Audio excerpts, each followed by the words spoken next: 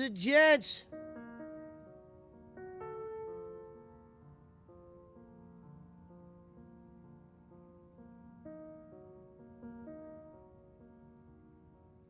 They said we wouldn't have the speed to get to this point. Some said we were done. Some said, what's next? Some said, you're him.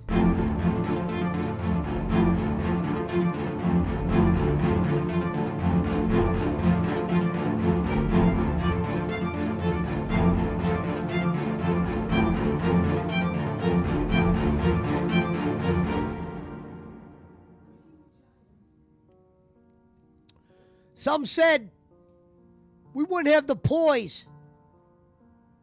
We wouldn't have the rhythm. I'm here to put all them people on notice. You're looking at the music man.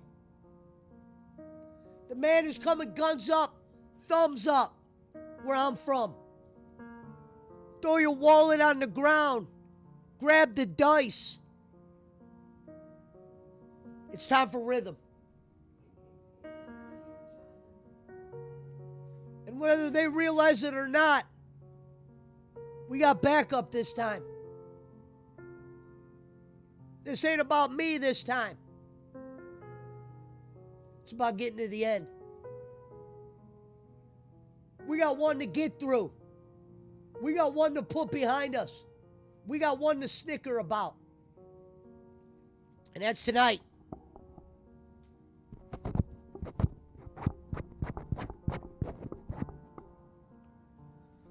Because tonight I'm showing up. I'm showing in. And guess what? Little smoke to go with that. Hello, Susanna. Much love, sweetheart.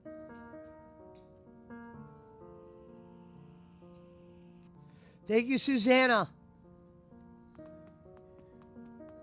Thank you so much, sweetheart. Glad you're here. We're in the mansion tonight.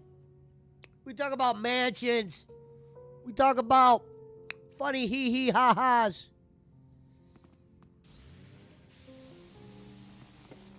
Oh.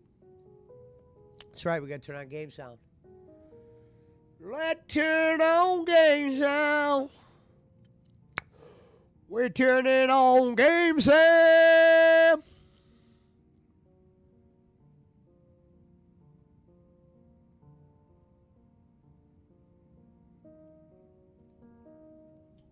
Actually, I could just throw the headphones on, right? Don't even have to go through it.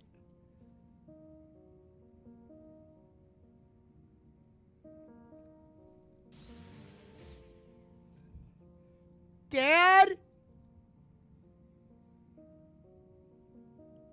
What was it?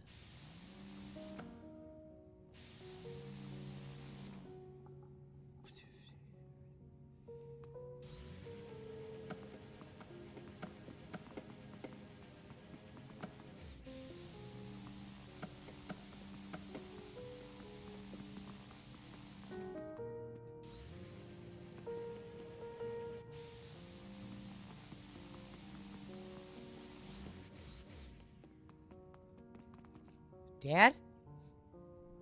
Is that you?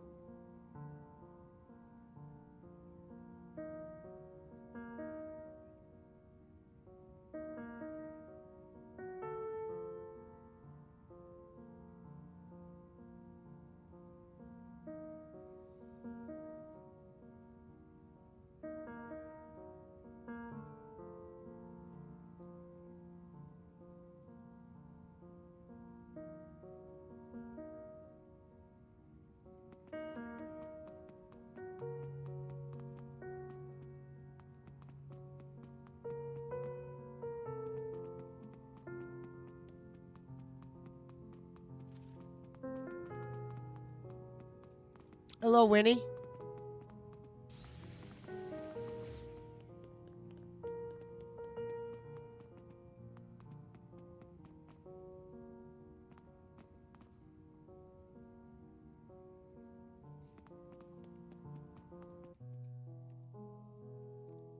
What up, Alvin? We're in.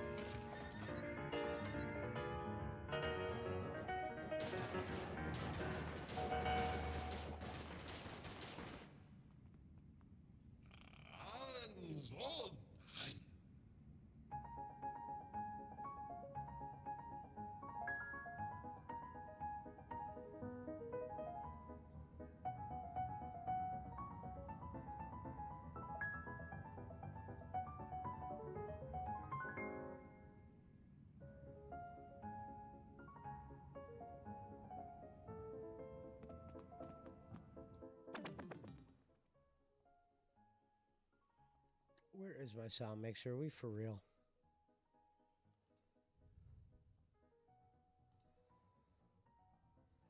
Really on this other paper?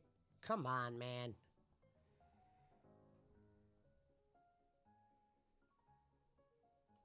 It was.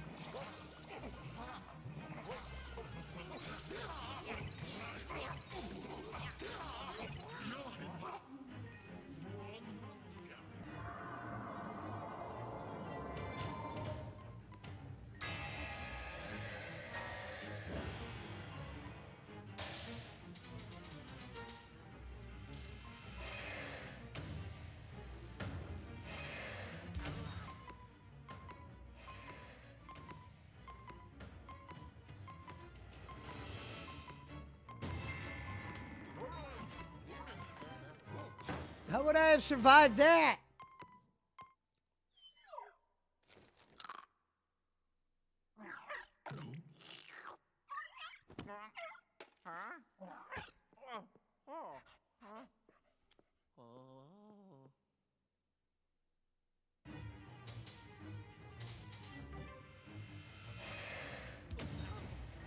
What?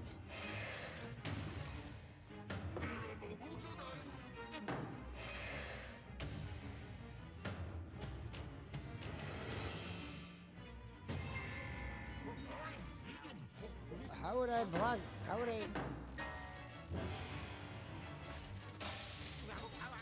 How would I have blocked that?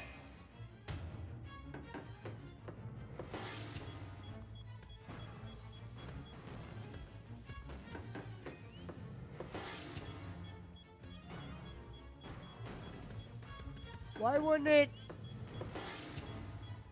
fire on the thing? What is happening? Dude! Oh, it screwed me, man.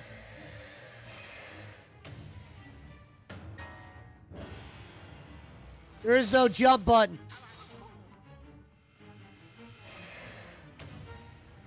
I know what you mean, no pizza, Mike.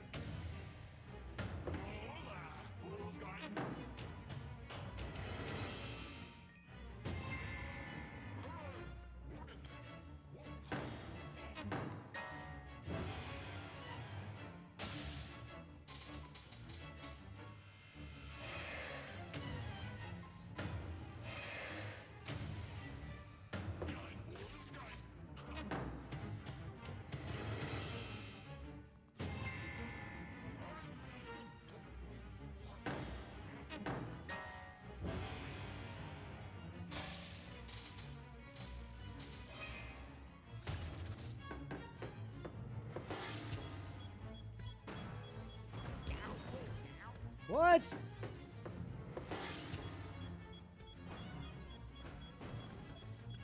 You can't even shoot it at the thing. It's not even shooting at that thing.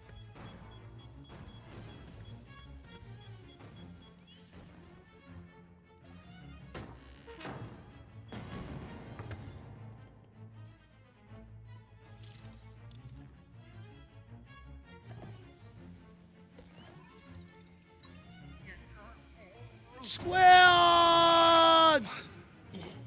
Good morning, B.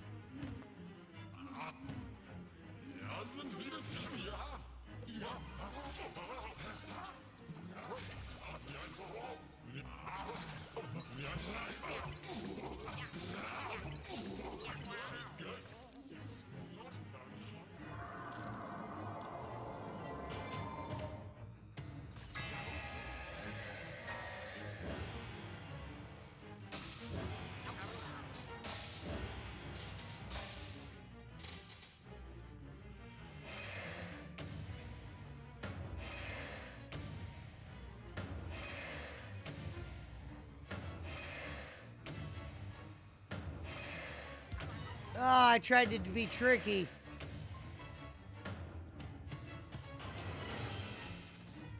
Ah! Rico!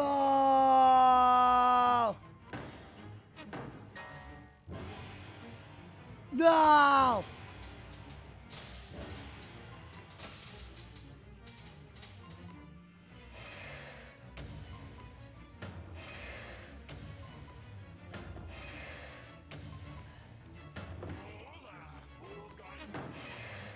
No, they tricked me! That son of a bitch, West Side.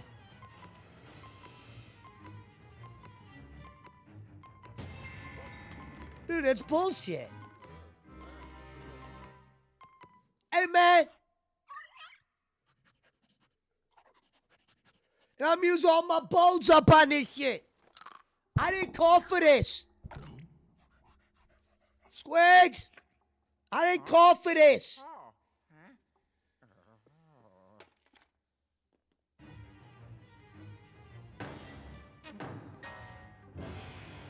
Squeal of Fortune.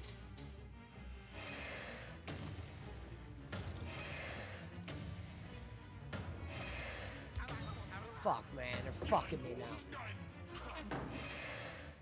They're fucking me, man.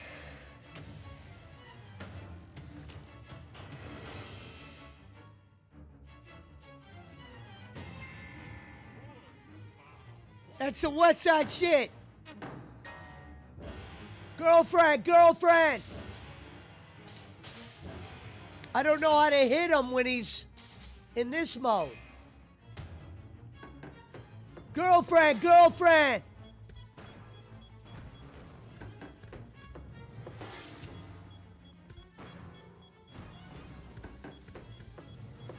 No! Rico!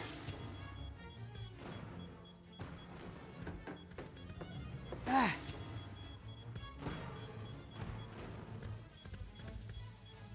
Get it! Dude, see, this is dumb.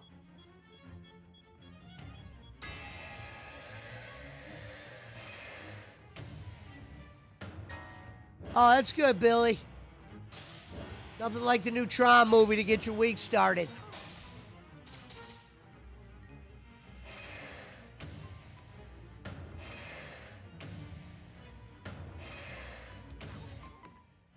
Dude, this game's on some straight fucking Bruce Bold shit, man. Look at this game.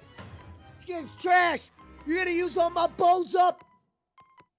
You're gonna use all my bones up on this prep and not give me a shot? I'm calling out the trickery. I'm calling out everyone that thinks they know about West Side. Sorry about that.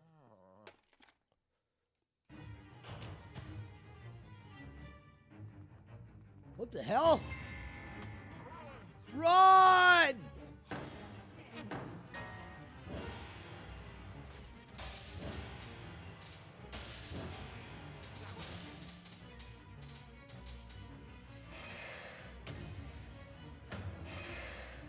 See, if I do anything like that, if I try to hit him, the thing just falls on me.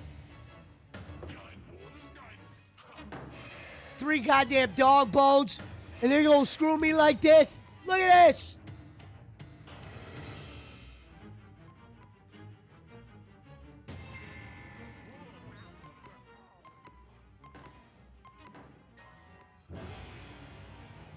No!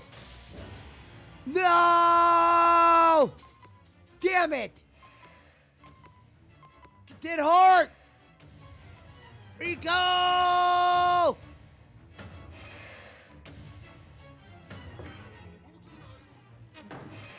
Look, they tricked me!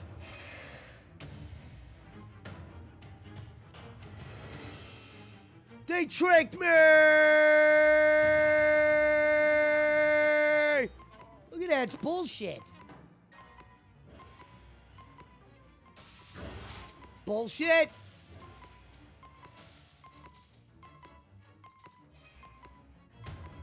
Dude! Helicopter, what is happening here?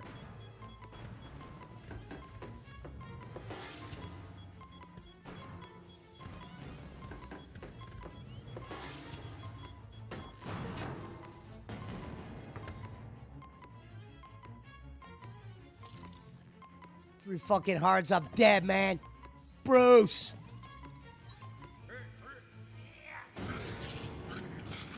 Bruce. I've had enough of that shit.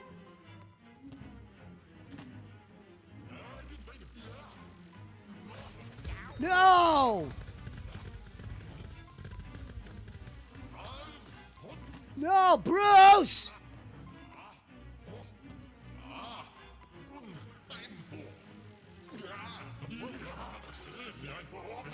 Not this time, Rico.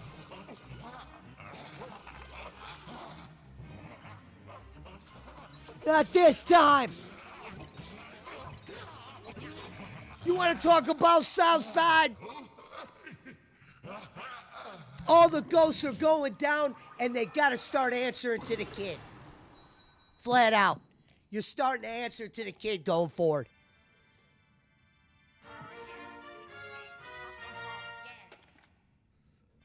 You know, I've been called out by Luigi. You know, I've been called out by Mario. You know, sometimes it's about the work you put in. We're down a few dog bones. We got to look at it like this. It's Action Jackson time. You know, we're a team. We believe in each other. We believe in winning. And we got to get back to winning.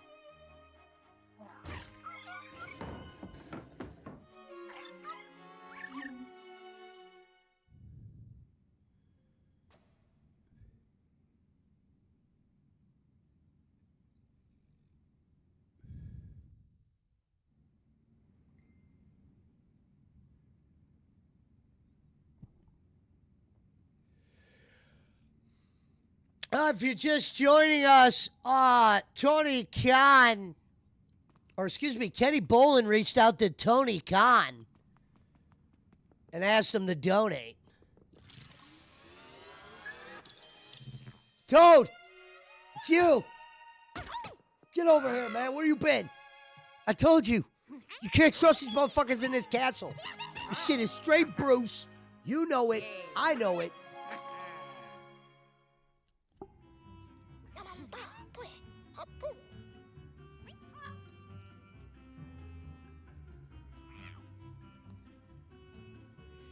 You know, where I'm from, the Bruce always gets what they want.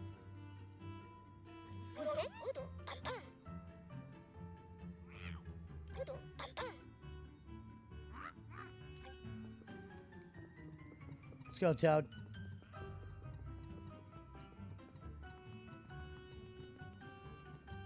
See, I don't know how to get that piggy bank.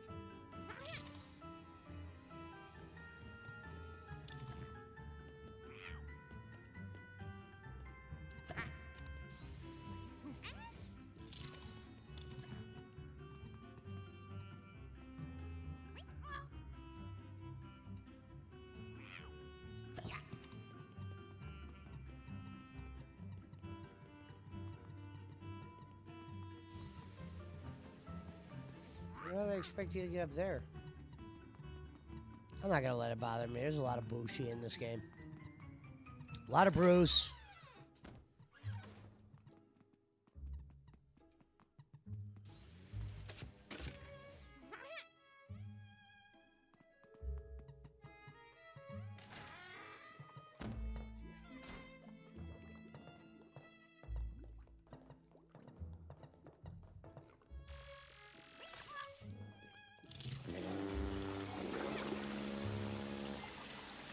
You can vacuum Toad and shoot him at it?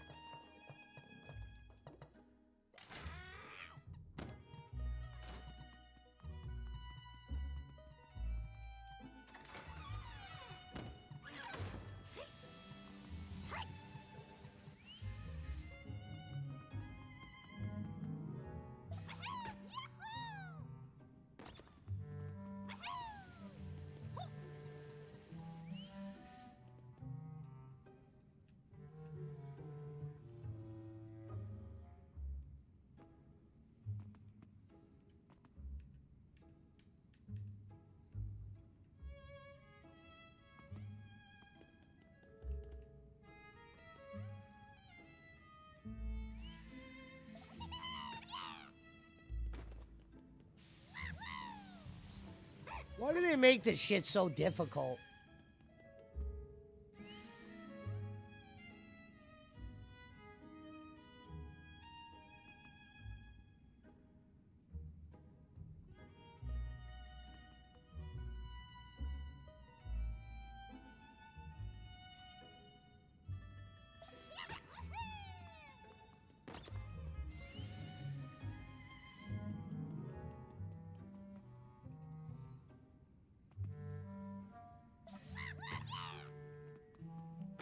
This ain't working, Pizza Mike. This game sucks.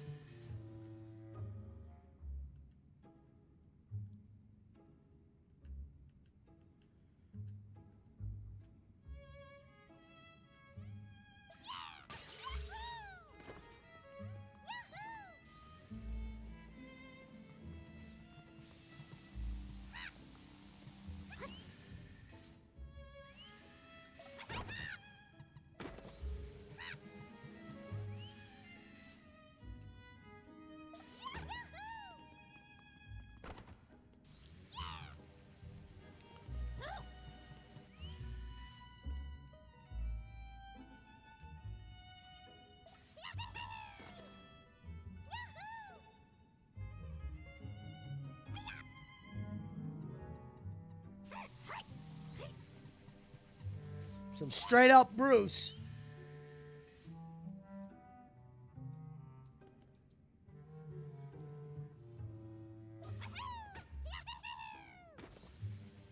How the hell did he get on the other one, but not this one? The fuck?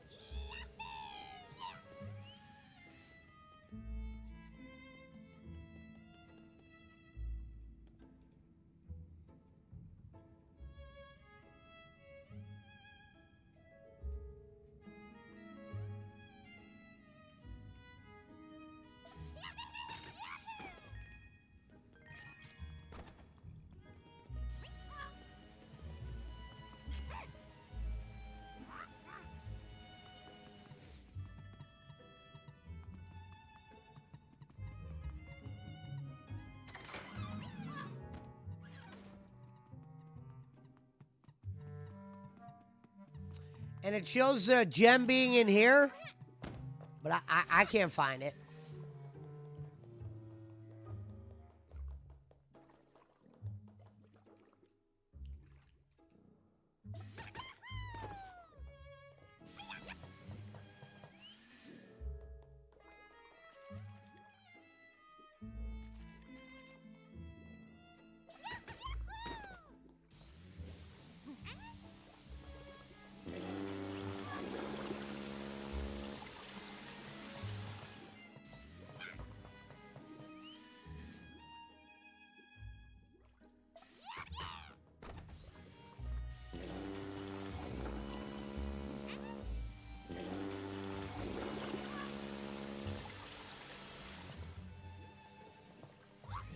It says there's a diamond in here, and I don't even know where it's at.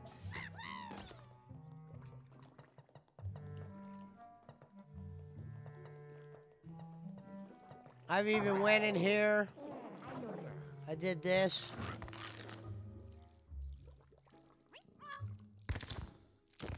No diamond.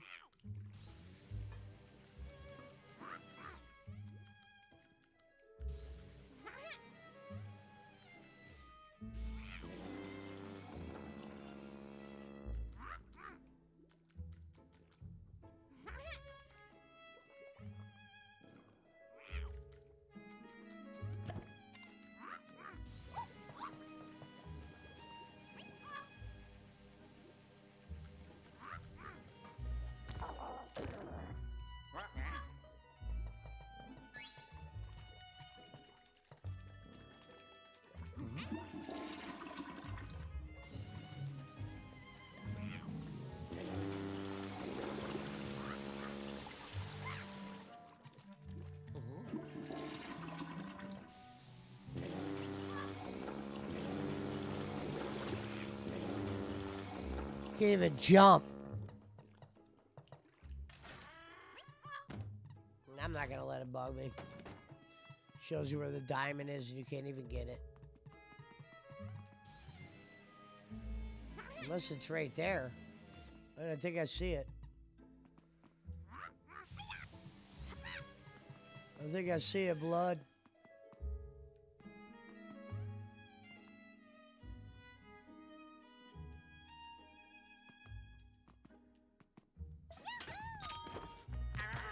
Ah, thought that was there was a gem up there. There ain't no gem up there.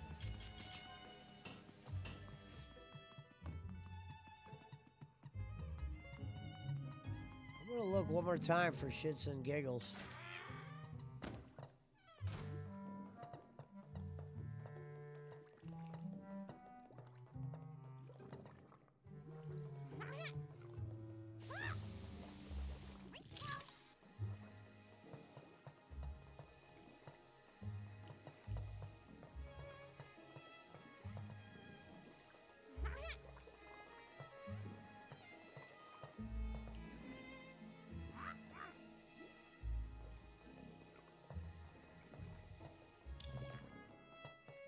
We're out. Enough of this Ick Crane bullshit.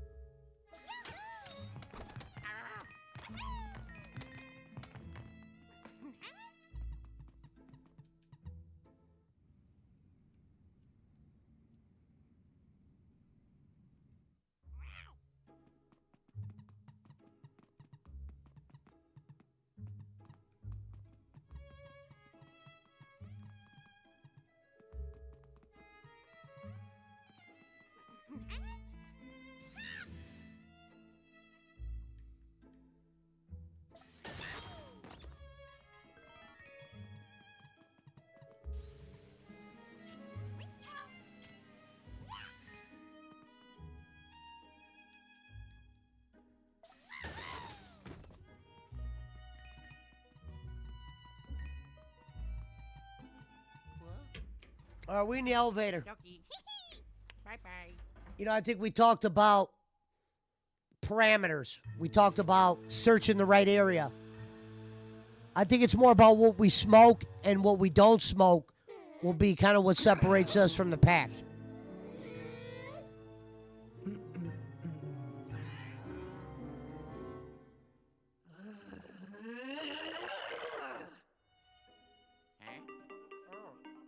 Oh, it's the blood game ring.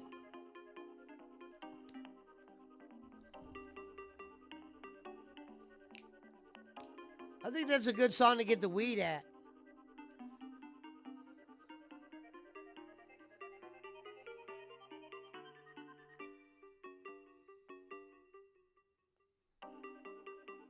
We blood game. Fucking with the blood. We got that blood game. That blood game.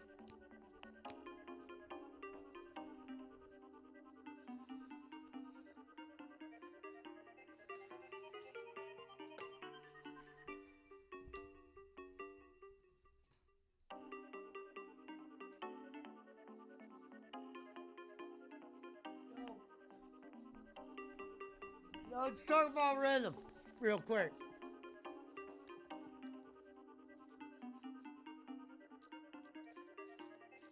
I'll speak on it. Listen, bottom line is we're in some shit. You got a backup plan for me? I don't like the way you speak to me. I don't like the way you speak. I don't like your game plan. You almost got me killed out there in fucking Albuquerque West End. And now you got me here in the West Wing with no good real weapons. I couldn't find the jewel. And I want to take and fucking get your shit that you sold me at store. I want my refund back. Because that shit you sold me at the store, that shit's straight boo-foo. And I'm coming back down there to get some bones. And if you're sold out of it, we need to figure that shit out now.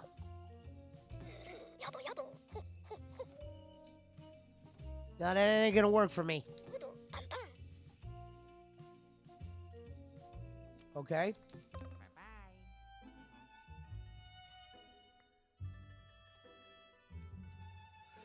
What does that mean?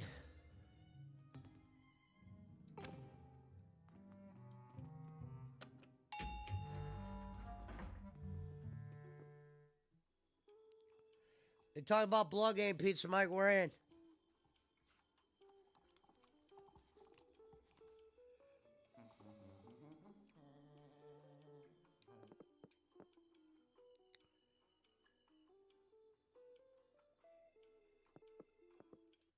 Oh, yeah. Ha ha. Yeah. Uh-huh. Oh.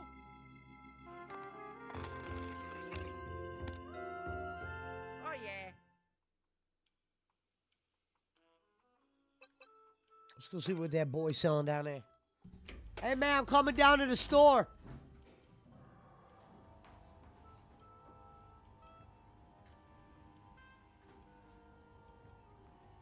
We're smoking level 3 tonight.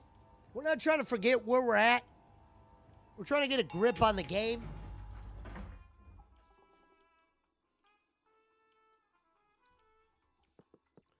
Let's see what our boys got in the store real quick.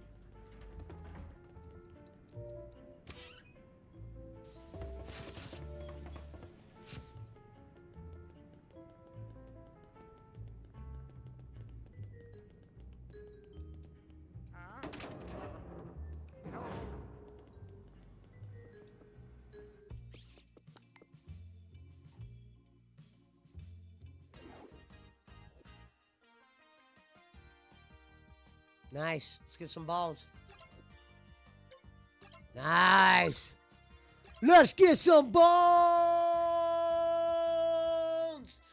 Bones. Let's get some bones.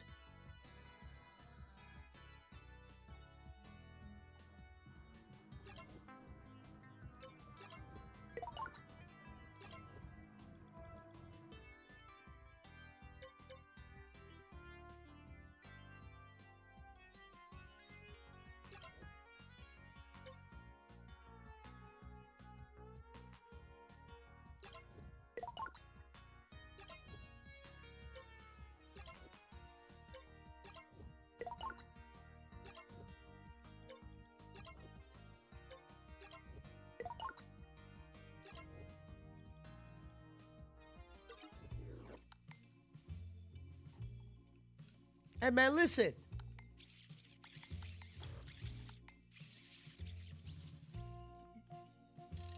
Look, we've had our differences.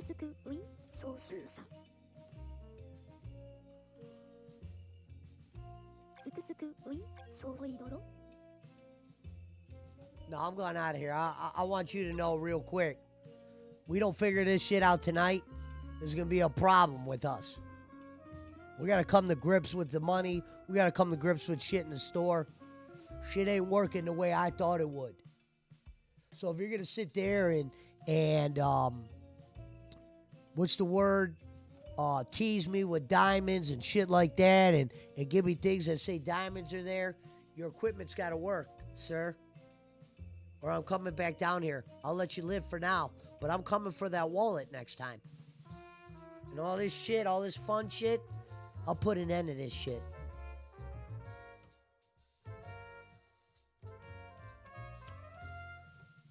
You're off all day? Call me when you wake up. Earlier the better for me, because I get on the road, I'm out. Usually. And I'm up at 6 a.m. So I'm ready to roll. So just call me when you wake up and I'll make sure I'm around here.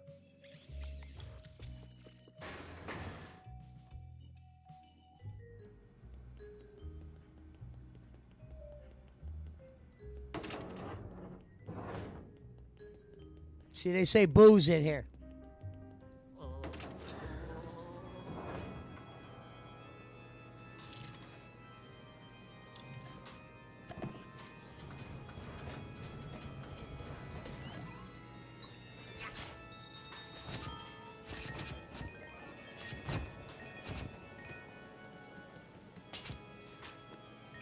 McCormick, what up, bleed? Where you been at? Rough Riders. Hey, I'm smoking on that level 2 tonight. We gripping and graining.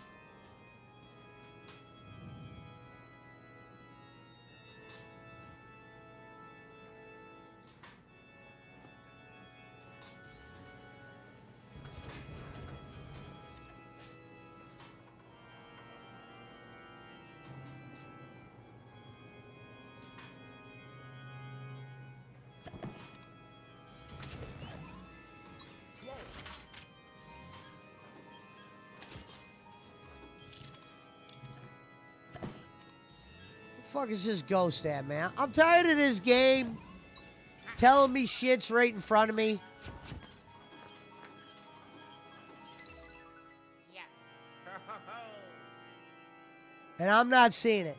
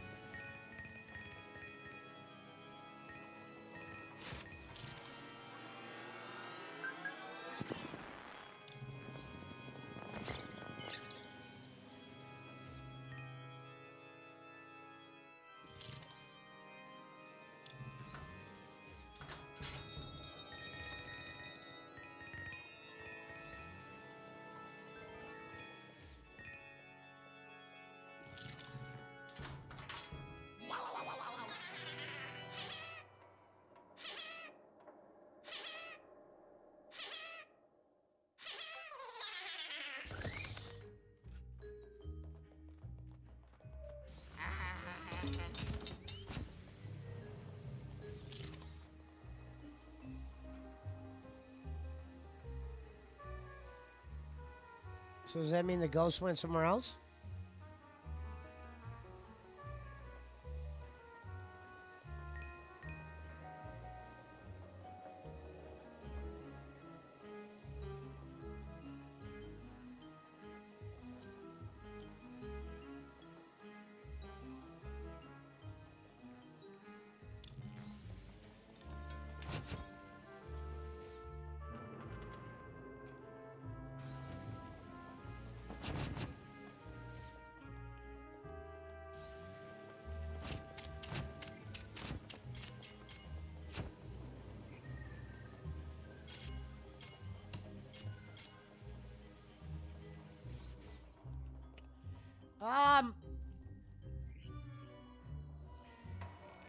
If you guys keep it track on Bolin has currently been asking a real-life billionaire for money on Twitter. The owner of AEW Wrestling, Kenny's been asking for money.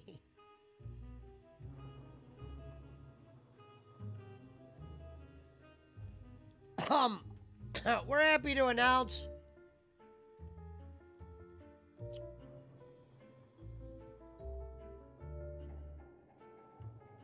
we got 1, 2, 3, 4, 5, 6, 7, 8, 9, 10, 11, 12, 13, 14, 15, 16, 17, 18, 19, 20, 21, 22, 23, 24, 25, 26, 27, 28, 29, 30, 31. 31 whips in the sit. Huh? 31 cars, and guess who has to sell them all? You're looking at them.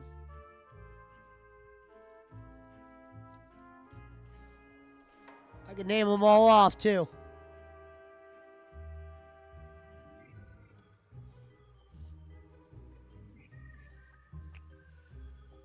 Why does it say this ghost is in here? I'm tired of this game and its fucking dumbass rhetoric. Am I using the boo thing wrong? Is there a way to use that? See, look, it's a...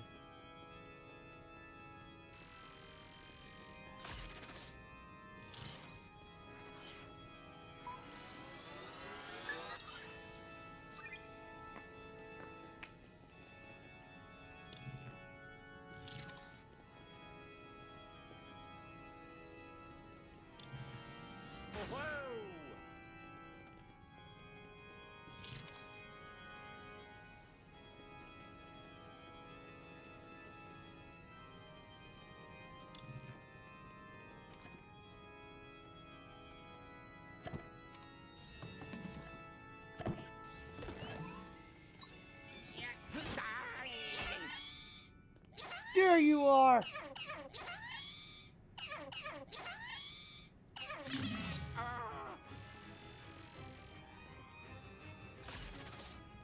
This is my playground.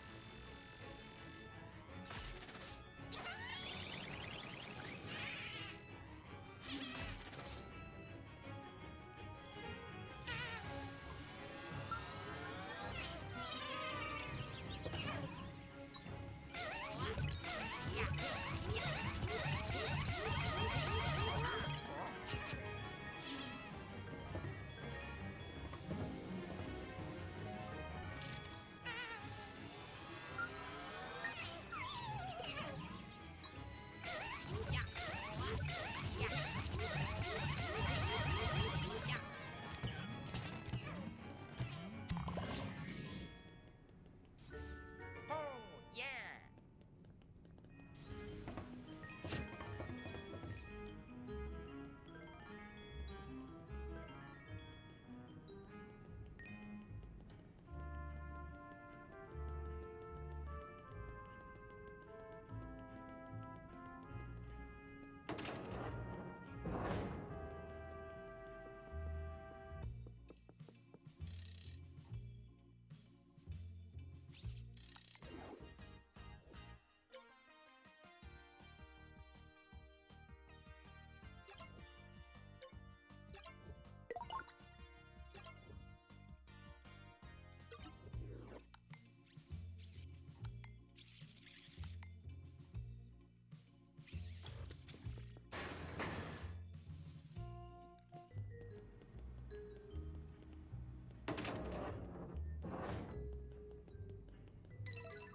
Hey-ho.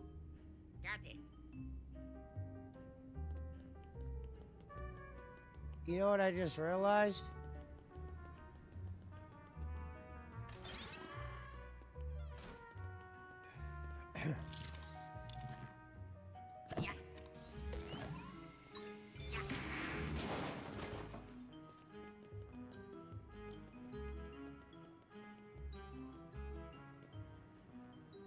I can't get that thing up there.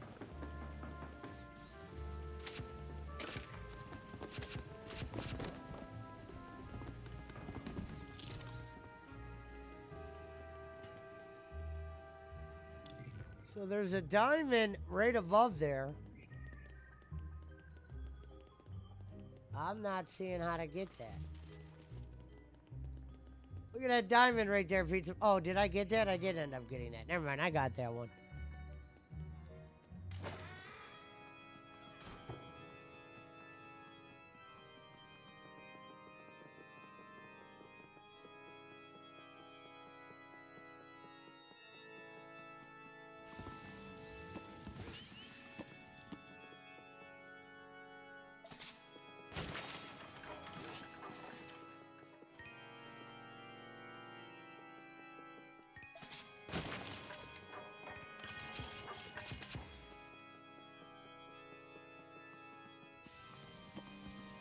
This is the music you called for, VC.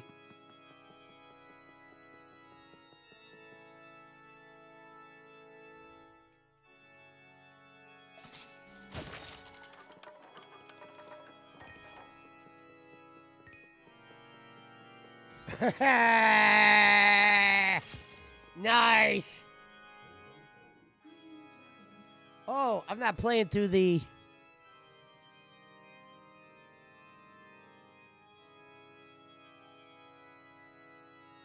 Let me switch my shit to my normal.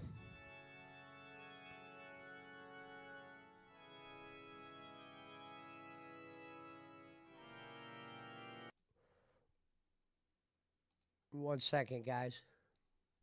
I'm changing the sound.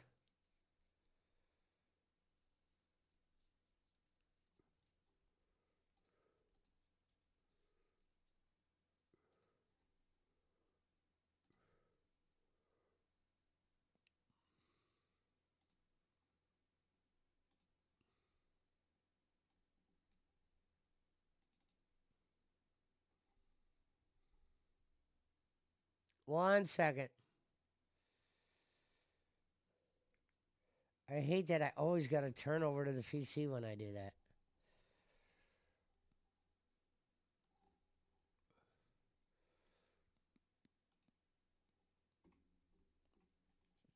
Let's go like this. Let's go to listen. Bam. Apply. We're good. All right, your boy's back. Some would say I out-Macintoshed. Some would say Andre Little is somewhere crying because of me. Or some would say the light was shown because of me. And whether Jim Crick respects me or not, that's a story for a whole different day. Because I've seen what Herb Siflix 10 is up to, and it ain't shit. So I got my eye on that. And for those that speak Nafka, you know what the hell I'm saying. Because when in Nafka,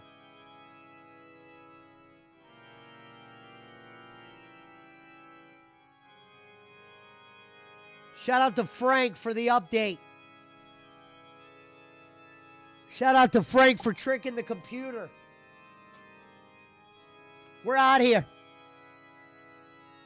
We're smoking. Oh, he's starting a political movement in Australia? Good for him. That guy's got inspirations. Wants to be president. Wants to do shit like that. Shit like that, shit like that, shit like that, shit like that, shit like that. All right, you guys want it? I'll give it to you. But not with this music. I'll fucking give it to you. You want it? All right, let's do it. Fine. I didn't think we were going to have to do this here.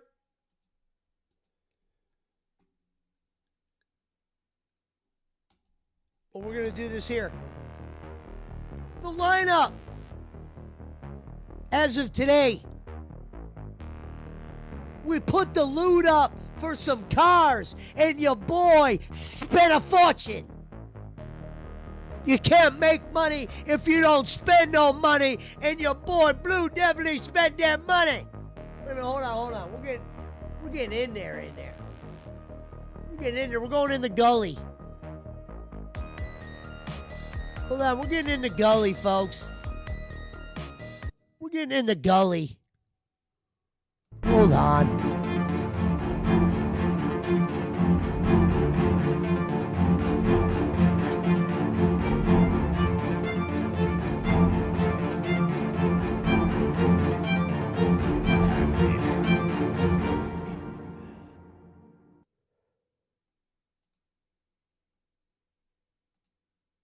Dad? That didn't work. That worked.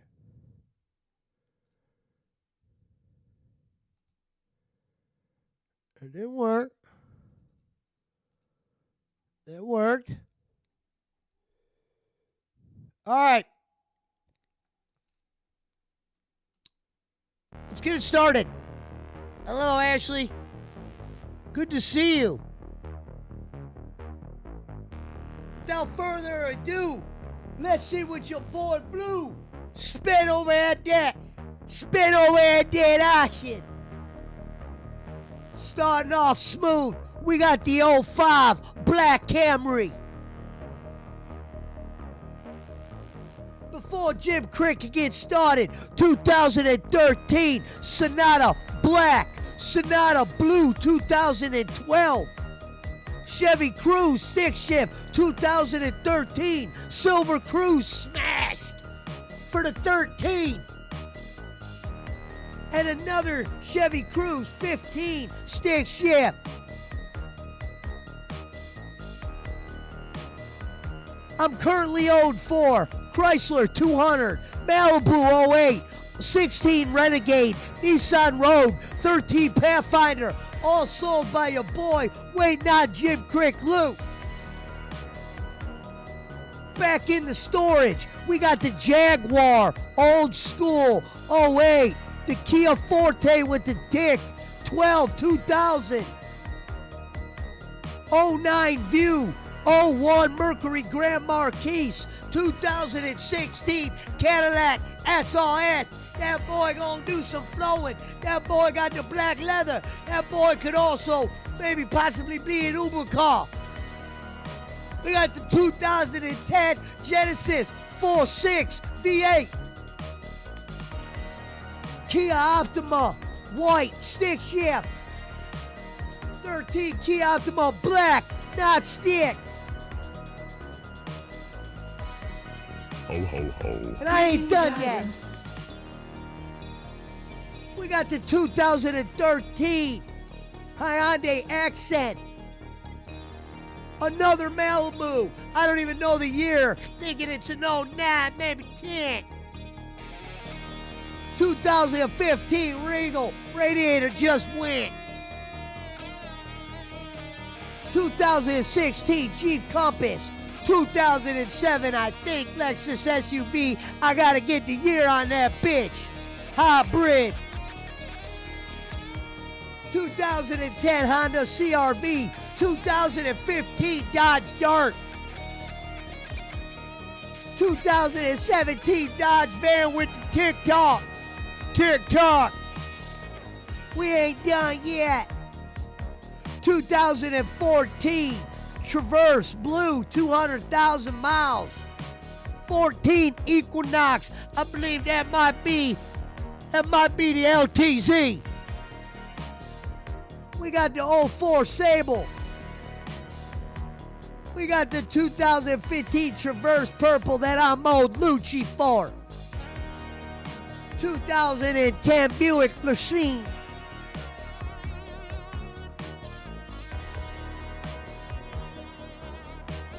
Wait, did I read the van off twice?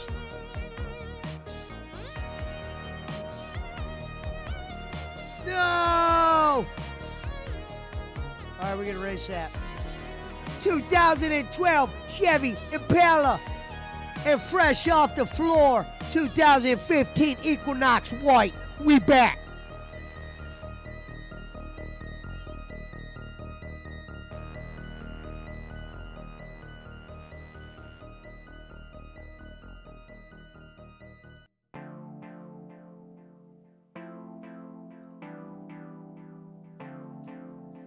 It's Halloween time, ladies and gentlemen. A couple people will smoke the pumpkin. We're going to do a little bit of a rhythm mixed with pumpkin. Because your boy Jack becomes the lantern tonight.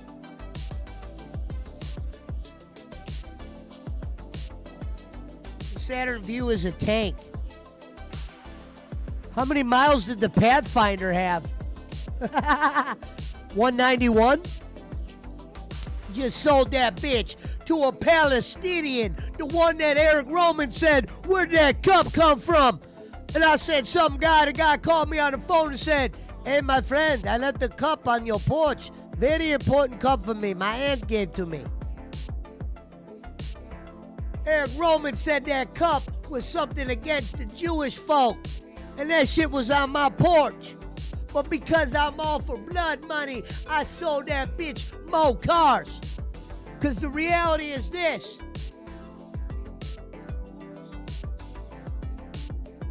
Like one famous drug dealer once told me, we're not good guys. You gonna be a convict, you gonna own being a convict. We don't do that wishy-washy shit. Once was, always was. You can't clean the carpet unless you got the shampoo, and your boy Blue is all out of shampoo.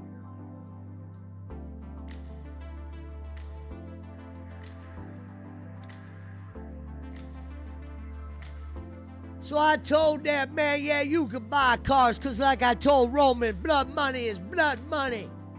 Bring your shit. I don't care what you are. If your money's green, we talking.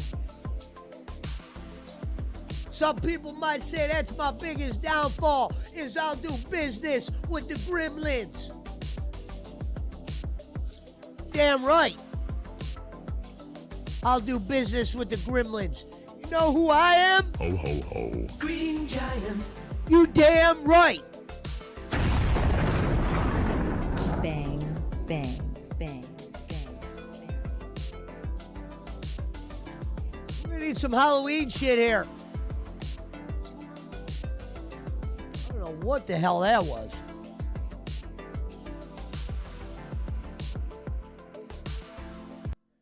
Hold on. We'll find it. We will find it.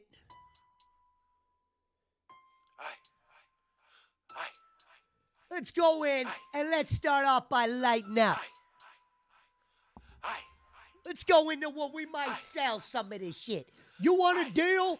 Come get a deal, bitch.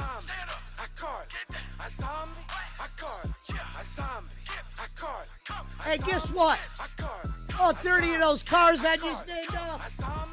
Guess who we owe money to them cars to? No one. Paid off, bitch, all of them. Cash money. Give me that Gibby. Give me that. Give me that. Give me that Gibby. Give me that. Give me that. Give me that. Give me that Gibby. Okay. Money on the table. Go sign me to the label. Money on the table. Go sign me to the label.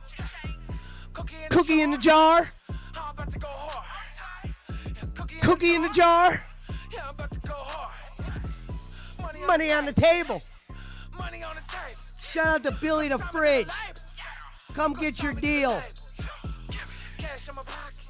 2015 Chevy Equinox white. In my pocket. Come grab her. 3 out the door. Go give me that. Give me that Gibby. 2012 Chevy Impala. Come get it. $2,000 out the door. Give me that Gibby. Go give me that Gibby. 2010 Buick Racine. You come get that bitch tomorrow, you can have it for 23. But next Friday, I'm selling that bitch for 3.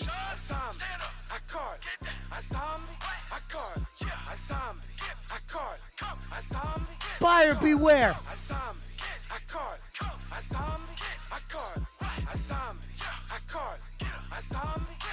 We're about to make some cash. Give me that, give me that, give me that Gibby. Give me that Gibby. Give me that, give me that, give me that Gibby.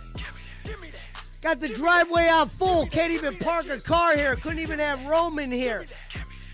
We're loaded up. My driveway looks like a goddamn scrapyard.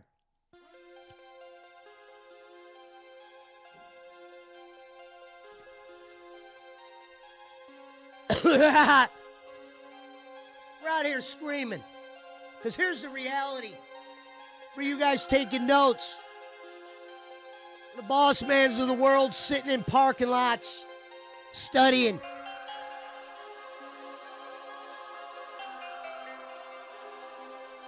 When I not high enough, I start screaming. That means it's time to start smoking. Because if I ain't screaming, I ain't high enough. Or it's the other way around, or shit like that. Shit like that, shit like that, shit like that, shit like that. You could talk about Easter Sunday. I'm more of a trick-or-treater. I got that bag, I got that jack-o'-lantern, I got whatever you need. We got smiles, we got frowns, we got crowns, we got smokers, we got pounds. Ho, ho, ho. Green Giant. You damn right.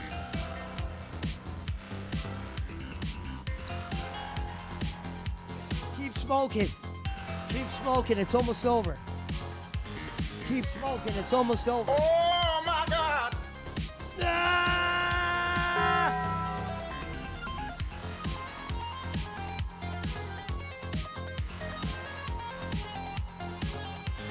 I like how this song gets. All of a sudden, it starts just changing. It's almost like you're getting zapped up.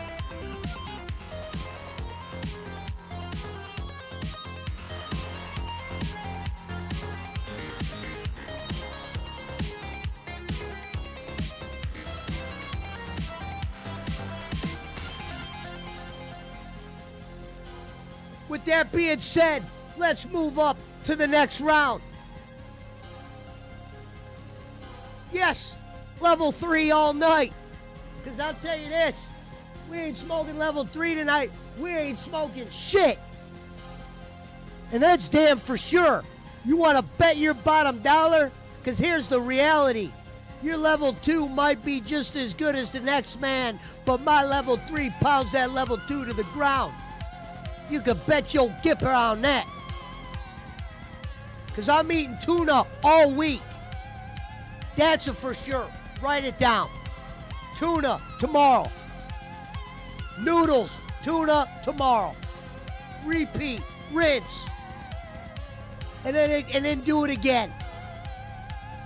Because Jim Crick is coming soon, bitch.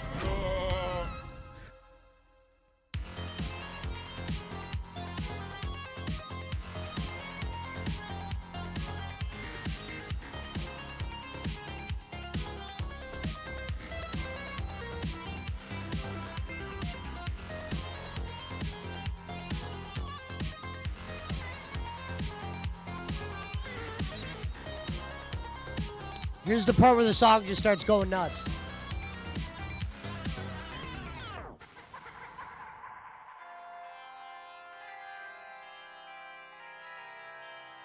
Welcome to the garden. Cozy Nights Farm. Now, we need to go somewhere a little bit more dangerous.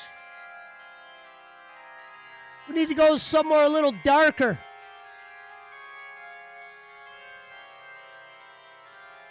I want to go somewhere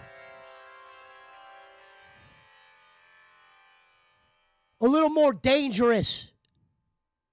They talk about Mike Myers. No, we don't need that one again. Until the Last Drop of Blood? That's the name of the song?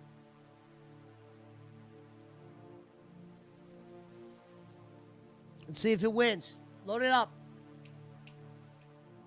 No, we got to see if it makes the rotation. You understand me?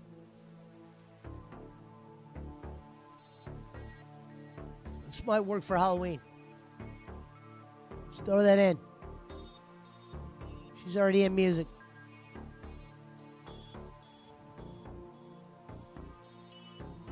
She's definitely a trick.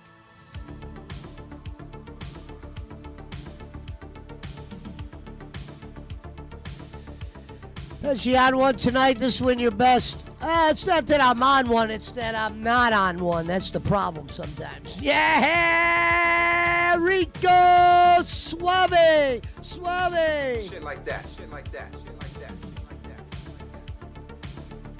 With that being said, let's stop taking breaks in between and get straight to my queen.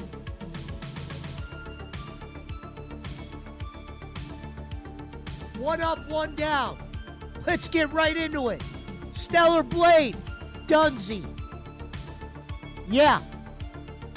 Luigis Mansion 3 on its way to being Dunsey. Because that piano guy ran into the wrong man. The 5-time. Not champion, Kenny. The 5-time felon. The nickname stealing. The Joe Pesci sounding. The future himself. The man they call Pesci. Ho, ho, ho. Green Giant. You damn right. Let's lay it down for the slow people. It's Halloween time. There ain't no time to be scared. I got plenty of ghosts in my basement. But once you smile at fear, fear realizes they got nothing left to do but to ride with you. And once you got fear on your side, you can go to the next level. And that level involves me smoking more.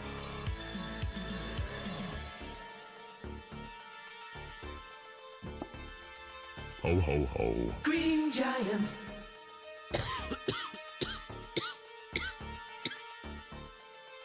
Damn!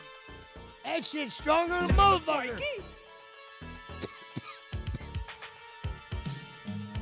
Run.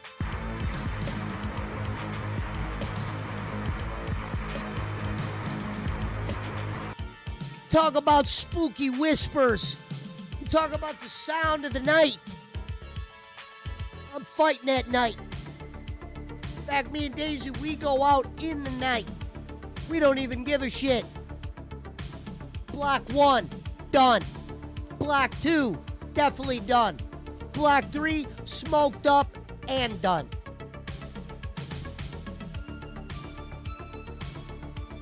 So look up in the sky and light one up for your boy. And let's get crispy.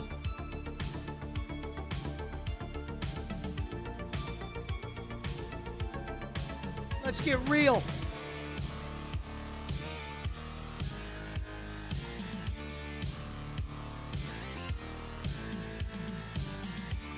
We're going in. Bang, bang, bang, bang.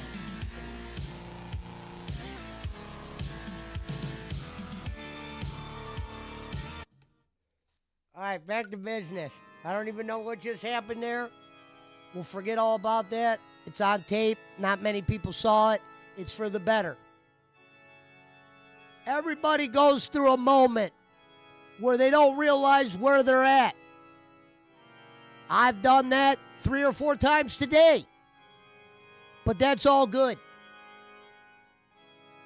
Because my sense of smell only smells one thing. I unfortunately can't tell you that tonight.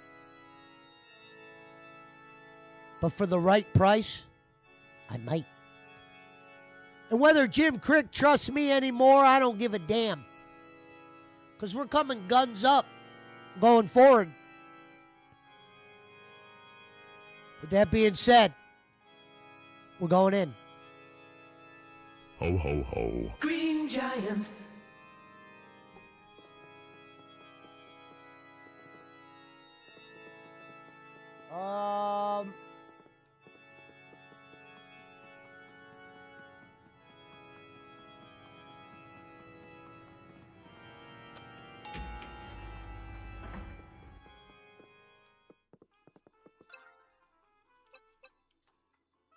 What's the new one? 6?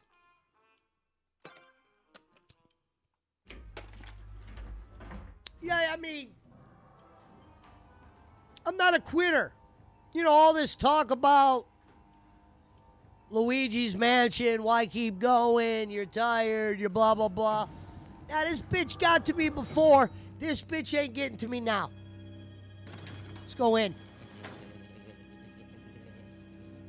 Nice place you got here.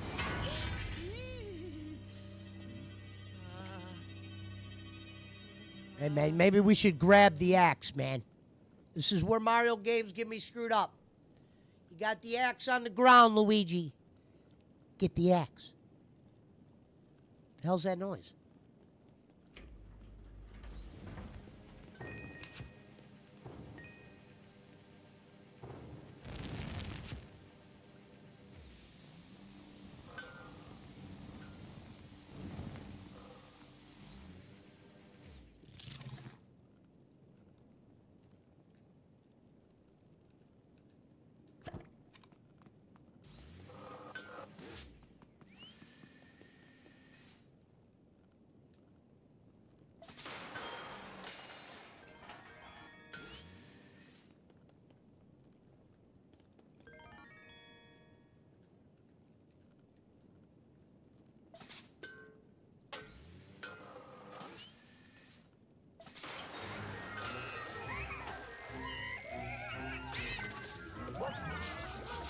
All right, let's get this.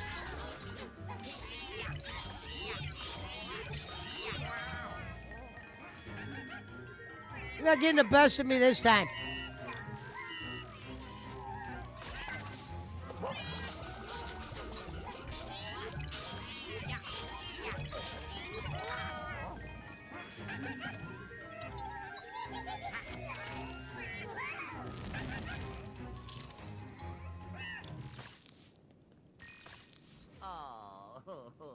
What's that mean? Oh, that means you don't get that? You idiot. Hey, Nintendo? Maybe the flashlight should have a lock-on mechanism?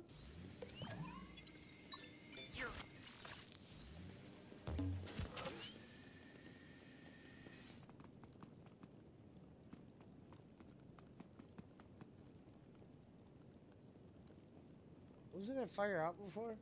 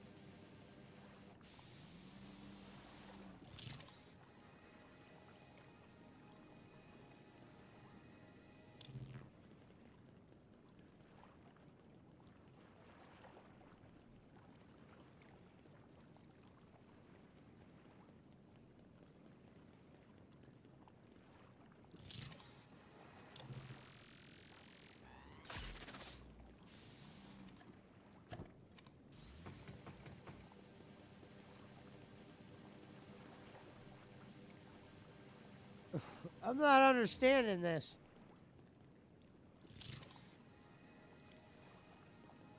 The horse shit with this game, man. Like,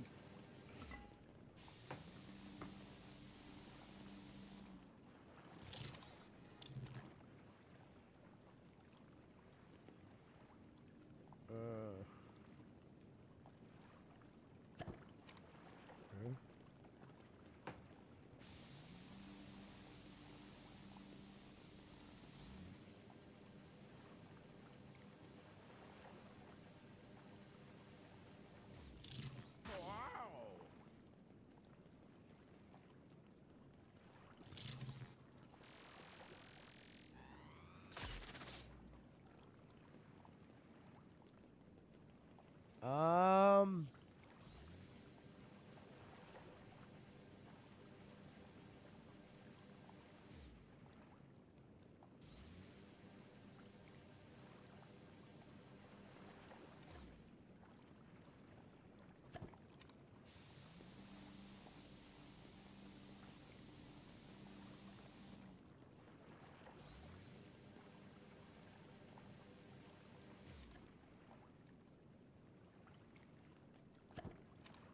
what is happening?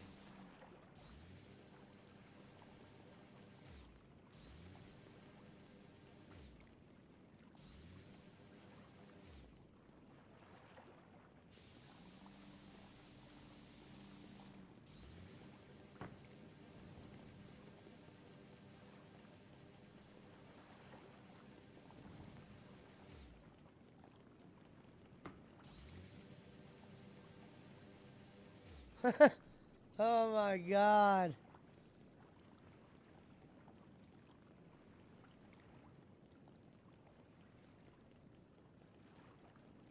Oh yeah. Duh. Forgot. Use the fucking Luigi.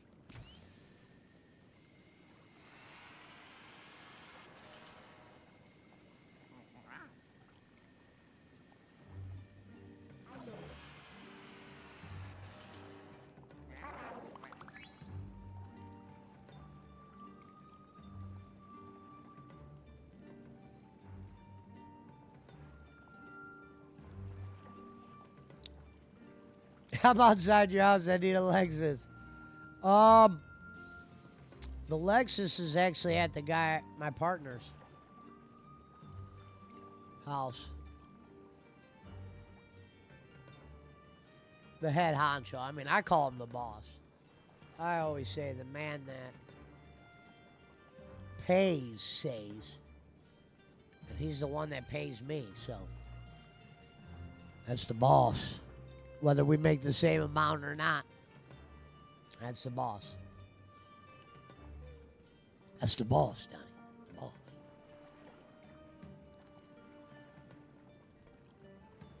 Yeah, that's why I'd rather call him my boss than my partner.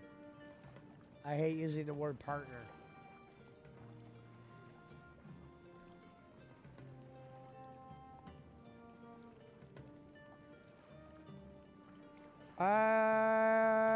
Dad?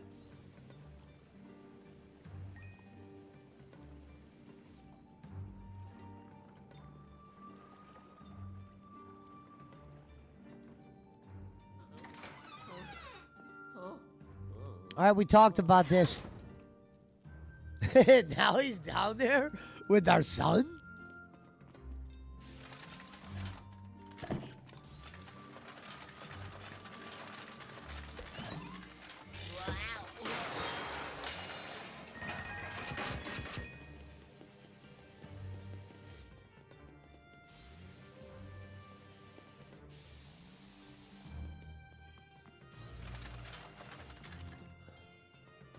It's funny that every time you do an action, your map turns off. Good tactics, Nintendo. Keep it up.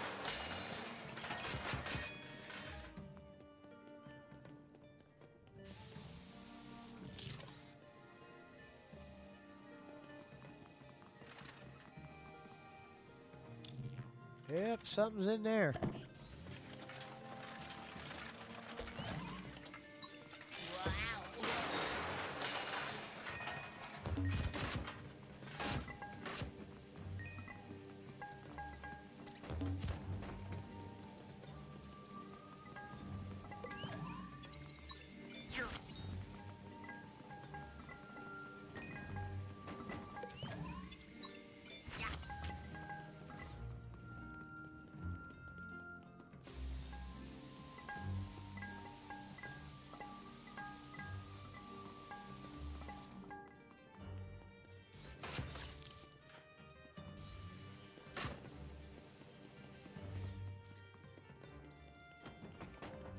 Ow.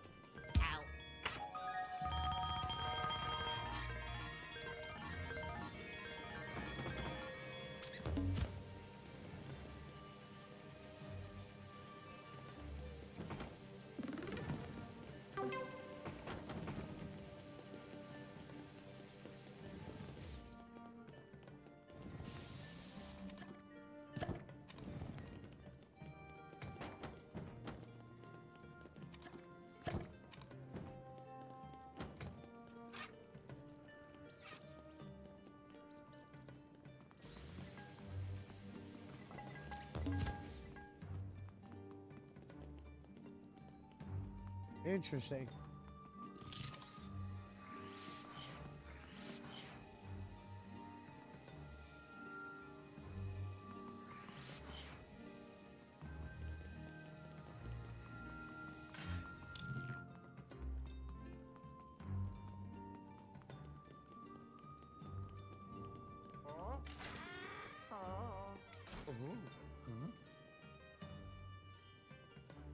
Ladies and gentlemen, I think we know what the deal is here.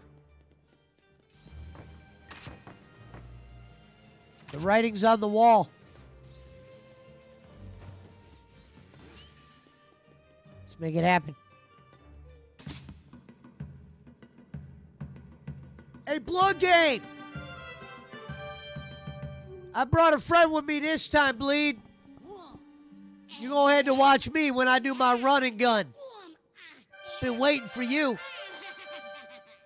I got 2 for your ass. Toad, give my blue gun.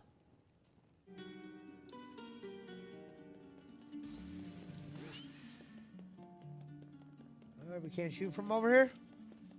Can't shoot from over here yet, huh? All right, bitch. I'll be back. Hey, Blood? Is that you?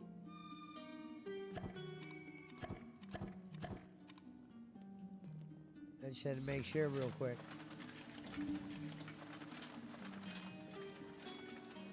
Just had to make sure real quick we know how this game is.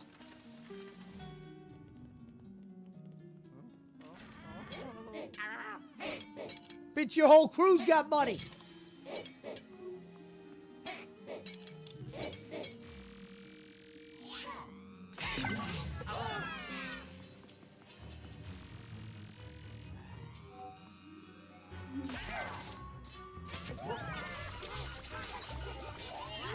Slug game, slug game.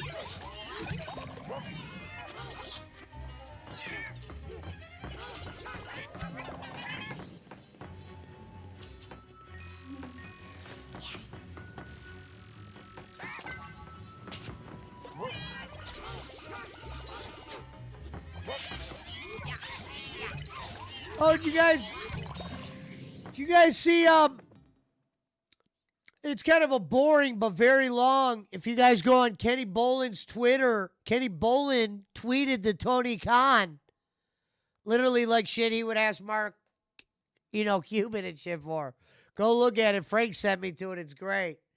It's Kenny Boland basically bringing up the C3PO 510C3 and all the jibber jabber and all that shit.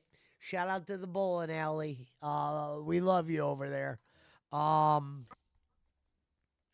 But yeah, he tweeted out to AEW Wrestling Tony Khan and said, "Hey, I've been meaning to reach out to you. I'm John Cena's manager, all that shit." Didn't mention Cornette. I think he must have been what was the term you would use, Ken? Smartened up? Someone smartened you up? Shit like that, shit like that, shit like that, shit like that, shit like that.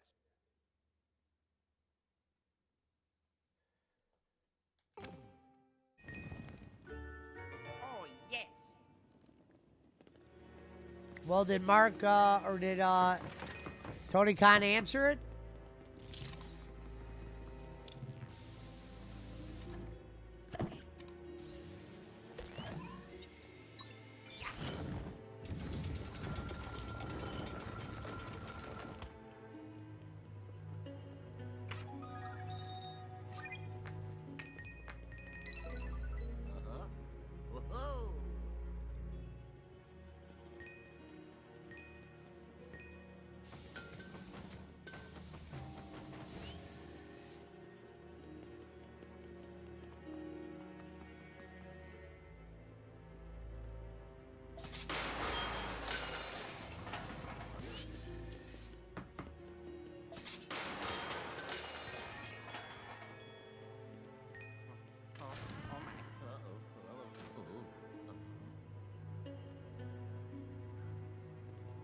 Wait a minute.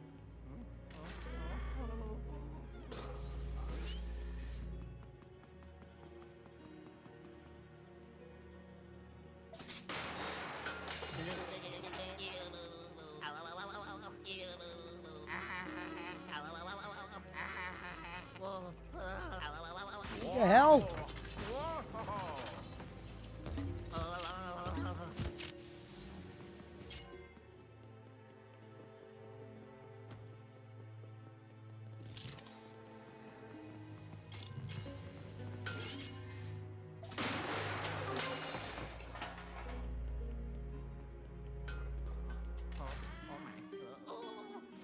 Oh, so that's back outside? Really?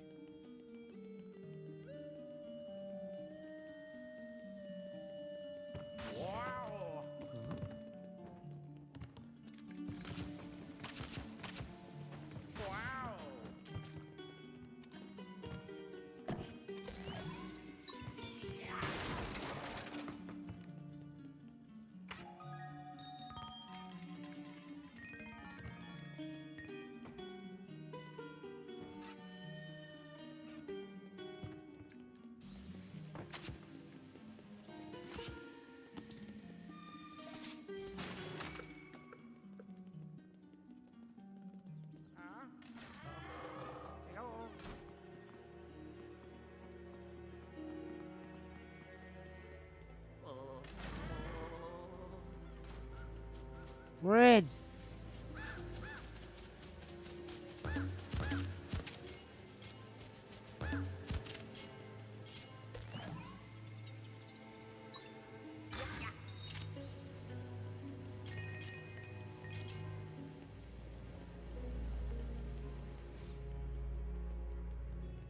I was watching Lebroski, and why haven't you taken over the LCU yet? Yeah, I know. Every time Keith does the tryouts, I'm never like, I should just do them. I'm probably costing myself a lot of money not doing it.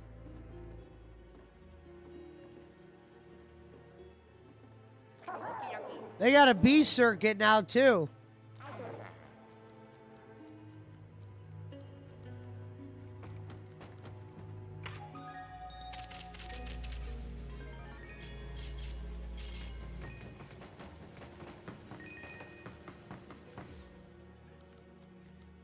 It might be that time.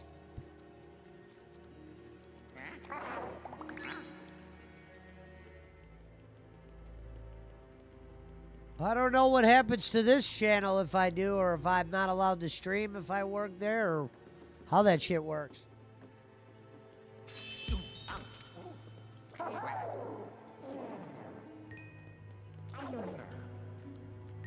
think once you start working for Keemstar, you have to put your channel to the side.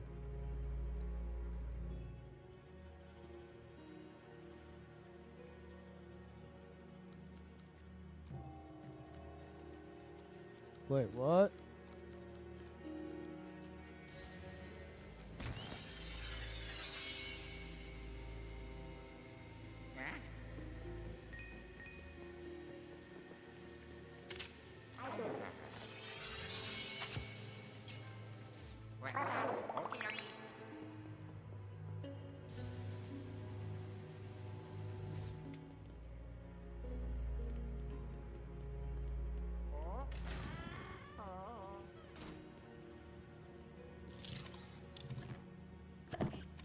I don't know how it works.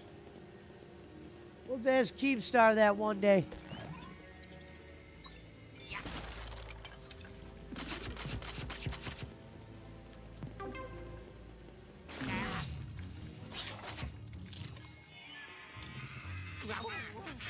That's bullshit.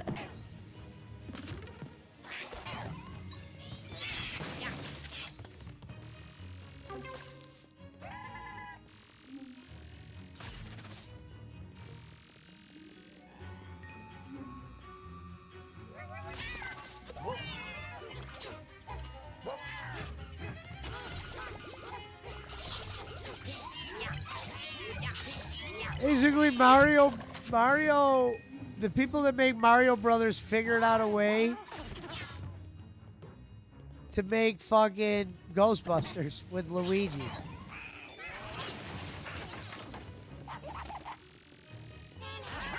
That's what this is, glorified Ghostbusters.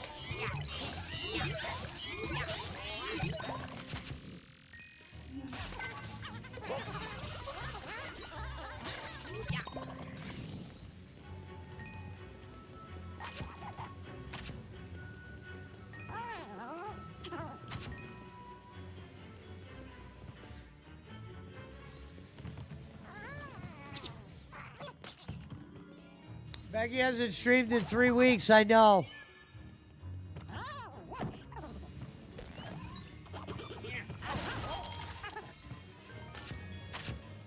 It's unfortunate. It really is.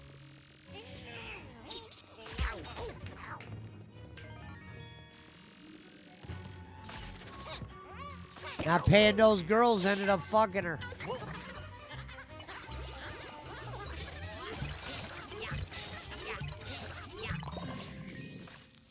Oh, shit, I meant to hit that middle one. There's probably something big time in there.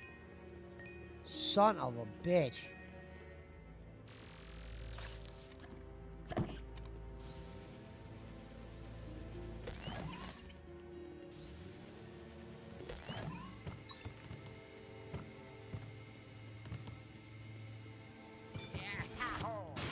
That doesn't work.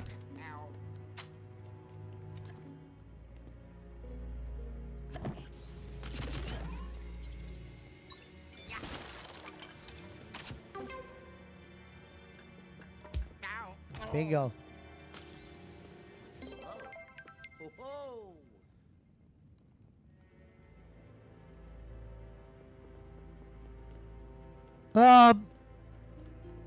It's not that Becky doesn't have it. Becky just doesn't have the ability to take lead from somebody else at times. And she's too emotional when she doesn't need to be.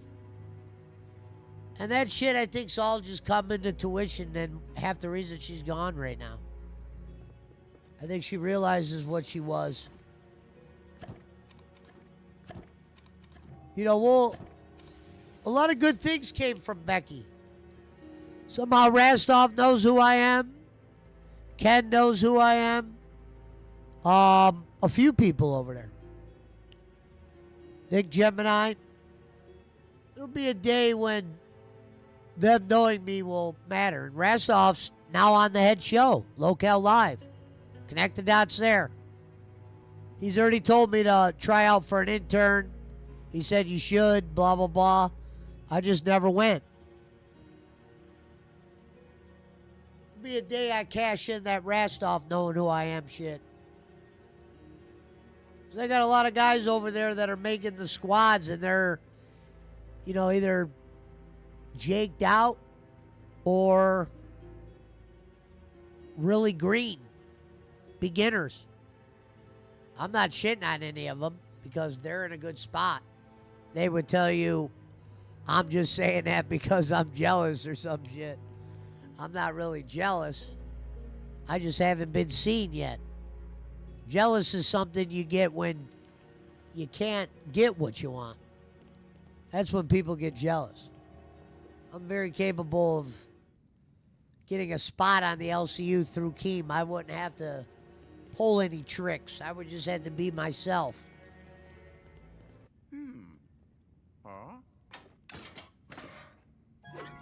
And with Keemstar's guidance, yeah, I'd be ready to do some shit like that. Shit like that, shit like that, shit like that, shit like that, shit like that.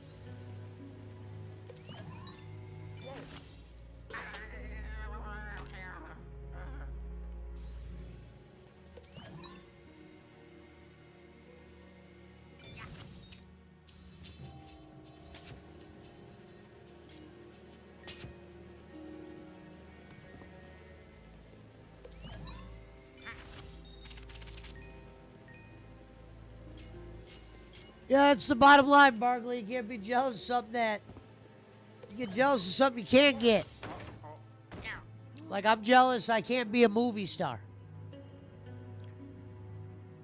But I'm not jealous of people that work for the LCU because all I know is I just had to be seen.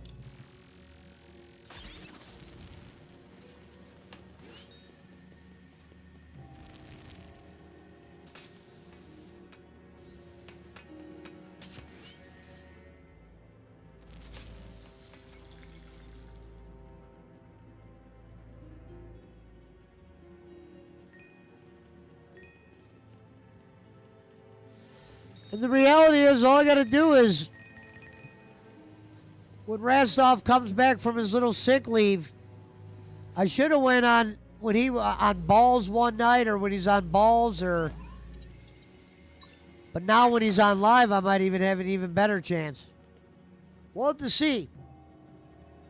Because Rastov's got a lot of power over there, and he knows exactly who I am. That's already been proven on a clip.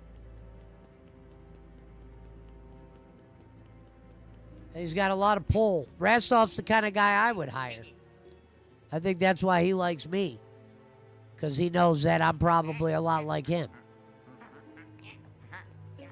But I'm not as green as he is. I'm a lot more talented on the microphone. But I'm not going to take anything away from him because he's on the top show. And the donators, they listen to him. And that show's about money. So you got to follow the money, unfortunately. But if you're talented, Keepstar sometimes will look past the money a little bit and just keep trying to find you a place. He ain't going to get rid of talent. He had no choice but to get rid of Becky. Everybody that he's ever fired had no talent. It was only a matter of time before they got fired. They were lucky to have the spots they were. A couple people had talent, like Copper. But I think Copper left on his own will. Copper Cap was real entertaining. But he's a longtime YouTuber. Not shocked.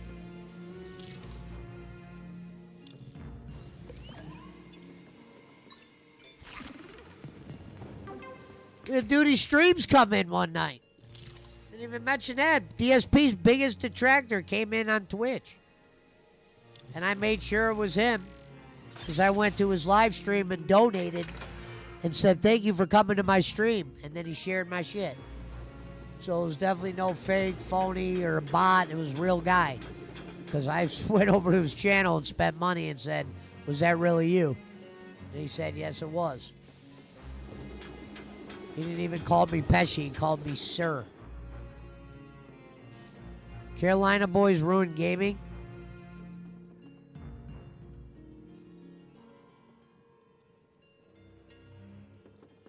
Yeah. Why is this cage?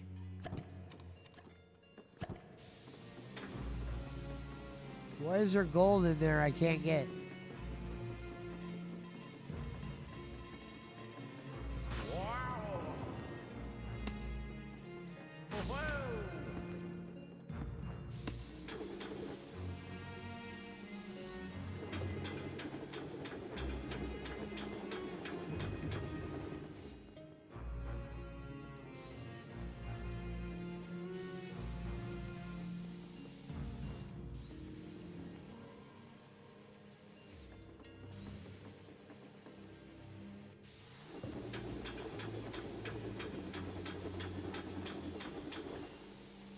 Can I not get there from there or something?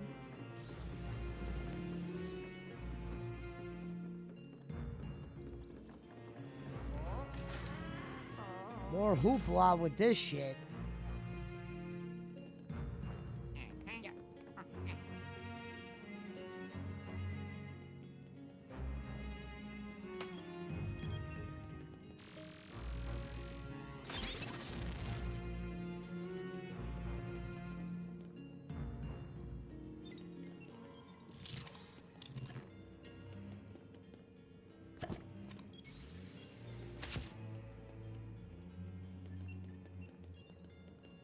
Can I not get up there now?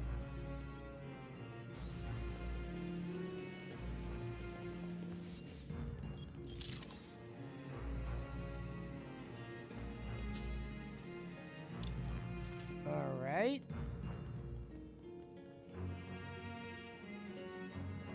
Yeah. Oh.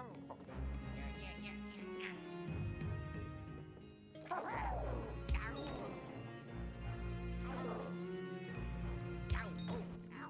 What the fuck? Why are you losing life?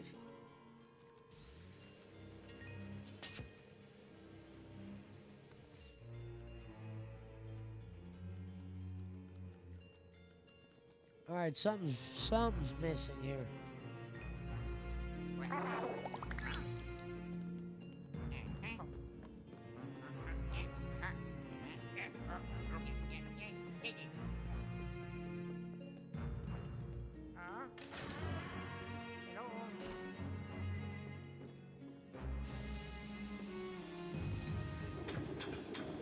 All right, the elevator comes up, but I can't get it from here. Can I blow through here?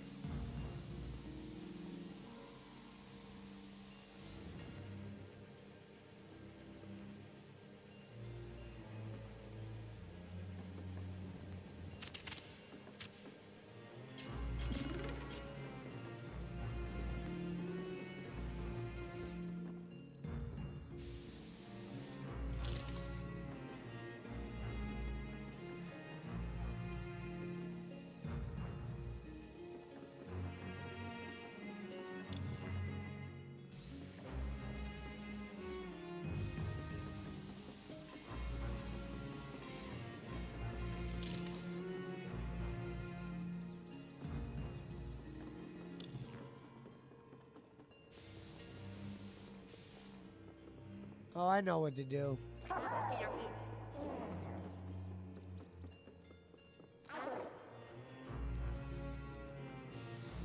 There we go. Gotcha.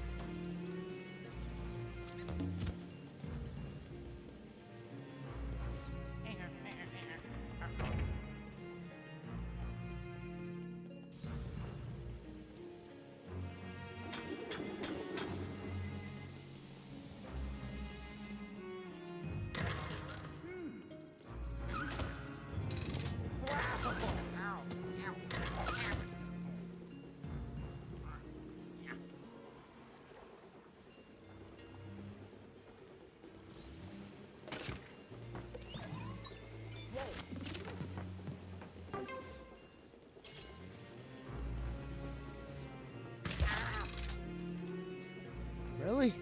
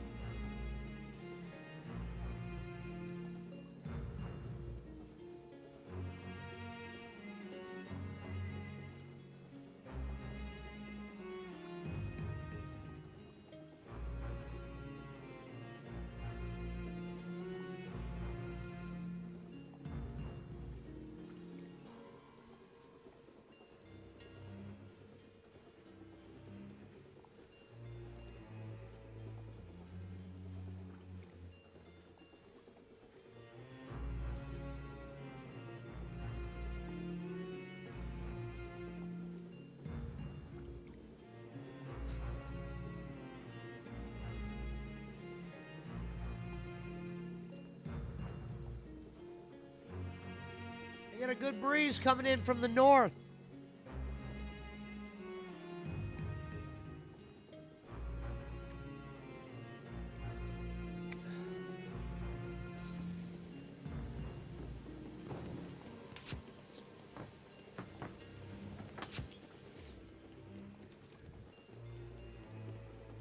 Damn, we almost got 2 hours in of this game.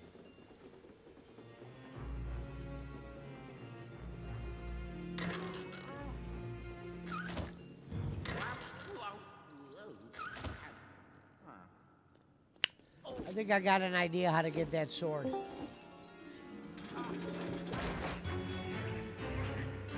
What happened? What up?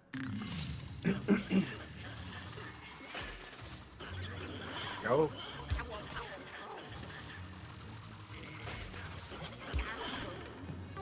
How's Luigi's Mansion treating you? Oh, not bad. Good. What I like to hear.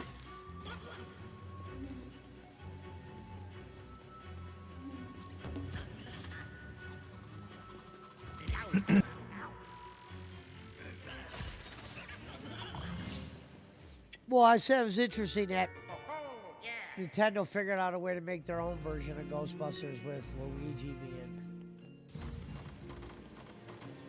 the ghost catcher.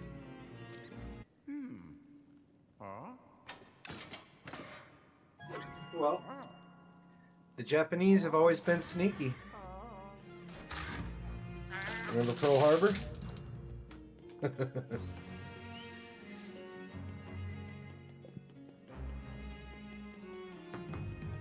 They'll catch you sleeping and pounce.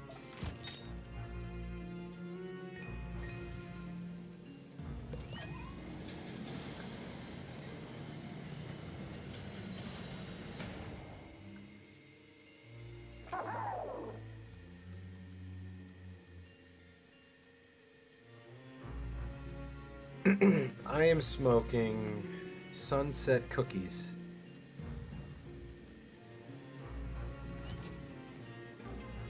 Cheers, everyone.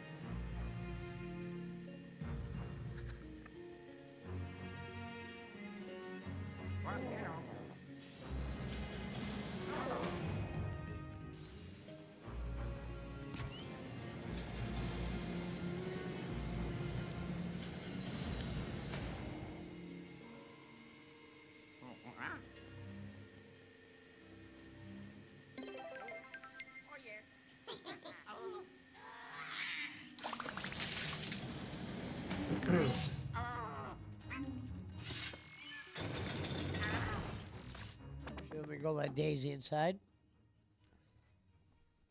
What's going on, everybody?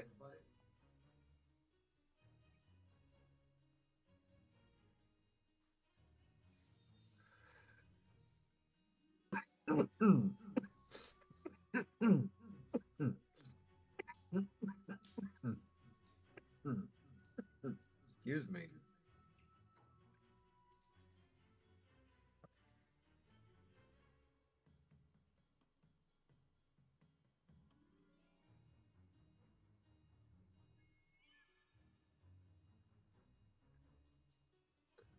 The Sharks are facing off against Carolina Hurricanes in 15 minutes. They are 0-2. 2 shootout losses to start the season.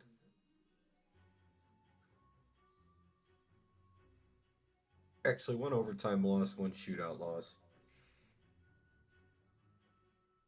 Meanwhile, the Hurricanes are undefeated.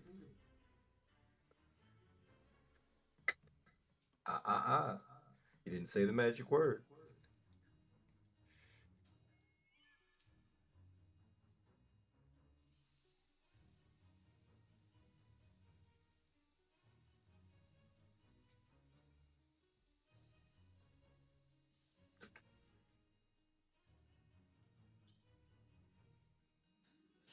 We have a new scope yet. Ooh.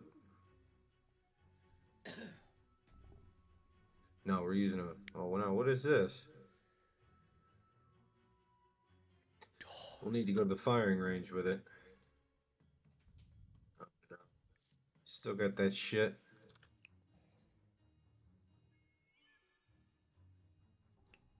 That's why. Oh, yes. Huh? Oh, yes. This is much better.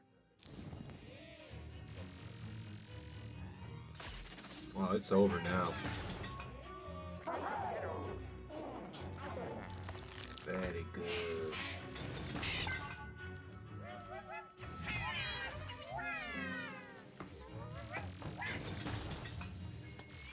Hmm.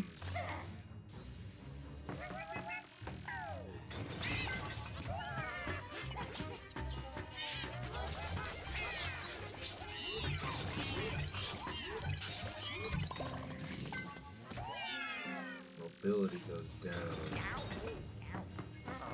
Oh shit, he's gonna die in there. Ain't worth it. I'd rather have the mobility. Don't die, Pesci. Nah.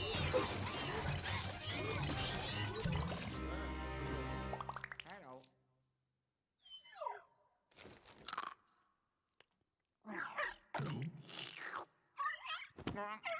Huh? Oh, oh. The fuck? Overcapacity? Fuck you, you fucking liar. Fuck you mean I'm overcapacity? Like when, dude? M39 Mastery 10? Jesus Christ. Fuck. When do you get camos? Fall. What's my mastery at on No, you dumbass! here? You piece of shit!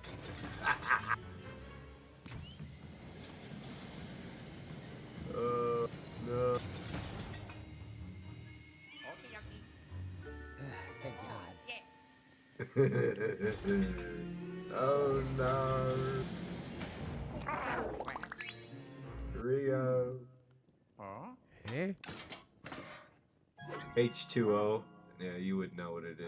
Oh no. Hello.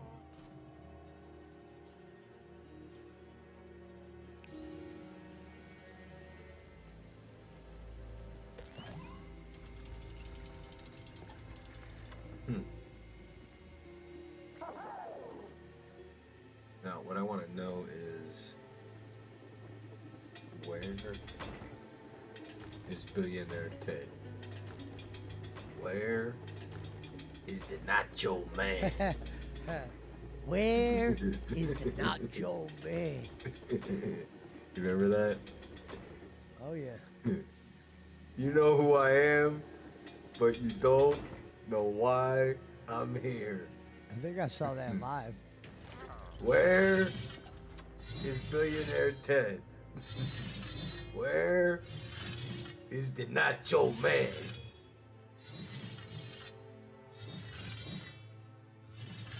R.I.P. Razor Ramon, Scott Hall, whatever you want to call him. One of the best to ever do it.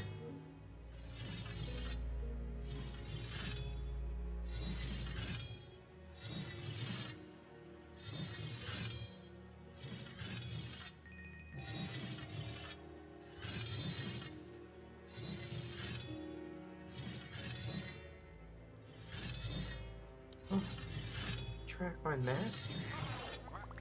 Challenges?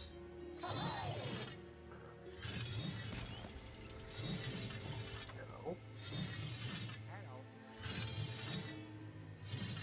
Where is the Nacho Man? Down here in WCW.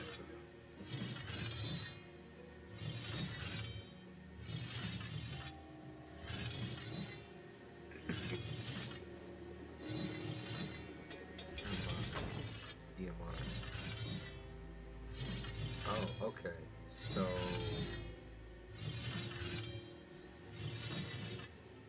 interesting. We'll get there. Jesus. They're really gonna make you grind at this shit. Huh?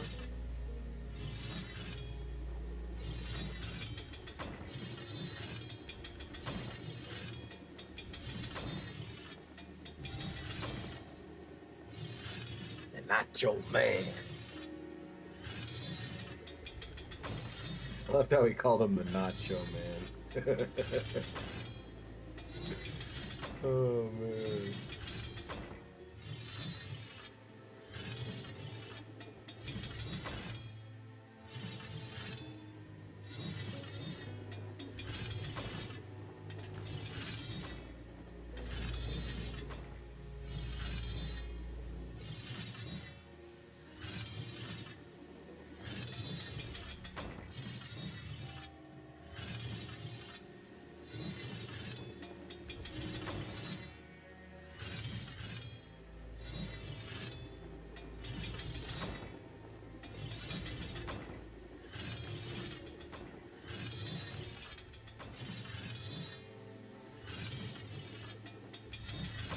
Damn, I had it and I fucked up, man.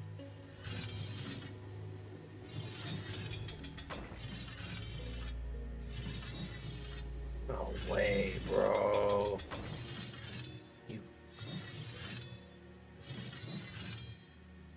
Ooh.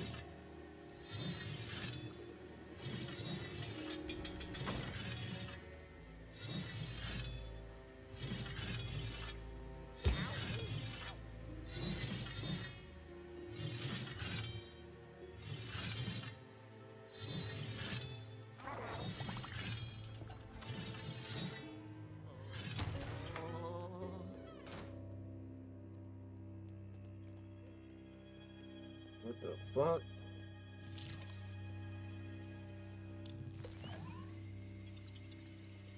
No way, dude.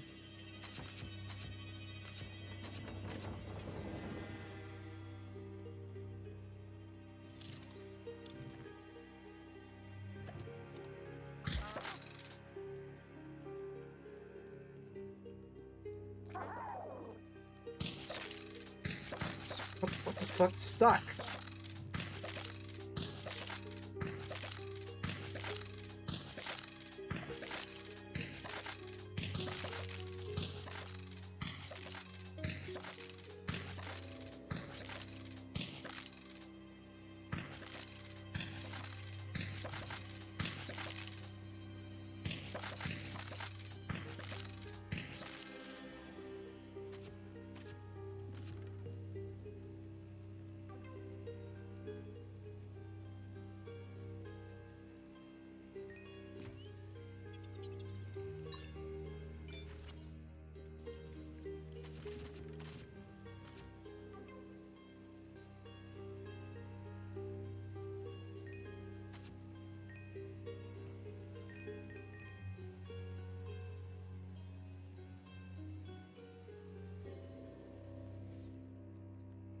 Excuse me.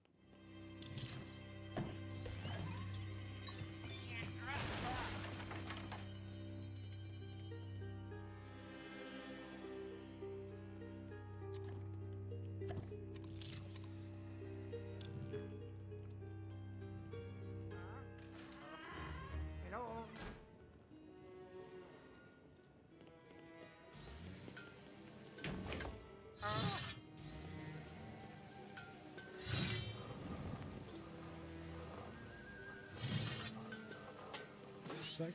Fucking helmet.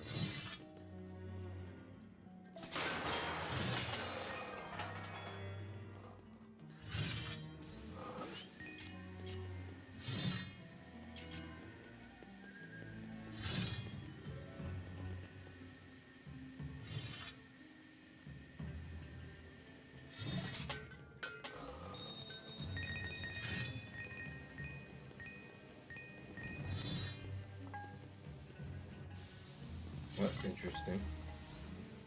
I wonder what happened there. What? What? One? Well, that's a lie.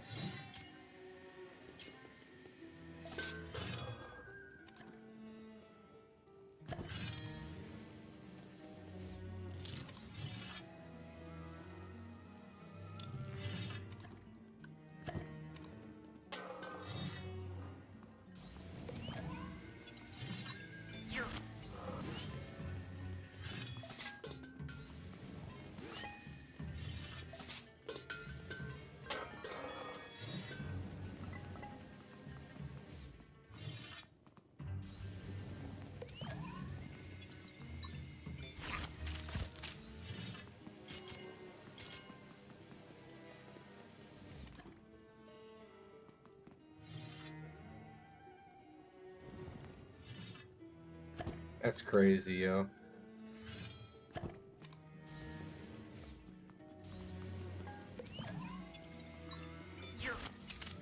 They're mad organized. I really just ran into the whole fucking squad.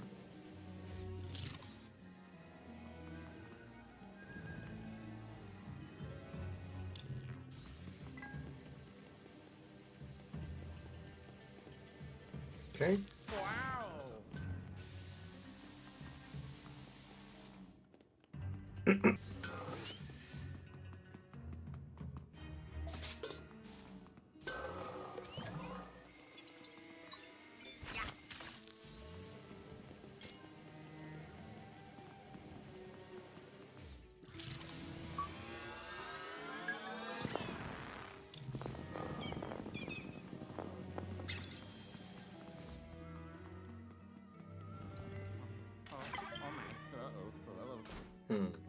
I don't think that's a magnifying scope.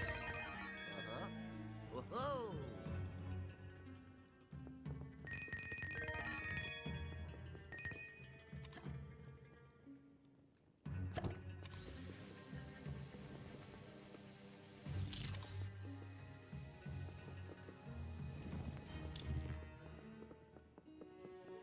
Gotcha, bitch. All right, let's get through this last part.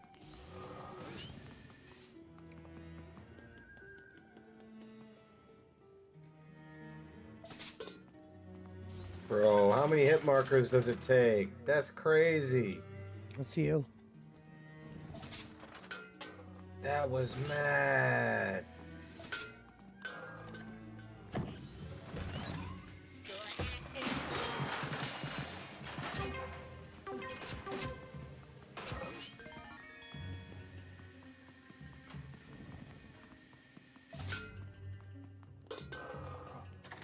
We're going in. Fucking unreal. Hello. Preparation for a boss battle, it depends. We always go in and head first. This is a boss that we've been waiting for. This is a boss we had on our list. And tonight we get to join the Squiggles and the BCs of the world and the Pizza Mike of guys that have beaten this boss. Tonight's my night. Blood in, folks. It's boss battle time. What, that was a free hit?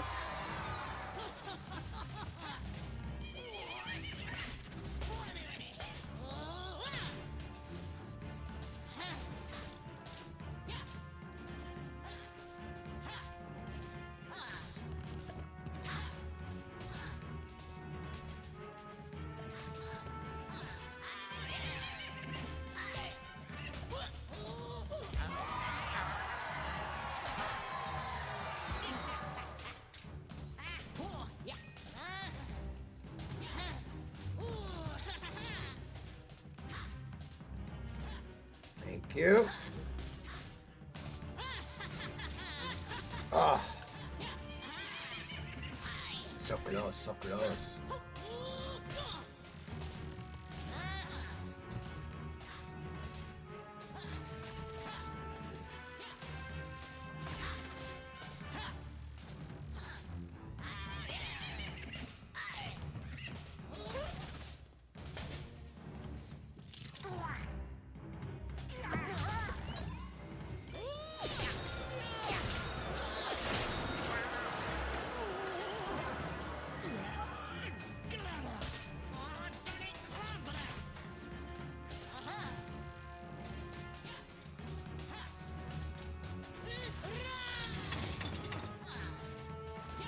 The fuck, dude?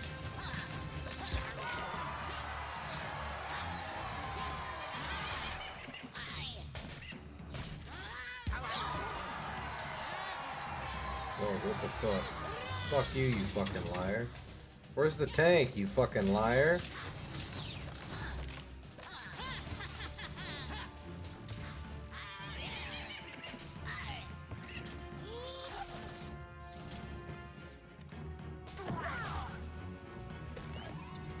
This one's for you, Pizza Mike. Hello, Minerva.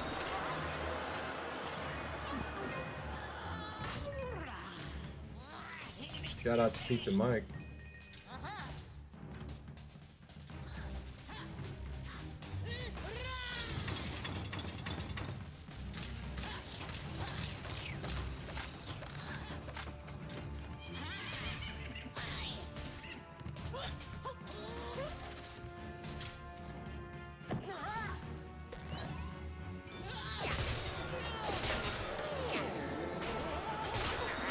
Oh my god, dude.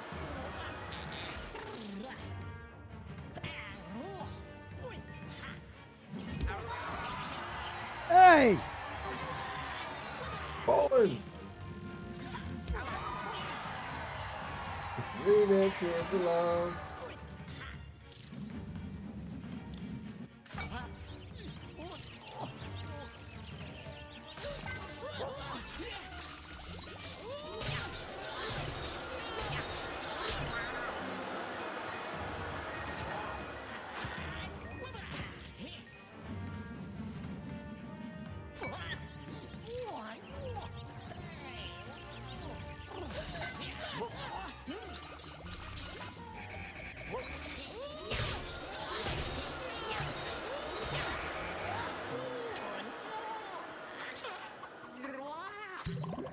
Another one down, BC.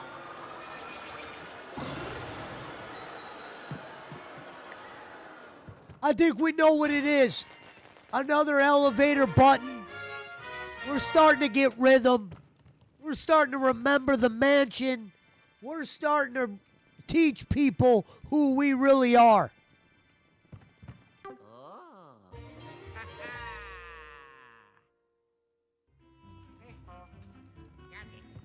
Does that say floor 7? What?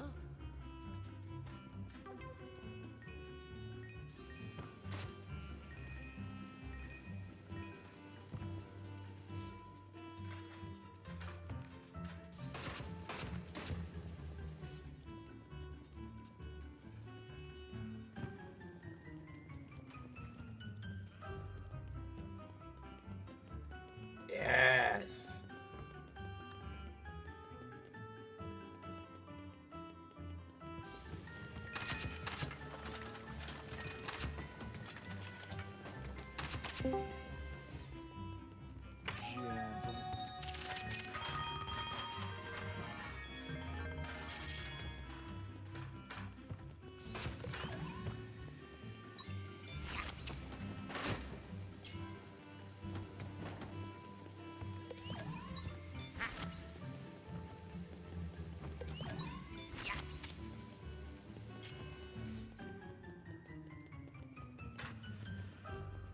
BC is reminding everybody tonight that tonight's stream is sponsored by Ming Moons and Tony Khan's Twitter account. So did you hear about that, Fatal? Yeah, that's an old story, man. It's an old story, but I don't think Fatal heard about it because I just heard about it today.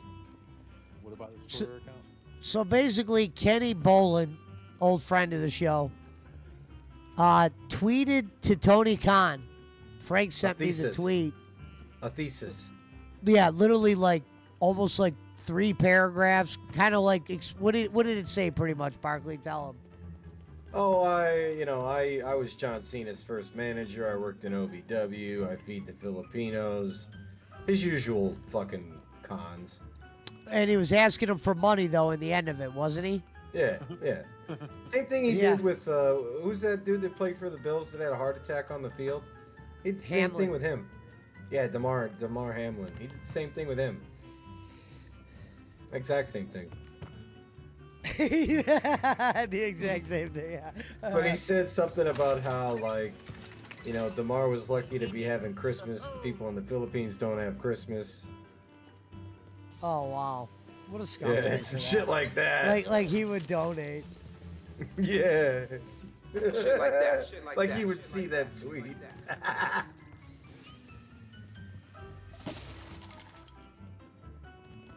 Kenny actually paid for Twitter too after all that shit that he talked about Elon. I thought that was the most hilarious part. That's why he was able to send a tweet that long and why he got his blue check mark back, because he paid for Twitter. Oh, okay, I was like, damn, that was a long ass tweet. Like, dude, Yeah. I can see. You know what? I bet you Tony Khan saw it. Nah, not a chance. No, Not a he chance. reads. He Nah. reads a lot of troll shit. Nah, not a chance. If he did, he probably marked the tweet as spam. Because they said he's read a lot of tweets he shouldn't read, and he's very active on Twitter. Well, he didn't respond, so. No, yeah. I gotta imagine someone said, that's Jim Cornette's old friend. Nah. Nobody. There aren't many of those people on Twitter. Dustin Cotton doesn't have a Twitter account, you know what I mean? No, he's known by a few people on Twitter, bro. Twitter was like his first claim to fame.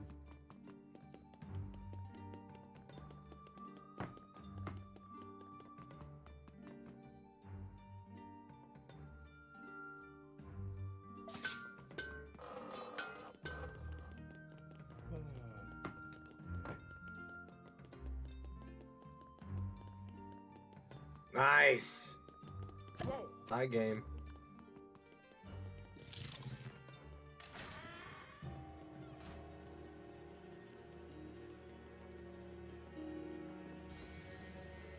I like escalation, Fatal.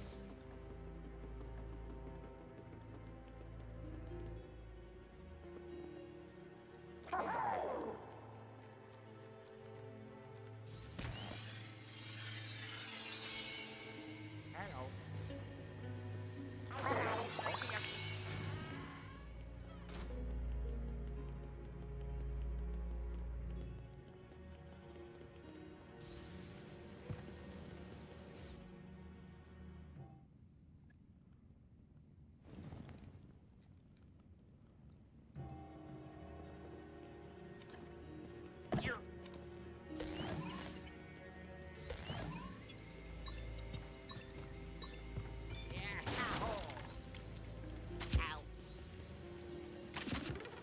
See, I see the sword up there, but I don't even know how to get it.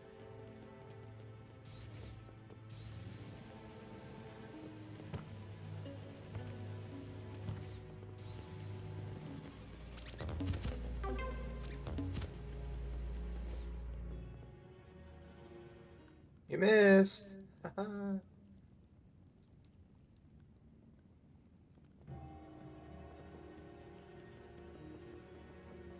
There we go.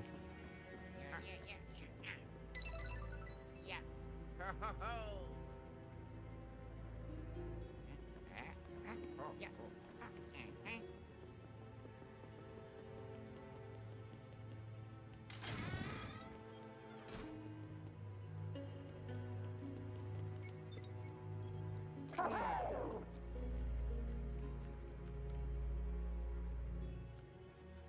Well, hello.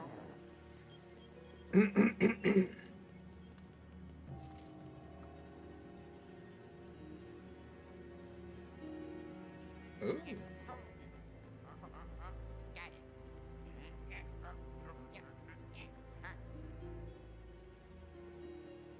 Yeah. Shout out to the Iceman.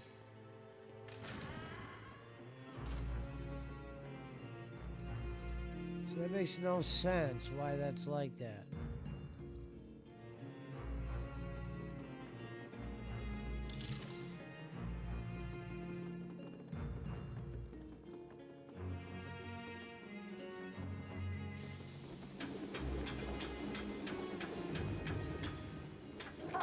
I've got an idea. Oh, you liar. I knew I smoked smoke. Hello.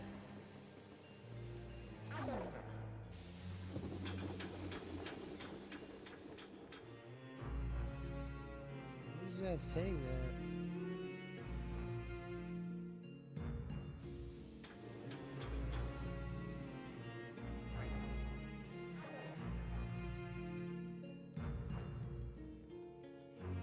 Who's that thing that I can bash that cage with?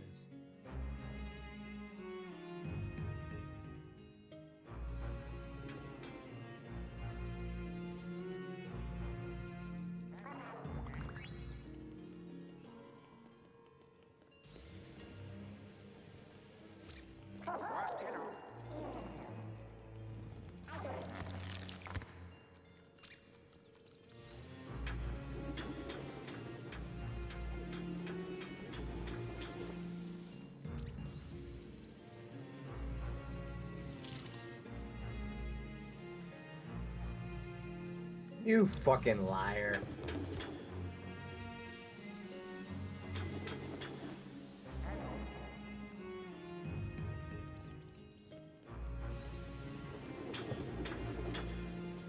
Wow. Okay. That made a lot of sense, man.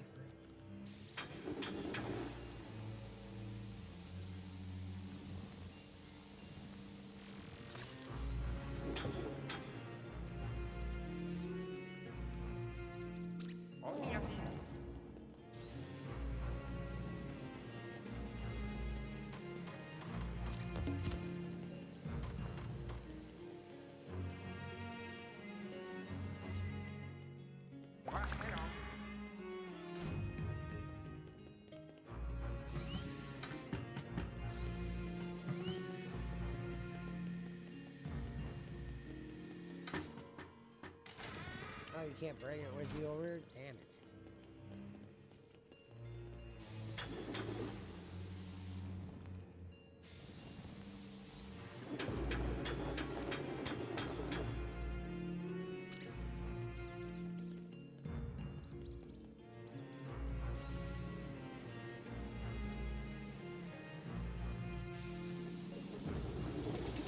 Here we go.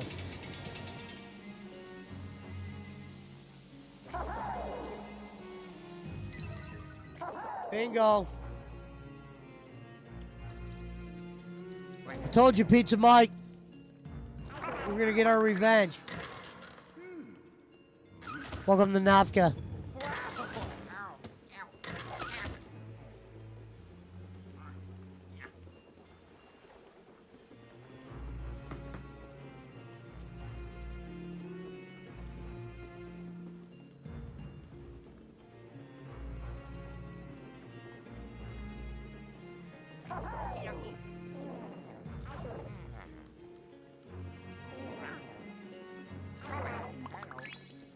How the hell did we get out of here? What are we missing?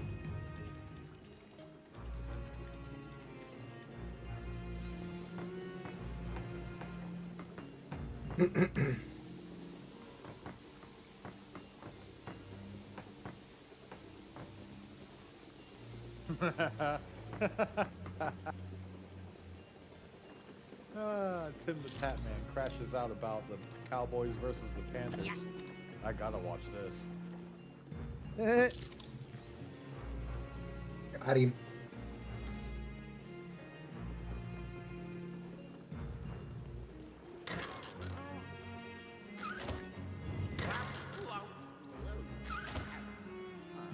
Gotcha, Am I not Tim. going the right way? Where am I? Where the hell do I get out of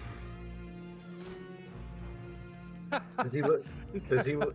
Does he live in Dallas or something? No, but he's a big Dallas fan. No, he's a huge a Dallas big, fan. huge, And he was a part of huge their Cowboys fan. streamer team too. Like the football Yeah. teams were doing the streaming shit. Where's he from? Florida, I think. Yeah. That's just like Punch being a Giants fan. He also Some shit. he also streamed once, and him and Zeke were playing Call of Duty when Zeke was a Yep. Cowboy from the Yeah, Cowboy he's a Stadium. huge Cowboys fan. Huge Cowboys. Yeah. Isn't Zeke still a Cowboy, or was it just a one-year deal? I don't think so. I don't think he's over there now. If he is, we don't hear from him. Yeah. Well, that's I know pretty he was on the standard. team last season. but, Yeah. Yeah. I don't know if it haven't was a seen anything one-year this deal. season.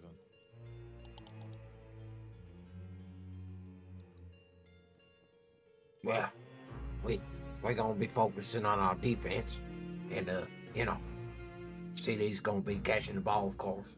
His first crash out was from a from a random donator, and his name was Rico Dowdo 115.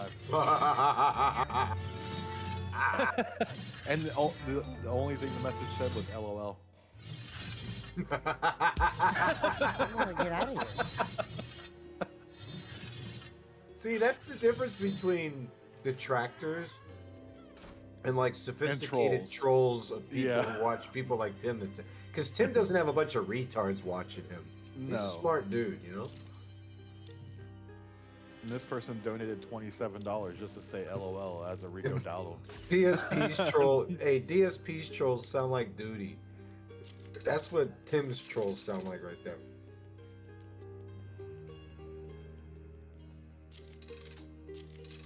Rico Dowdo scored like 2 or 3 touchdowns on him too. Yeah, So he knows fucking he's balled. the Yeah, he trigger. balled out. He balled out. He makes Bryce Young look really good. Well, the Cowboys are also just really bad. But Their they defense, have been. Yeah, they couldn't hold They've- shit. They've been bad for a while, man. Remember what Jerry said at the fucking Senior Bowl last year? He's like, Well, we're gonna be focusing on the pass rush, getting to that quarterback. And by doing that, we're gonna trade Micah Parsons, best pass rusher in the game.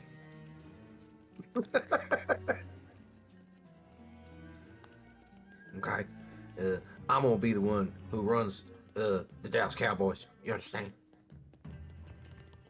Not Stephen A. Smith, not Micah Parsons, me, Jerry Jones. I run the Dallas Cowboys.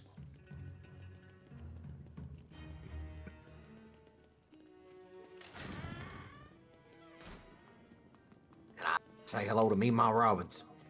I'm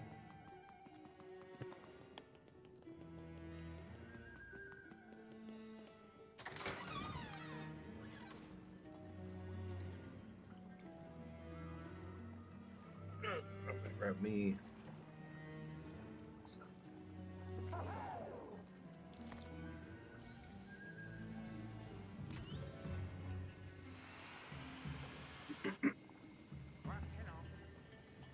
Got that Dunkin' iced coffee in a bottle, bruh. That French vanilla.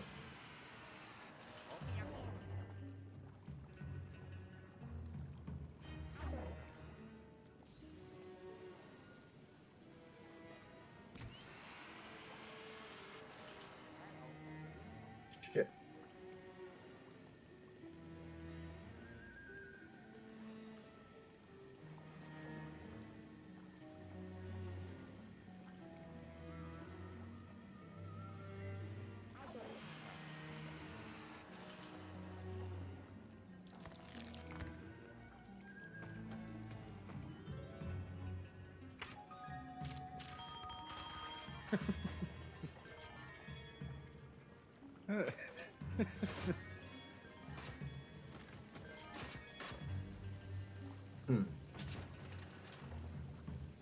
We let the Panthers drive for 6 minutes? Oh my god.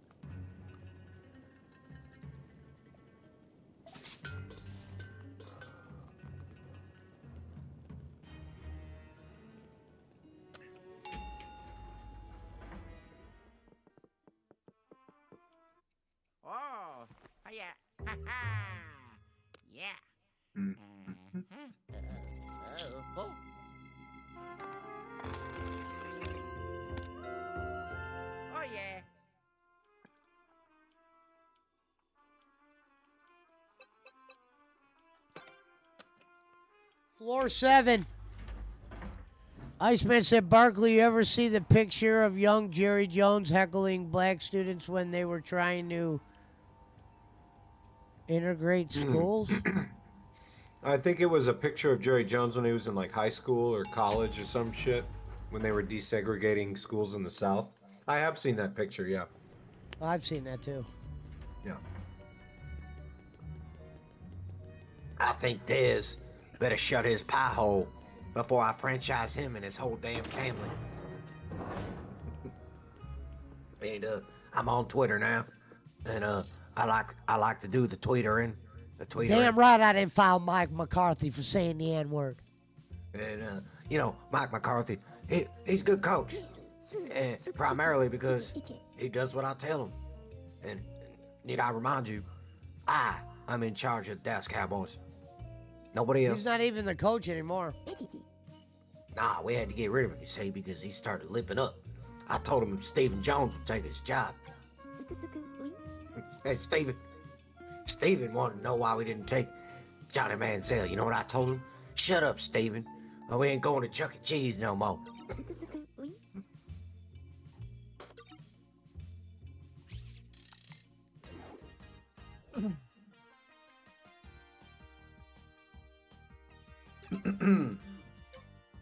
He could never be Eddie DeBartolo. I'll tell you that.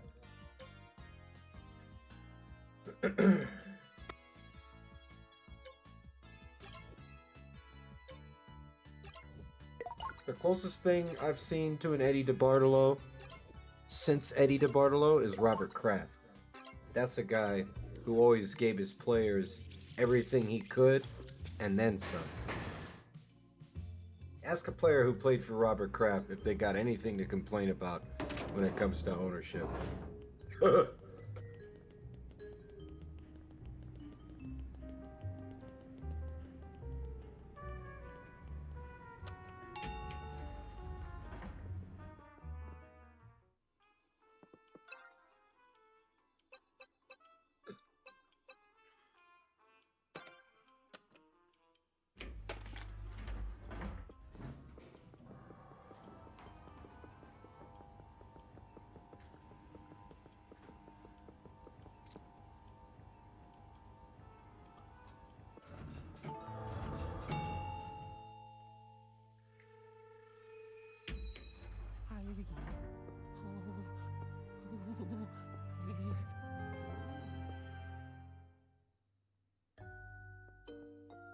All right, that's where we'll save.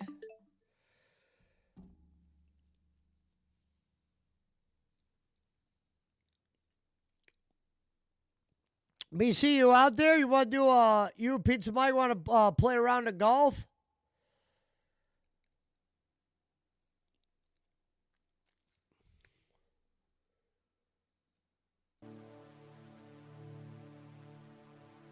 What, am I not here or something? Well, you were playing Battlefield. Oh, I'll join. I'm down to play kart too if you want. I bet BC would rather play kart than golf. Knowing that fiend. All those fucking Get short. my Switch 2 in about a month. Oh, you're getting the Switch? Yeah. There's still not enough games for me, man. I'm gonna wait. I just want Mario Kart World and I want Donkey Kong Bonanza. That's You really? what I'm gonna do. Really? I Yeah, got they all don't the do- old games. I played a bunch of old games. You don't need all the new games. I'm gonna be completely honest with you. Mario Kart World does not look better than Mario Kart 8 to me, and Donkey Kong doesn't excite me enough to go. It's out not and bad spend. though. I'll tell you what I do like about Mario Kart 8. There's new tactics in that you got to I mean, learn. Mario Kart World. You like Mario Kart World, is what you're saying. Yeah, Mario Kart World. Yeah, there's some things in there like when I was playing with Roman that I saw could be interesting. It's gonna just take some learning. There's gonna have to be some grinding involved if you want to be good at that one. I'll tell you, I would love to get some Nintendo streams going this winter with you guys. The fucking Mario Party. You know, eventually we got to start playing Smash. I'm still waiting for that. Yeah, for sure. When I get I've my been waiting Switch on 2, I'm gonna Smash. start investing a lot more money into buying Switch games. Oh well, I would suggest Fatal. At least initially, getting Nintendo game vouchers. You can buy 2 per year. They're $100 each, and they allow you to download 2 games from the eShop. But just make sure that you check which games are currently eligible for game vouchers because they don't work on all of them. But I used game vouchers to get Mario Wonder and Tears of the Kingdom. Mario Wonder was only maybe a month old when I got it too, so it's not like a bunch of old fucking games. You know what I mean? It's a good deal. You won't get fucking Switch games for $50 at GameStop, not brand new. I'm eventually gonna play that Breath of the Wild. I own it. I've not played Breath of the Wild. I've only played Tears of the Kingdom. You gotta find BC Pizza Mike. I know Breath of the Wild came first. Yeah, Breath of the Wild definitely came first. It's one of the first Yeah, it games I came out bought on for Wii. my first Switch, but I never replayed it. Well, Breath of the Wild was a launch title on Wii U. Wii U was still around back then. Yeah, they remade it for the Switch and made everyone. I thought it was No, fresh on the Switch. When the Switch launched, it came out with Breath of the Wild similarly to the way that the Switch 2 came with Mario Kart World. However, for the people that didn't have a Switch yet, it also released on the Wii U. I should have been more clear about that. I'm sorry. It was a release title for the Nintendo Switch, though. You are correct. 2017.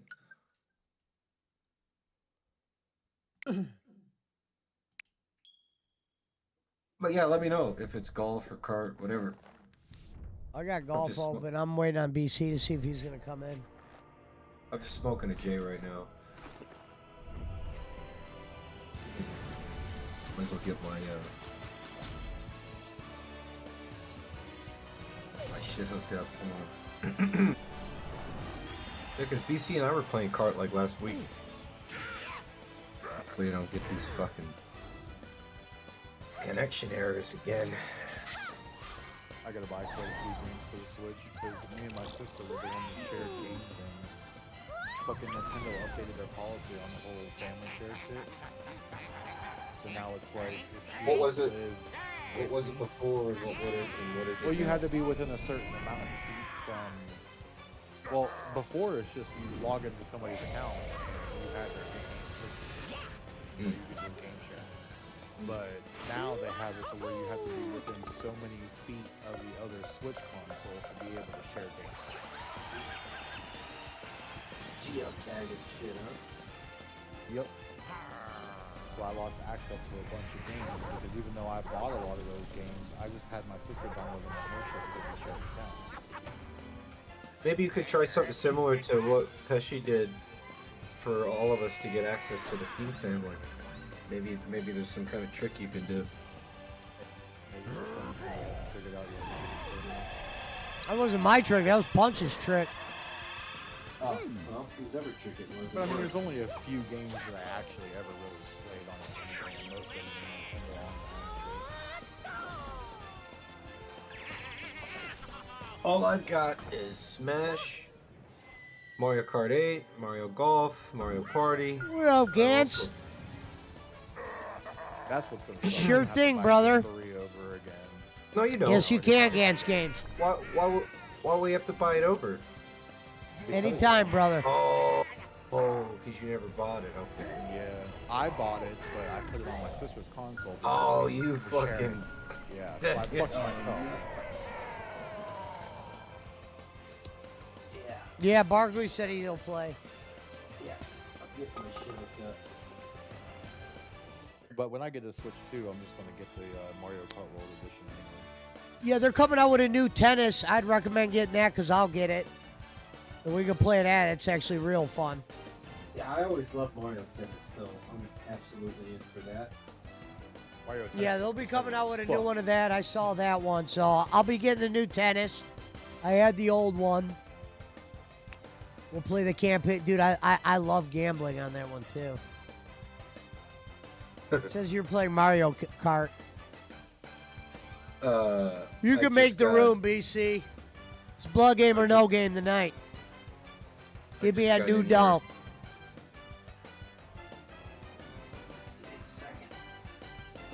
To get my shit all organized here. You would. Dog City. Bro, I've been smelling glizzies all day. I don't know why, but god damn it, Ah. there's flipping hot dogs around me. You need to fucking stop it.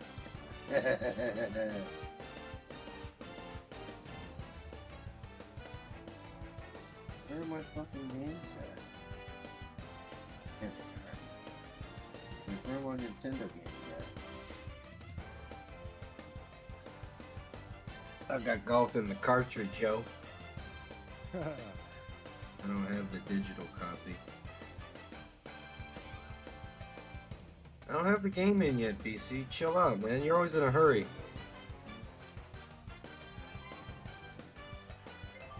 Especially, by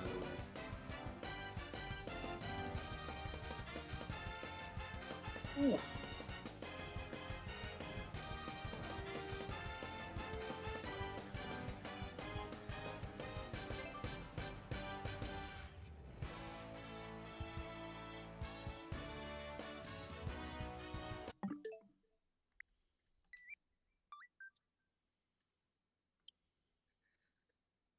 Yeah, if you guys want to play card after this, let me know.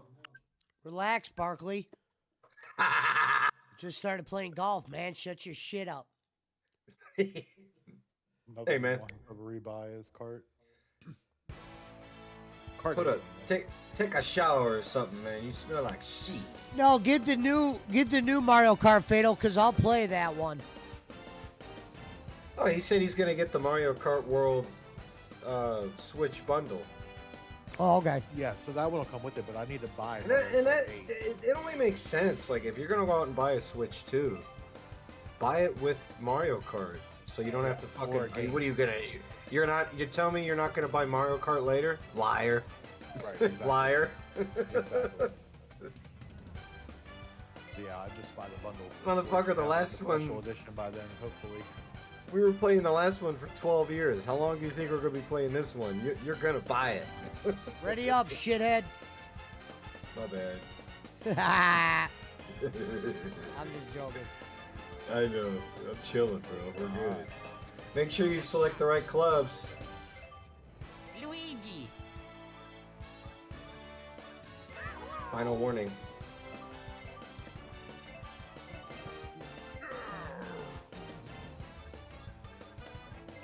New Dog City.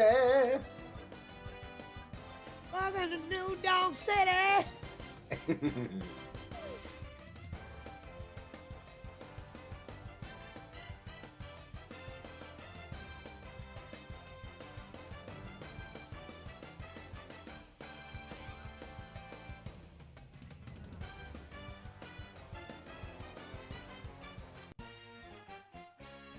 This is my spot, ho.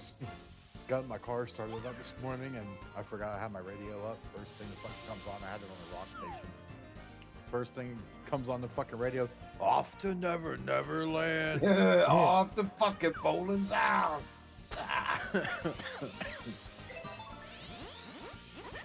That was always my favorite. Off the fucking Boland's house. Is that your favorite? The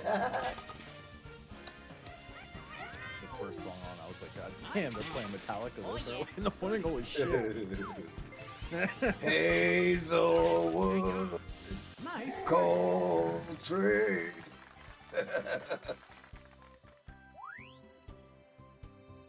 All right. Tied through one. Ready?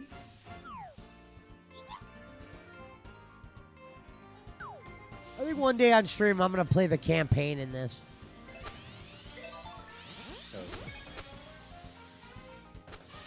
Oh, that was so close. I got robbed. Excellent. Birdie. Oh yeah. Nice birdie. Larry Bird.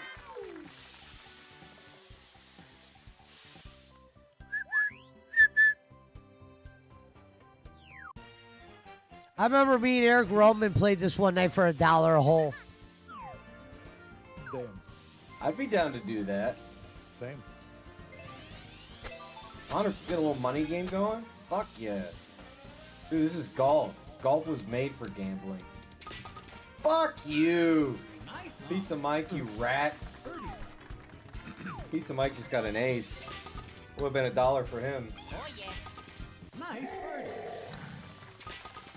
Well, me and Roman, Yeah, we were new at the game. If we get a group of guys, yeah, well, think about it now. It'll be even more competitive. If there's a group of guys that want to play Mario Golf for $1 a hole or fucking quarter hole, I don't care, whatever. Sign me up. Absolutely.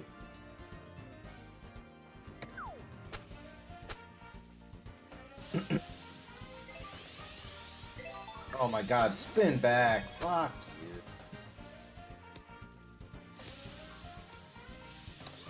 Nice approach. You fucking liar. Whatever, dude.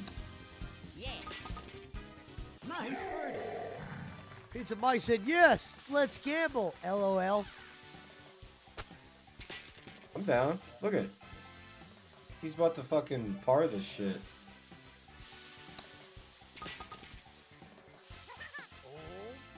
I'm not ready yet. What do you mean? You've been playing this game for years. You're a- Maybe new donk, but I don't know about. No, yeah, no, it can't, not can't just, no, I'm saying like, we'll this one, Augusta, you know. Yeah, we don't need to be doing no crazy shit. Maybe after I play the campaign once. Did you just get another ace, man? Kiss my ass, dude. Damn.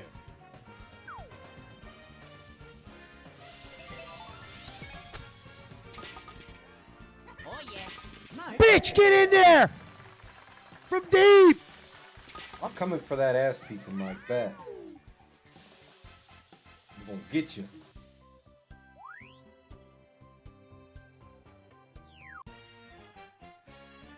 Ready?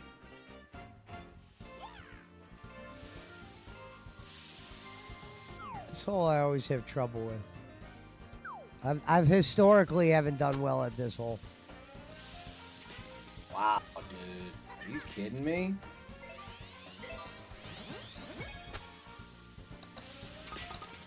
Elevated green my ass.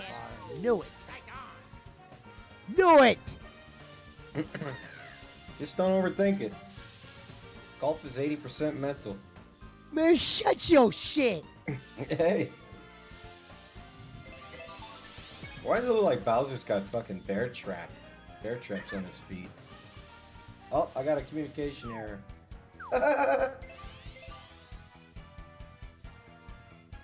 Of course I did. Nice par.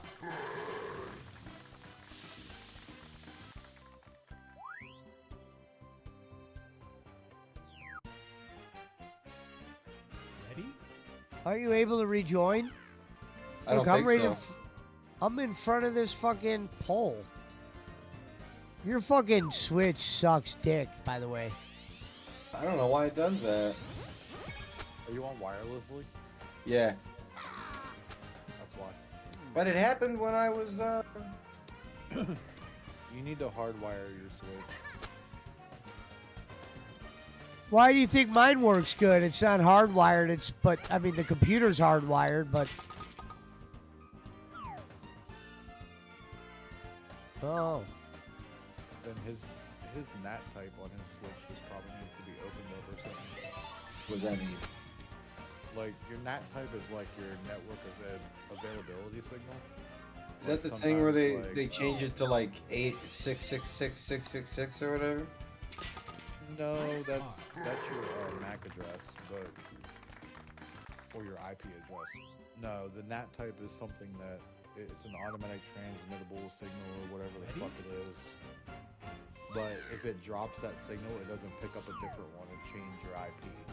If it's open, it does. That makes sense. It'll keep you connected through multiple servers.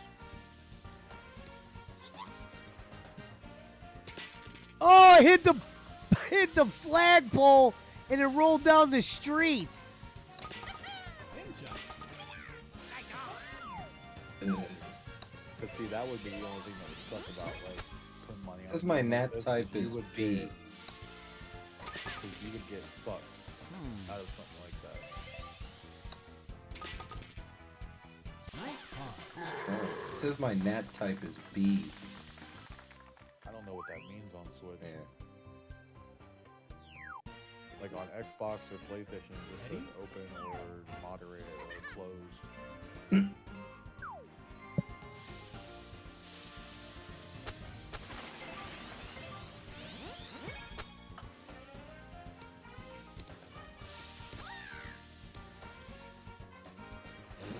They screwed me. You saw that, Pizza Mike. They screwed me. They screwed me. They screwed Faji.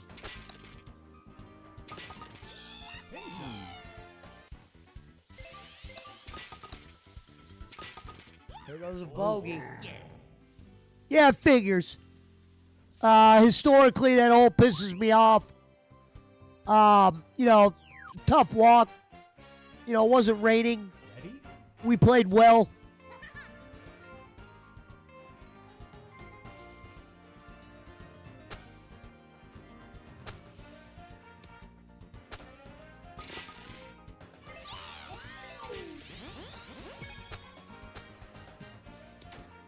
What?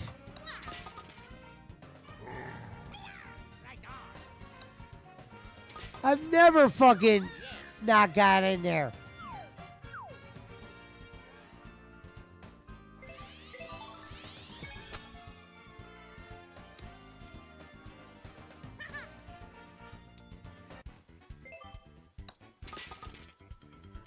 Bogey.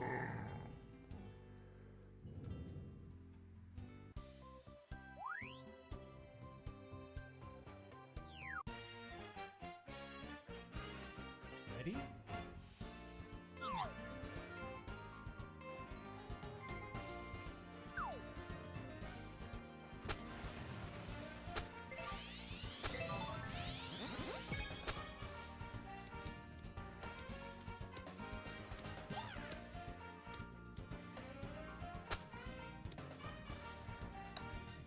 That makes no sense right there. Because if I would have hit it farther, it would have went over the hole. Make it make sense. Nice car.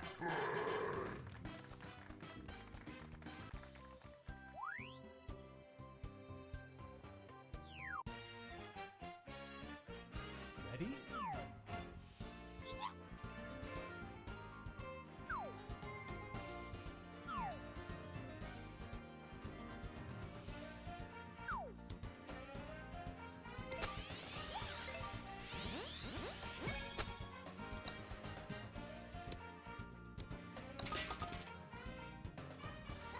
Nice approach.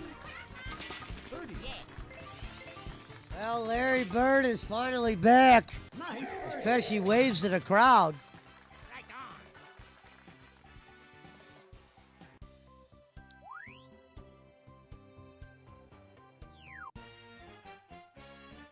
Go Puff order officially in. Ready?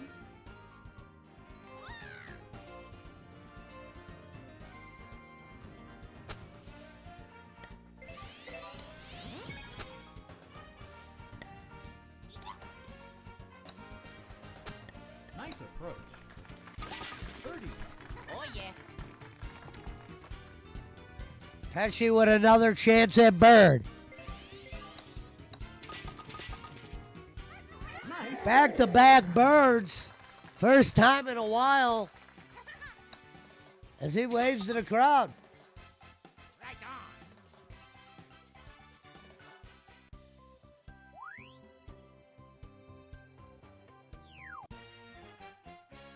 Ready?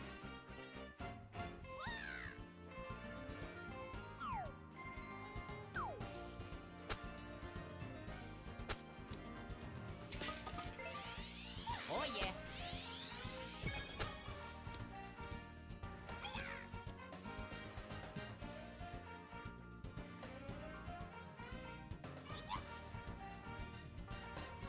All right, I'm gonna restart my Wi-Fi, guys. So I'll be right back. All right. I couldn't even see with Wario in my way. Look at that. With Wario in my way, I put it in. That's got to be some kind of glitch. Pesci with 3 straight birdies. The crowd letting him hear it.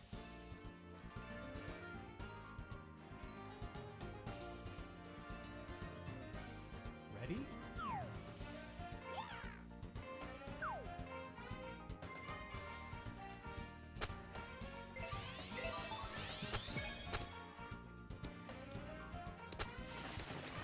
Ah, fuck that up.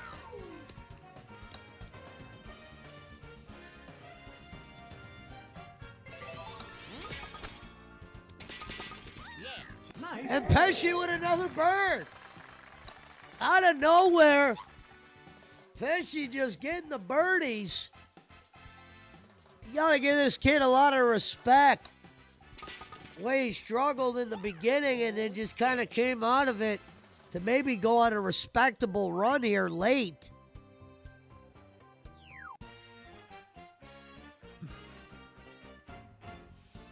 Ready?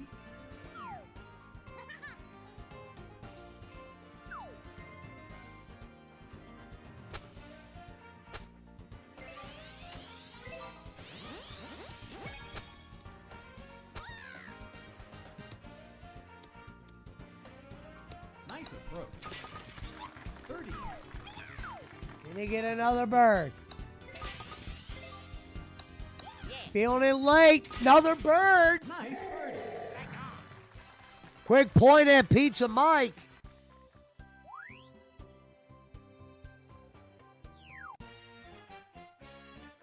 Ready? This is a hole historically Pesci hates. They refer to it as the blood hole.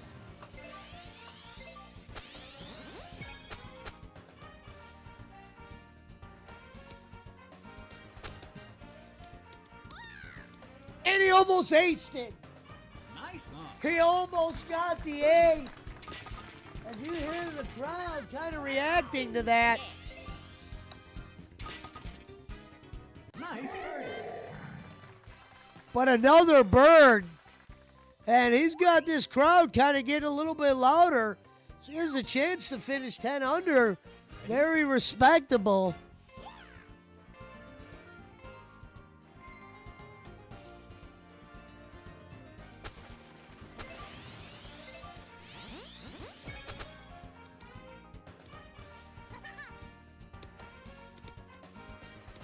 And Pesci gets it up there. Nice approach. Birdie. Going for a birdie on one of the hardest holes in the game. Nice birdie. And he gets his bird. I thought we finished late. Great. It was a good run with those guys. A lot of respect for them guys. They played tough. Shout out to the winner, BC. Pizza Mike had a little lapse in the middle. We're going to live with that. We're going to play a little bit harder on this one. And we know what we got to do to win. Just reconnect on my Switch. Are you getting in, Barkley? Yeah, let me just reconnect on my Switch. I just reset my network, so this doesn't do it. He's resetting his network, PC. Keep your pants on. I already did. We already did. Yeah, all right, well, you can send me take an them off. Shoot me an invite,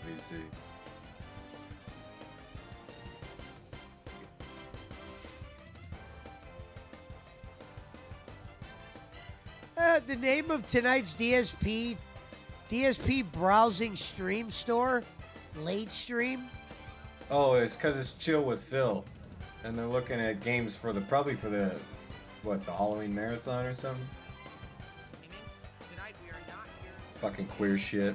Bottom line. We're not here to chill with Phil. We're not here to build Legos. Okay? Tonight we're in search of something fresh and fun to do for the next week on and off on night streams. I have a little bit of opening in my schedule, and I'm looking for something horror. Like, I really feel like I want to play a horror game right now, and we just finished 2 in Chronos and Silent Hill F, and there's another one coming out in another week or two with Tormented Souls 2, but I'm looking for something in the interim, maybe something that's shorter, something that's interesting, maybe indie, you know. So we're going to start taking suggestions. The first suggestion already was Darkwood. Now, I don't know what that is. Dark. Nice. A new perspective on survival horror, scavenging and explore a rich, ever-changing world made by day, but then a hunker down near hideout in green. Like, so what kind of game is it? It's like top down. Looks hard. Very positive reviews. It's pretty old though. It came out in 2017, so it's about I don't have strong clubs for anybody but Luigi. That's insane, dude. Oh my god, I got a communication error already. What the fuck? I don't know what to tell you, man. You already got one? Yeah. So basically, you can't play Switch. I don't know what to do. Or only Mario? Does it do it for Mario Kart? Here's what I want to do. Just wait right here. Wait, Pizza Mike I'm gonna got kicked too. Oh, he did. So it wasn't just me.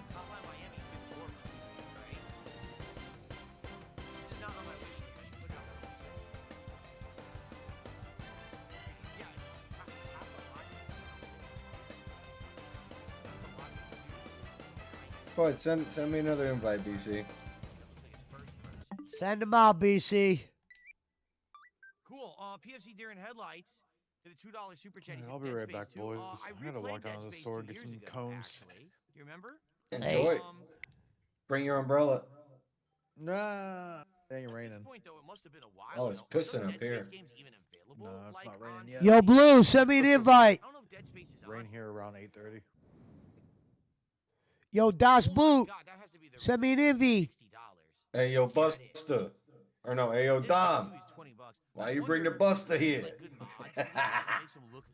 Hey, yo, Buster. Mine. No. Ha, Fast and gotcha. Furious. No shit.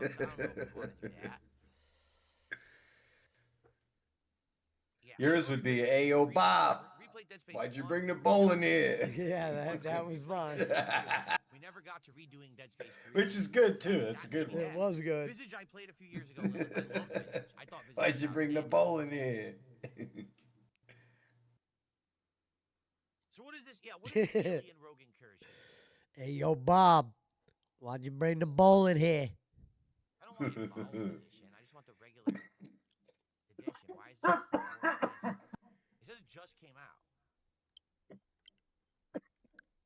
Evolved edition or Evolved edition deluxe. Oh, is this first person? Oh, it's a first person shooter?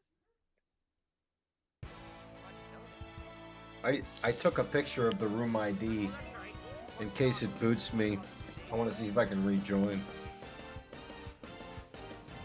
On my screen it says BC has 1 bar of connectivity. That's crazy. Welcome to BC's life.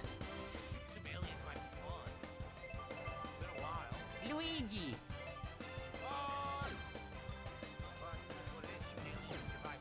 Let's go. Here we go.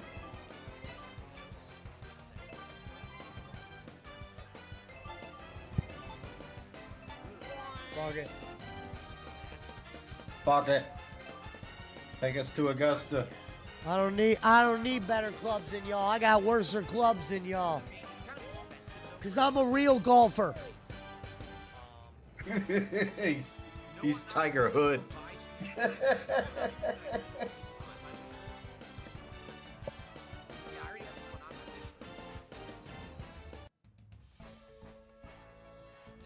Ready? Out, right? Wow. Over 3,000 very positive reviews. They call him Tiger Hood. What's the game actually?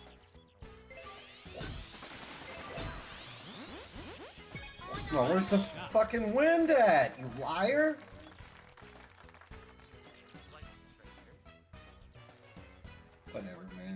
Kiss my ass.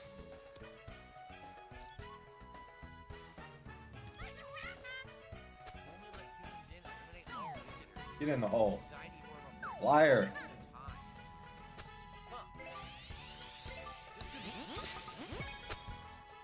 Oh yeah. Fucking drivable par 5? Oh, no. Nice approach. Birdie. Bird. And Larry makes an early appearance. Oh, you know, it's always good to get a little windy. Weather feels great out here. And we're going to play it by ear. I got a great caddy here with me today. And we're going to go from there. Ready?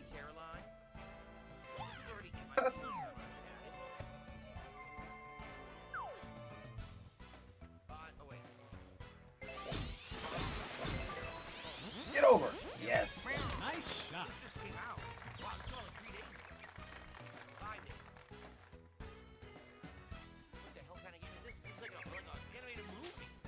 Bro, if Pizza Mike aced that, I was gonna throw my controller.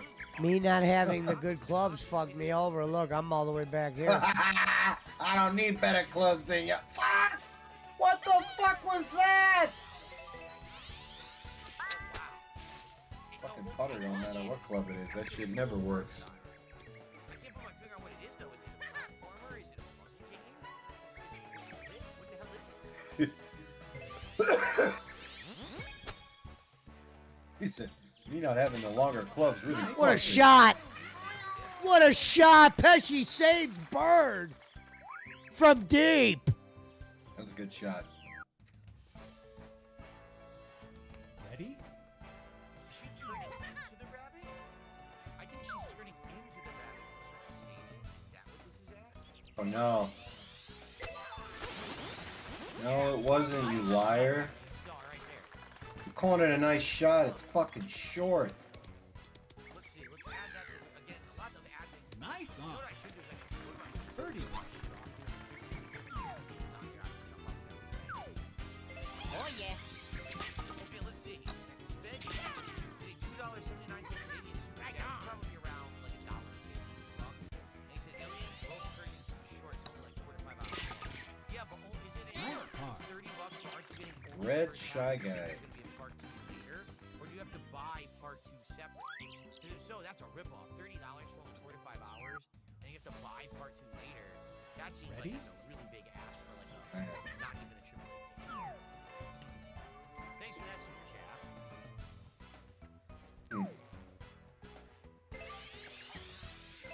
This is tricky.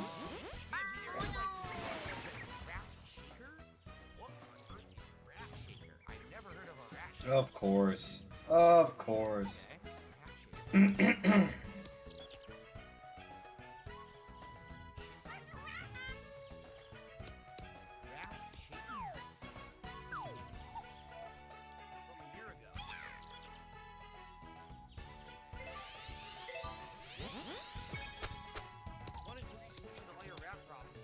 Oh! I almost eagled her. Nice approach. Ah! Birdie. Oh yeah. Pesci for Bird. Piece of Mike. Nice birdie.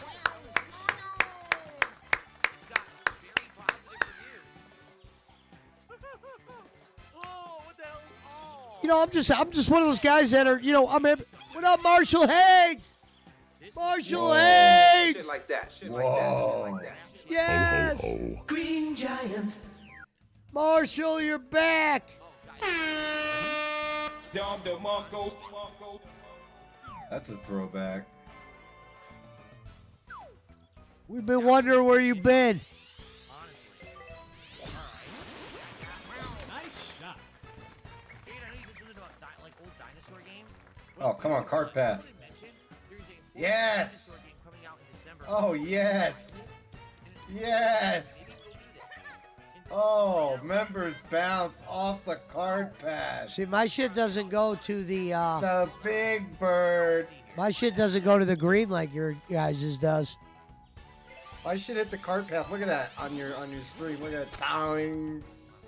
Let's go. Okay, someone $2 back for blood. No, I'm just kidding. Clock Tower Nah, BC.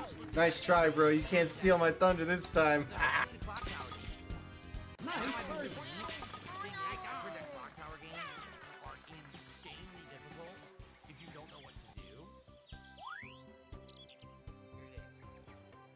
Yeah, I've heard that these Yeah, games well, are ridiculously difficult. fucking Fatal's getting the Switch 2 now, so there's gonna be 2 people with Mario Kart World BC. I might have to. Fucking peer pressure. What am I gonna do? I've always heard of clock tower, and I've never had an opportunity to ever play it. So this is pretty cool. Oh no. That was a horrible shot. Stay out of the bunk. Nice shot. Stay out of the bunk. Oh, it stayed out, thank God. So now I've got the ball above my feet here.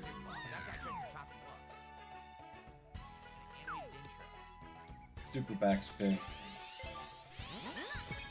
Oh, what a save! Looking like Sevi at St. Andrews on the green with a little sauce, and I got a communication error. Did you? Yeah. Fuck this guy. He ain't in the Switch party no more.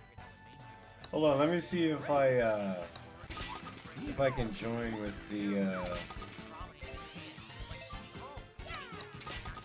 room code. Oh yeah. Nice eagle. It's pretty crazy that we just never got any of them. And now, 30 plus years later, now You know, it's obvious. I'll put this is one I feel like I want. Right back in it with an eagle. It's a hole we practiced, and we felt good about our practice, and you know, it's all you can ask for.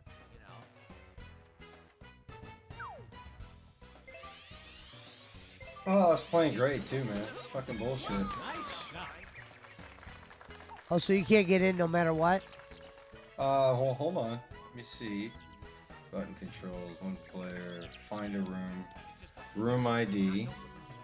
I took a picture of the room ID while we were still in the lobby.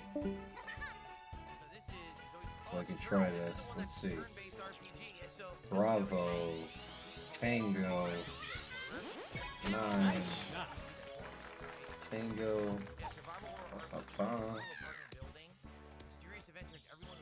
Unable to enter the room, it says.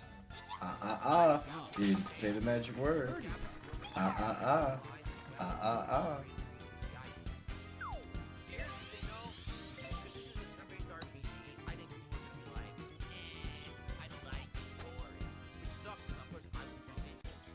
Yeah, that's pretty whack, man.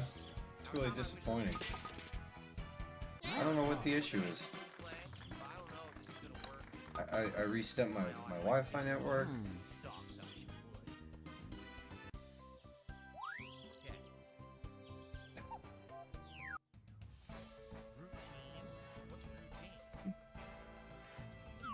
Ready?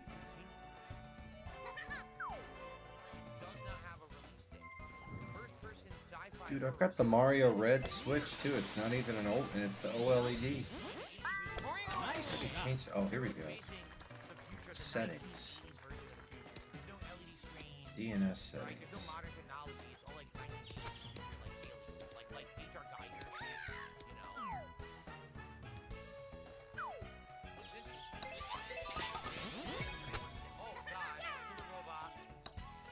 Ah, Rico.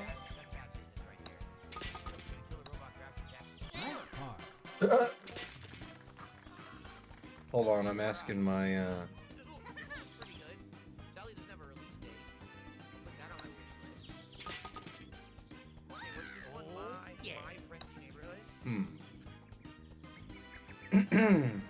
Is that you playing for your character? Triple No, I'm not bogey for playing. Luigi. Ready?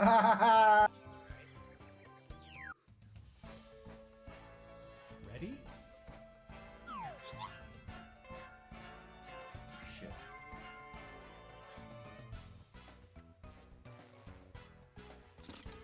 Something scary is happening with everyone's favorite Saturday morning public show. Friends into it. Gordon, a repairman, sensei, gets to the bottom of a disturbing dilemma. Puppets can solve puzzles in a survival horror adventure. Puppets have come alive and are trying to I'm a two-shot it. And then that was supposed to be Big Bird. Did you see that? I think that was supposed to be a little monster Big Bird. Damn, he beat the shit out of that. I learned this from Tiger Woods, BC. I call it flanker in. Look at that shot. Learned that from Tiger. Tiger. No. Yeah, see, that's supposed to be like Big Bird.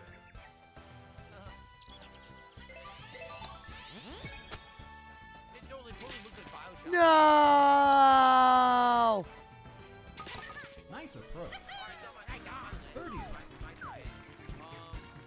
Let's see. EFC Darren had like $10 super chat, and he says, Rat Shaker is a surreal weird horror. No. You shake the rat, it's weird in weird ways. You can look at Phasmophobia, but that's a wild card. I already tried Phasmophobia.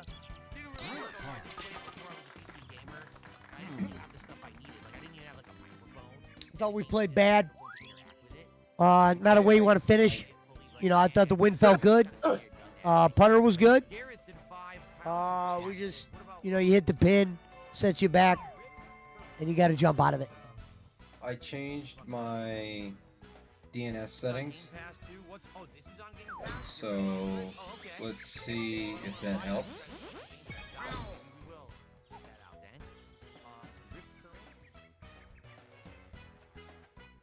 Go ahead. Send me an invite, BC. A lot of these games just came out. A horror game set in a cryptic research facility with genetic experiments and a bit restrained aquatic ecosystem has spiraled out of control. Navigate flooded corridors, apex predators. Let's see if this helped. It's literally Jurassic Park. Yeah. Nice on. Birdie. Down City. Nice birdie. Got you, BC. What's Phil at? Top super chat.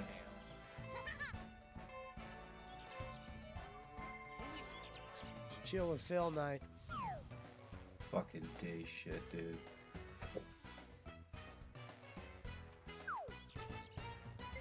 Wow, he's at $120. Fuck you.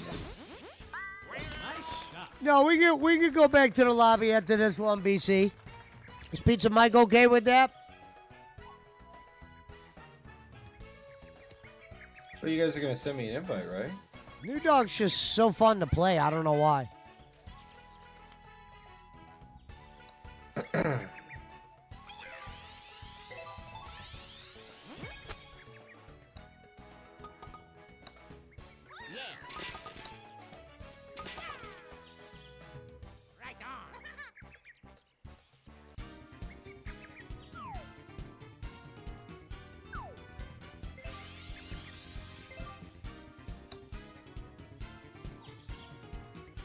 Oh!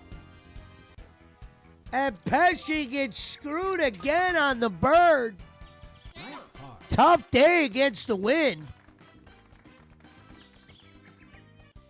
Oh, we've seen a few fall short. Can't beat it. Could be at -9 right now, and we're aware of that.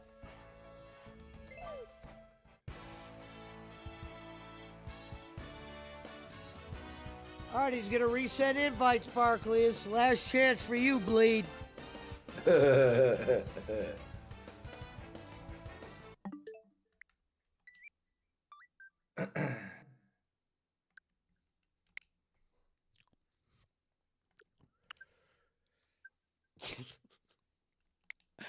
literally called him Bleed without even thinking.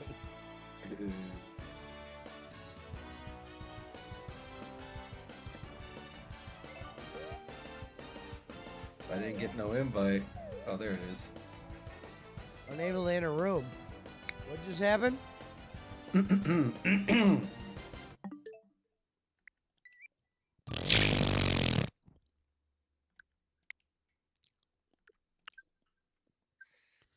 I'm in here.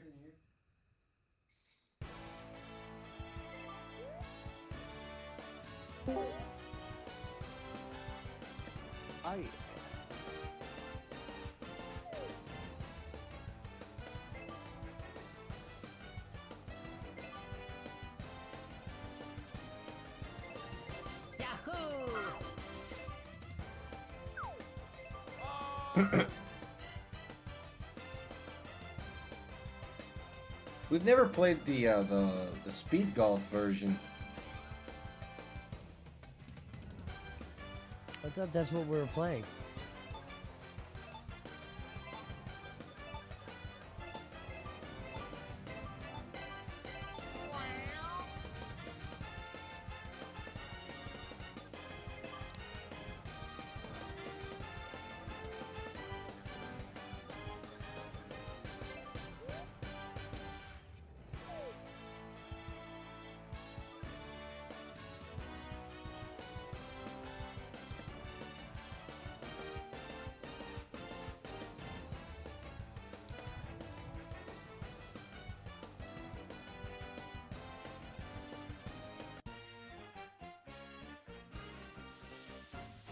Whiskey's. BC said, what's the over and under if Barkley gets booted?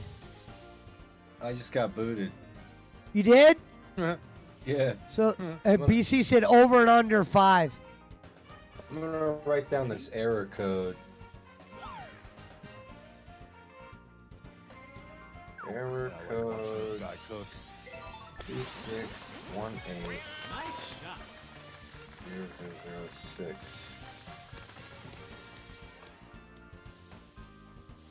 Nintendo Switch means your internet connection has timed out, usually due to a slow connection or a weak wireless signal during online matchmaking or games. Barkley's on Not that shocked. McDonald's Wi-Fi. Bro, but no, look, let me go speed test. Oh, let's just do this real quick. You want, okay, you want to guess, Fatal? Do I want to guess what your speeds are? Yeah, what my download speed is. Download, I'm gonna say around 500 or 600. 888.5. So you get the gig from Spectrum. From AT&T. We don't have Spectrum up here. Upload 883.7. Your connection is very fast. Your internet connection should be able to handle multiple devices streaming HD videos, video conferencing, and gaming at the same time. Liar! You want to hear what mine is? Well, sure, I guess. Gonzo says Nintendo knows you suck, Barkley. 900. BC says got that mermaid internet. 45.87 upload. Pizza Mike said he'll take the under, and Iceman said he got 3. Oh, so,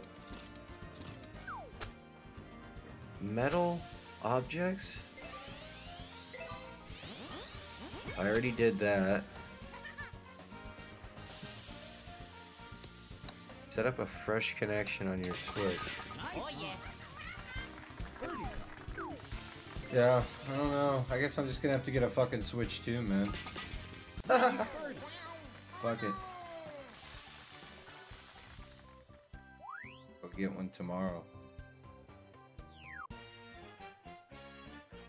Ready? Watching this guy cook steak in the woods, man, just makes me feel so rugged and manly. Walden Pond shit, huh? Fucking Home Improvement. Oh yeah. Feel like Tim Allen. Nice birdie. Now I watch this channel called Cook Luke. This guy, he always cooks steak out in like the woods and shit. He builds his own little like tripod fire and shit, like using just what's around him. He just brings his meat with him.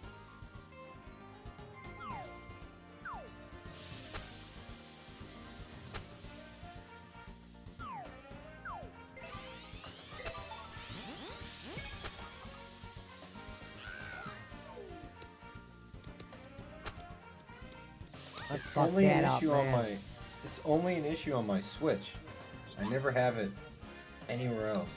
Console, PC. I bet if you direct connect No! to your router, you stop having that problem. Here's the thing though, BC. Do you remember? Because there was a time where BC and I were playing like kart together, like nightly. maybe about a month and a half ago, and at that time I was playing the Switch on the TV, and I did have it hardwired in. And I feel like There you have it. even then I was still getting communication errors though, but maybe BC can remember better than I can.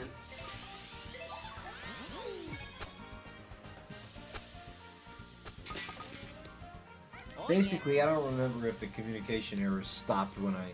Nice approach.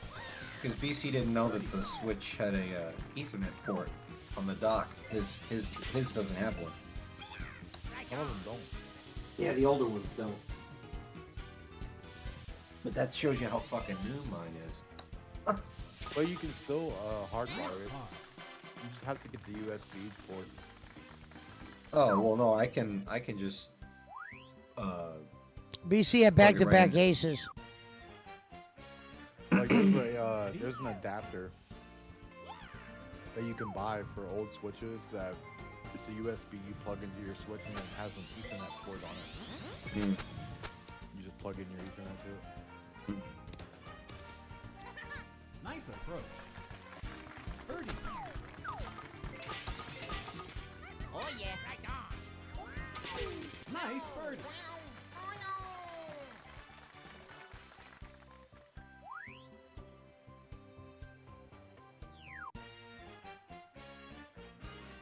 Ready?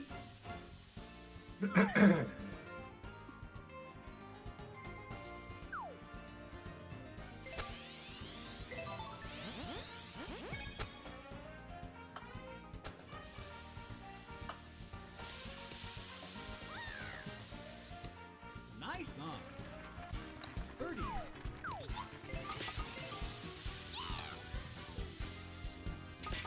Nice birdie.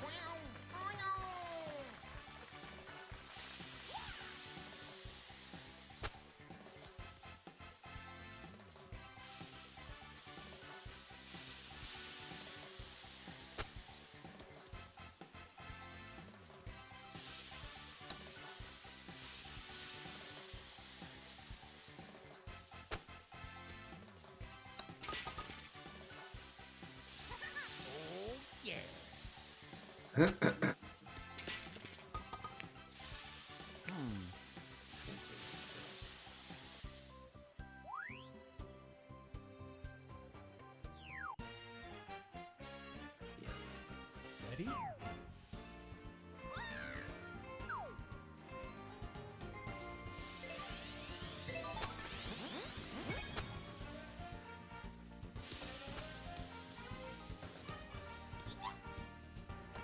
Excellent. Birdie. Piece of Mike just got an ace, I think. Nice. Oh. Birdie.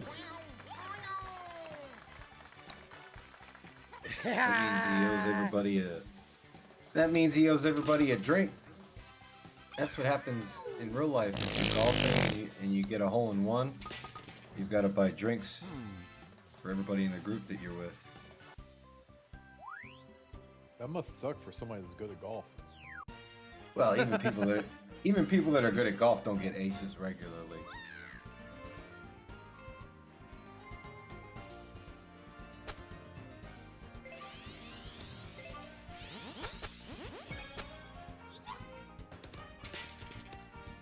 Do you know what the most amount of aces there have been on a single course? I wouldn't have a clue. There's so many golf courses on the planet. Let's see. Which golf courses? I'm sure that's some kind of like most holes in one in the world. Google says Riviera Country Club has the most holes in one on the PGA Tour. Well, that's not what I asked. Riviera's in the Palisades. That's the one course that one of the few courses that Tiger's never won at, and it's like the course that he grew up playing. It's where they do the Genesis Open, you know, Pesci's favorite car. Yeah, Riviera Country Club. I wouldn't say it's my favorite car. It's just a car that I happen to fuck with. Riviera Country Club is very famous for having a super exotic type of grass, which is known as coculia grass that only grows in California. and it's the biggest son of a bitch to try and hit out of. I would rather hit out of fucking 3-inch Kentucky bluegrass than any Kikuya. Nice birdie.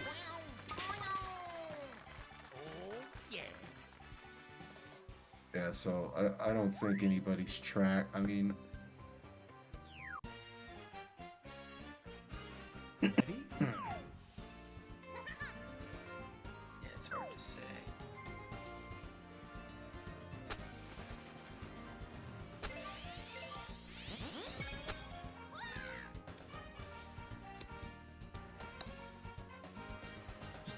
Nice approach.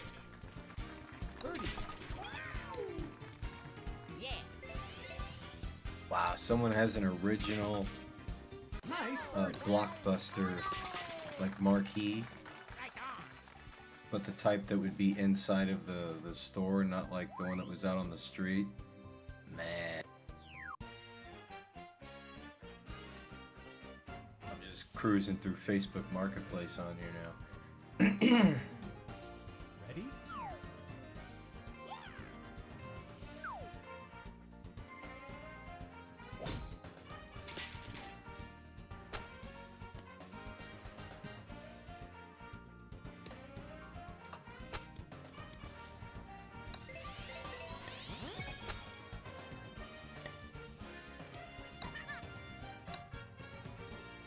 Nice approach.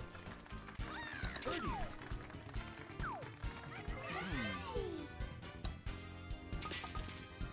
Nice birdie.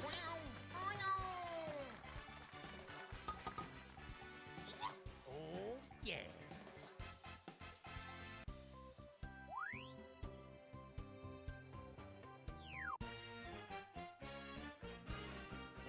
Ready?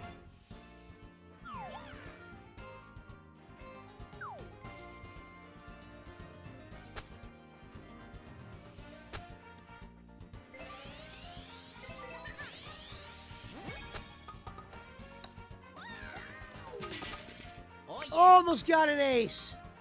Nice approach. Birdie.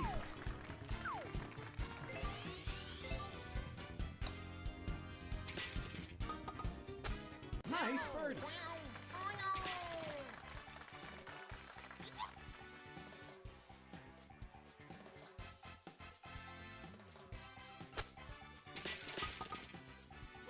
Oh, yeah.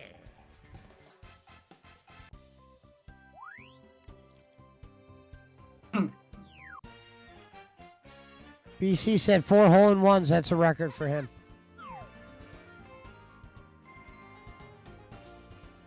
In real Didn't life? ask. Yeah, right. That's some Isn't fucking that what he's Kim talking Jong- about? No, he's talking about in Mario Golf. Oh. 4 hole-in-ones in one round would be like some Kim Jong-un shit. Though. Have you ever read the stories about the North Korean propaganda that they put out about Kim Jong-un playing golf? Like, he got a hole-in-one on every hole.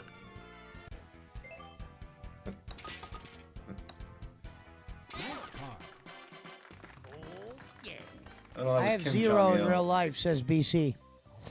1 on a simulator.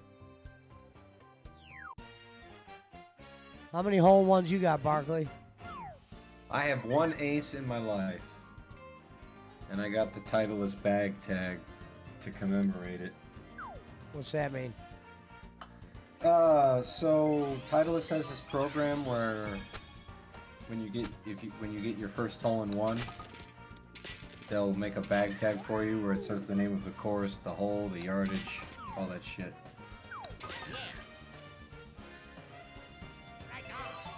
And it goes on your golf bag. It's just like a little... I did that with Wario standing in front of me, Pizza Mike. Wario's fat ass. Ready? But BC, see the difference is BC's never had an ace, but he shoots fucking below par. I've only had a handful of rounds below par in my life. And that's like normal for him. So there you go. What the fuck was that? I got an ace! I got an ace! I'd rather have no On one of the aces. hardest holes in the game. Oh, the elevated one? 17, right before that. Yeah. Tied with Pizza Mike. BC said holy. Oh, BC got another one too? BC's got 5. Could have used him in the fucking Ryder Cup. Thanks a lot for that one, Keegan. Appreciate it, bro. Live golf, baby.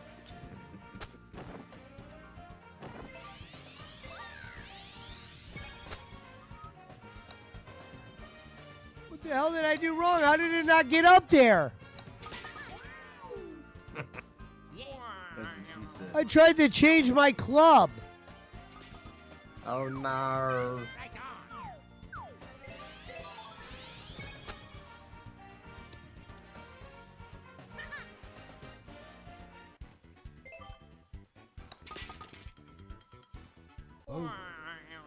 All right, I'm good on golf.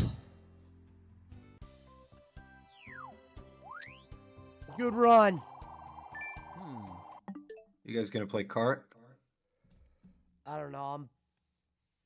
I don't know if I'm gonna play any more games at the moment. I got my shit just came from fucking whatchamacallit. Go Puff!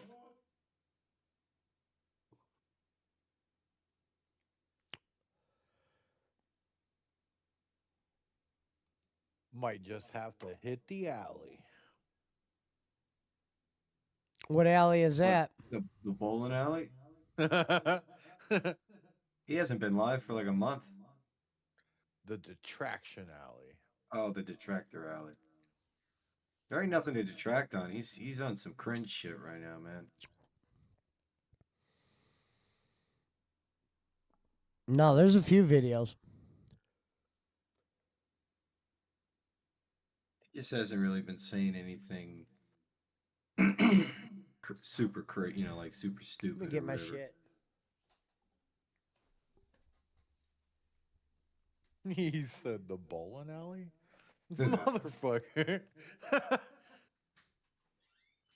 It's like that time, I don't remember who it was, but they kept saying, old shit face, old fuckhead, and I was like fuck face, shithead, who are you talking about, boss man?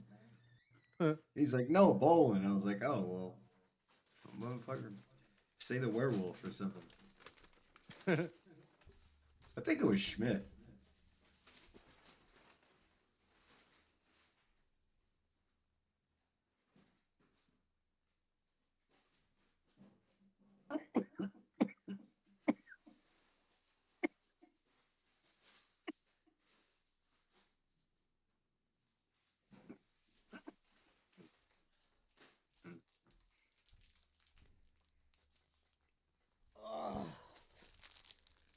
Rico? You okay? Huh? He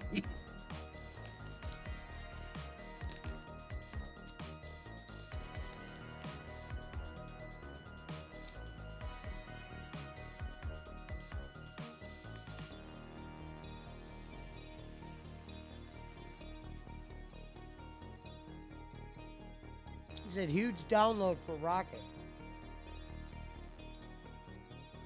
Well, It's literally like 3 gigs. that's big for a Switch.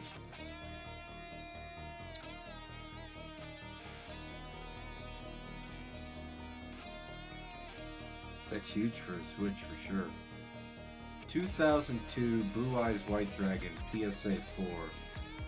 You want to guess how much, Fatal? How much? $40. Okay. I would probably pay like 25 for this.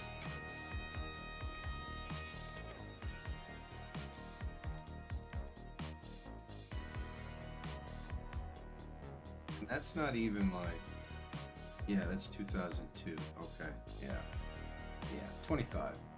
You tripping, bro. Next.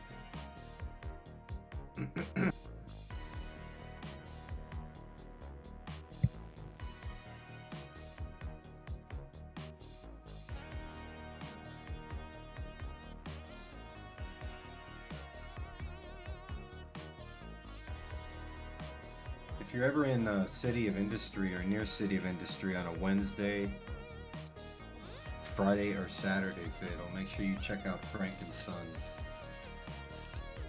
You won't regret it. You won't regret it. Yeah, just trust me. It's an ex Sam's Club that is now basically an indoor, like, consignment flea market that sells nothing but action figures, video games, Magic cards, Yu-Gi-Oh cards. Video games. Yeah, but they're literally only open like 3 days a week. It's fucking crazy. Sounds like the flea markets from back east. Yeah, but Probably it's, like the I only said, it's indoors. Only funny thing Jim Sterling ever did. I mean, now he's a tranny. I think he goes by Stephanie Sterling or whatever. What the fuck? But before he transitioned fully into a girl, I used to love those videos he would do when he'd go, video games. So they're open Wednesday, Saturday, and Sunday, Fatal. Just FYI. Oh, nice. The one I Yeah. used to go to back east, like they would always have fucking places like that in there. Yeah, but like I said, this is Talking about video games and cards and shit. yeah. It's it's one of those places where if you can't find it there, it's probably not worth buying. I mean, I've seen some of the rarest Supreme piece. They have this display over by the food court. It's a wall of nothing but Supreme pieces. And there's literally some of the rarest shit that I've only ever seen on that wall in real life. Like the baseball glove that they have. That's literally the only place in the world that I've seen that baseball glove in my life. It's not, and they won't sell it. I tried. They laughed at me.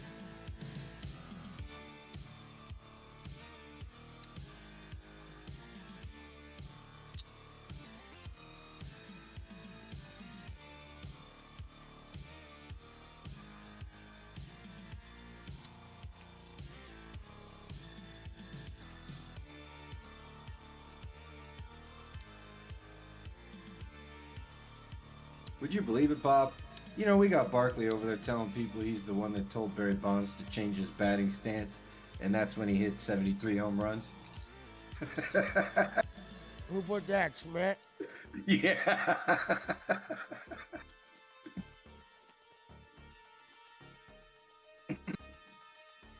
The ironic thing is that one of Kenny's favorite bands is Tower of Power.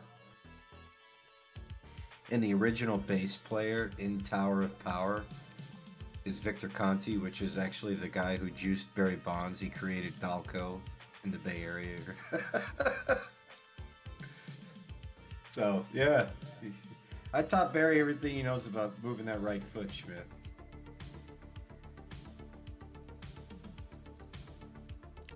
I wish I could have been the guy juicing Bonds. What's going on in the playoffs anyway? I haven't paid attention since the Cubs got bounced. Let's see.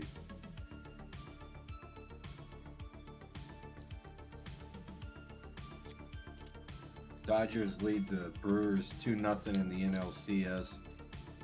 And Seattle's up 2-0 on the Jays. The Dodgers got fucking their assholes reamed last week. Well, they're up 2-0 on the Brewers, so they only lost one game to the Phillies. That must be what you're talking about. The Pedros. Yeah, that was the DS. They're in the CS now. Last Wednesday they lost fucking 8-1. It was bad. That was the only game. Slaughtering. That was the only game they lost in the series, though. So we're gonna have a fucking Mariners-Dodgers World Series. That just means I won't watch it. The Dodgers are going to the World Series? Well, they're up 2-0 on the Brewers in the NLCS right now. So. Oh, they got out of that last series? Yeah, they got out of it. They won it 3-1. I guess the one game we watched was the game they lost. Yeah. The game they lost, yep. It was really bad too. They must have just like threw that one. Rest of their They were- players or whatever. They were playing the fucking AA players. Now Kershaw was Dave in Rock- there. Oh, was he? Well, Kershaw's a bum in the playoffs anyway. That doesn't surprise me. He's always falling apart in the playoffs. Is that the They've guy never- you said that looked like George Kittle? No. Kershaw. No. Kershaw looks more like fucking Adam Page Kershaw than is the George pitcher. Kittle. Yeah. Because I know that they- that one batter for the Pedros was fucking looked like Kittle. They have never won. The Dodgers have never won a World Series because of George. I was about to say George Kittle, which is true. The Dodgers have never won a World Series because of Clayton Kershaw. That guy's the biggest fraud in the Not history. the of- biggest fraud. He just played his worst games in the playoffs. Hey, the Giants won World Series because of Madison Bumgarner, the greatest and most dominant pitcher in World Series history, who has an ERA below .2. Dude came in. Oh, don't even get me started. Most dominant World Series performance ever on 0 days rest. Oh. Guy worked like 11 innings in the span of 18 hours. Then he could have just kept going. Fucking machine.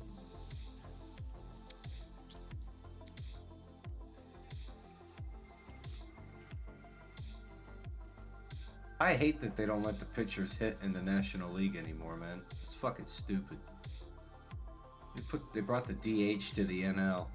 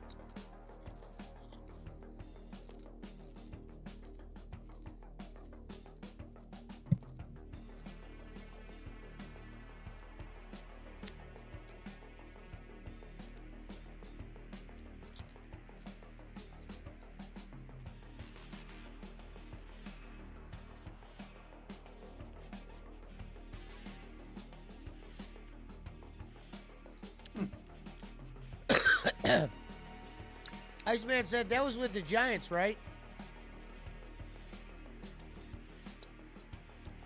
Yeah, Madison Bumgarner? Yeah. I can't. Pesci, did do he you win know a- what a labubu is? Yes, I do. He's gonna tell you that I have a labubu hanging on my mic boom. That's what he's gonna say next. So does Billy the Fridge. Yeah, I have a labubu right here. But my fucking girlfriend gave it to me, BC. Get off my ass. To be fair, Billy the Fridge has a labubu because they raised a goal of like 800. Well, he only spent 30 of it on the labubu, so he came out ahead. No shit. The goal was if they raised a certain amount of money, it was Rastov's idea. If they raised a certain amount of money, Billy had to get a labubu. They remind me of the creatures from those books where the wild things are when we were growing up. I'm That's what good. they remind me of.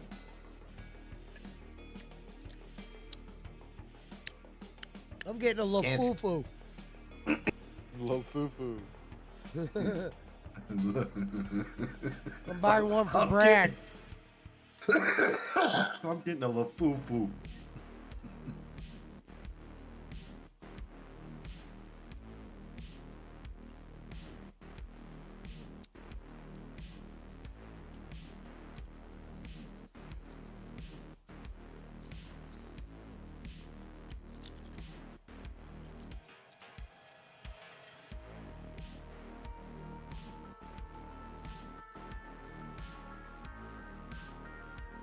All right, Gans, games, no problem, brother.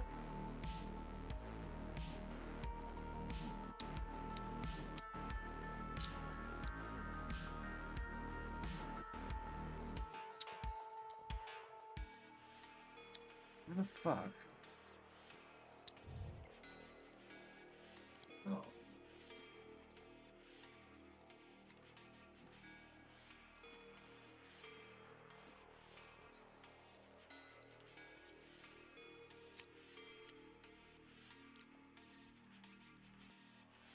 Shout out to LaFufu.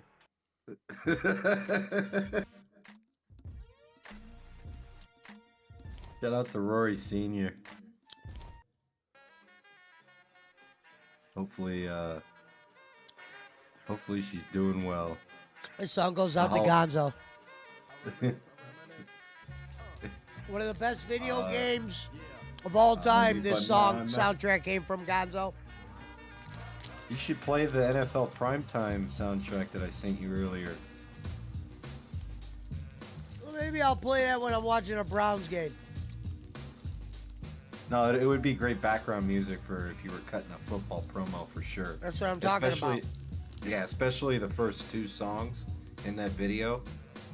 If you're cutting a Stefanski promo, oh, perfect. Perfect.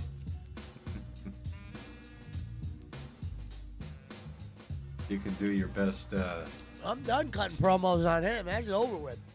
Well, I'm saying the day he gets fired, I'm sure you're going to have something to say. Yeah, I'm just saying he's done. In my book, we don't take him serious no more around here. Did you see the comment that I put in your chat earlier about the odds on the current odds on him being fired? What is it? Plus 700. Which means? Those are the betting odds on Stefanski getting fired.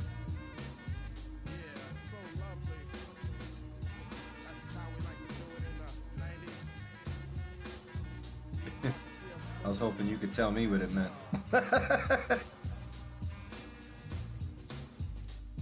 forget what 700 plus 700 pays.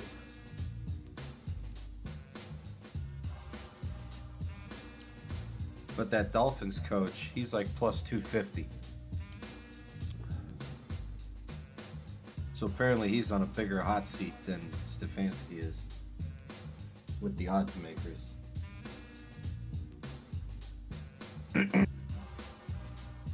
Yeah, they were sharing, Browns fans were sharing memes on Twitter today.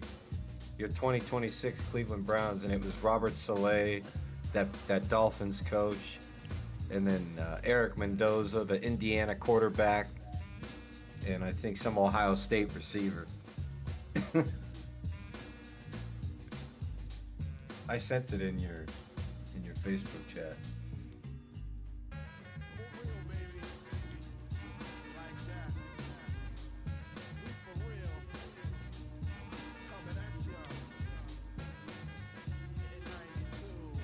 Yeah, here's the full quote, Pesci.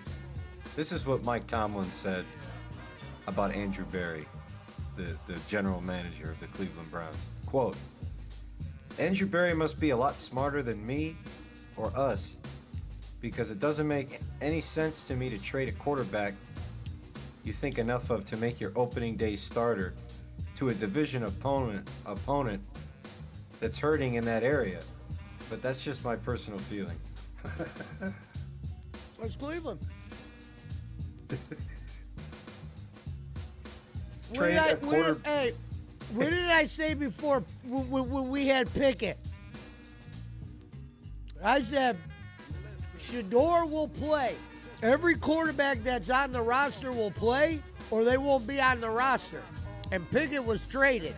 Flacco played, Gabriel played, Huntley played. You know, it's only a matter of time before Shador starts in the regular season. So if Dylan Gabriel gets hit like he did last week versus Pittsburgh, that motherfucker's going to be out of the league in like 4 games, let alone fucking the season. He can't take hits like that. Hey, listen to this. Listen to this. This is what like Cleveland area reporters are saying on Twitter.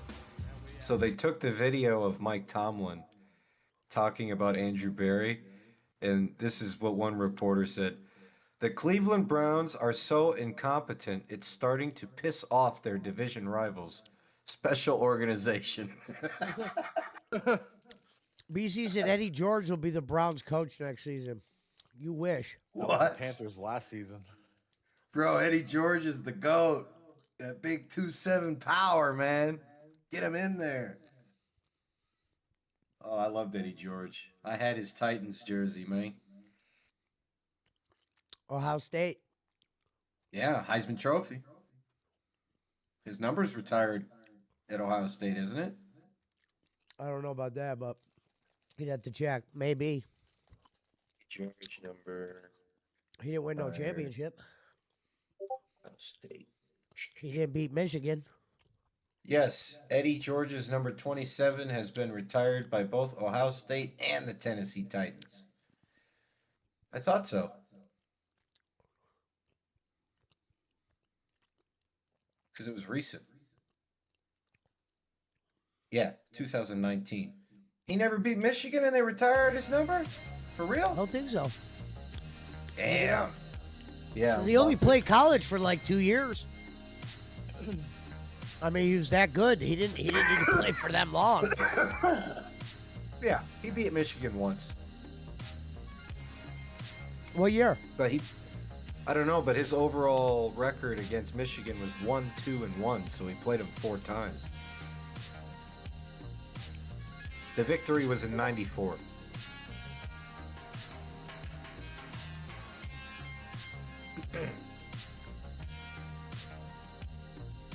'94.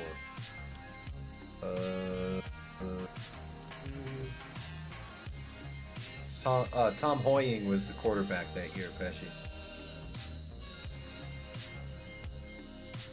If you remember him. Of course I do. Mickey Salula was another running back.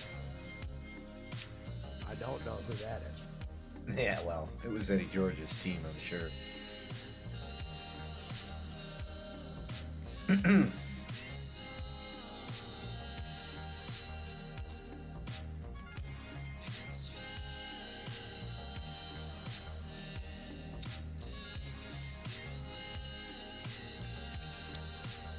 I didn't know he was coaching BC. Yeah, he's Bowling Green. Wow. The Bowling Green Falcons.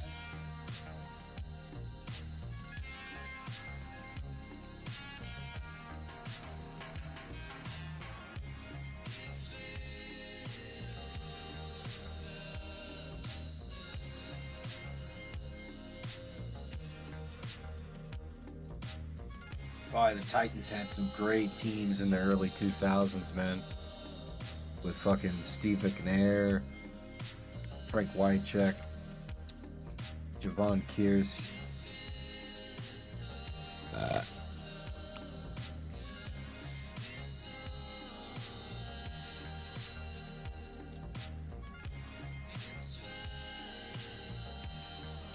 Urban was a coach at Bowling Green back in the day. Oh, I didn't know that either.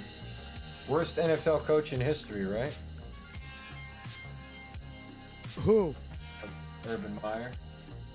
What are you talking about? That's what a lot of people say. Worst NFL coach? Yeah. It's because of the way he crashed out at Jacksonville. Rob Chazinski, Cleveland Browns.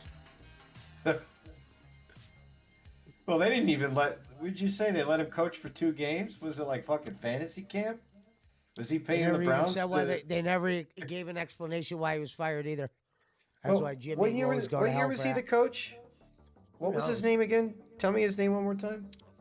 Rob Chazinski. Rob. How do you spell his last name? No idea, bro. I didn't win Right, the spelling bee. Who am I talking to here?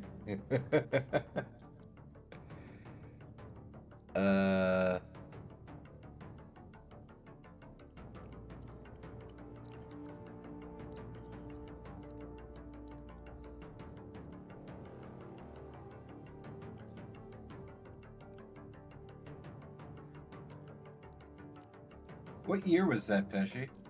I don't know, bro. Coached like 2 games. I have no fucking idea.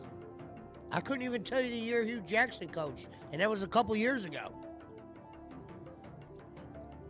Well, no, he got fired in 2018. I remember that because there were a lot of people that thought he was going to be coaching. Google the should have Raiders. it. Look up Rob Chazinski's fucking career. I mean, it's got to be in there.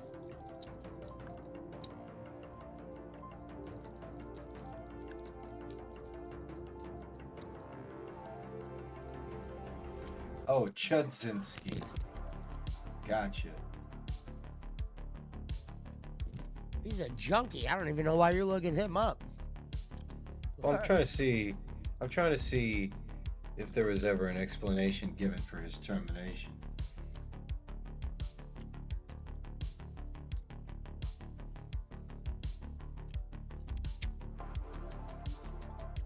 Good luck finding one of those. Anything that's written is fake. That was Jimmy Haslam.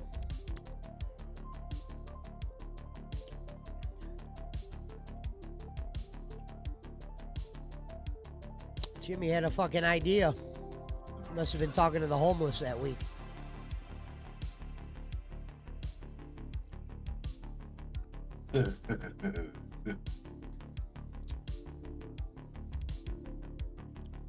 He said, we're gonna hire Chud and literally fire Chud before he could even move his family into the goddamn city.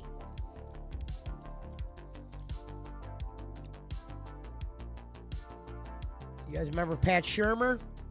Probably not. Another Browns failure. Where's Pat Shurmur today, Jim? Remember what you said about him, Jimmy?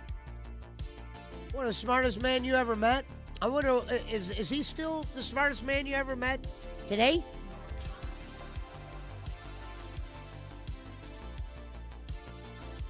Fuck Pat Shurmur.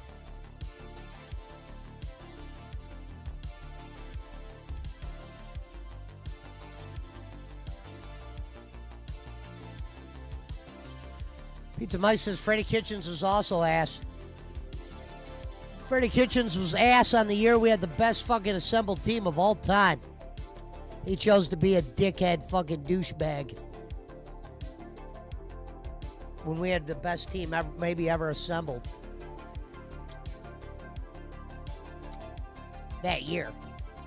Not of all time.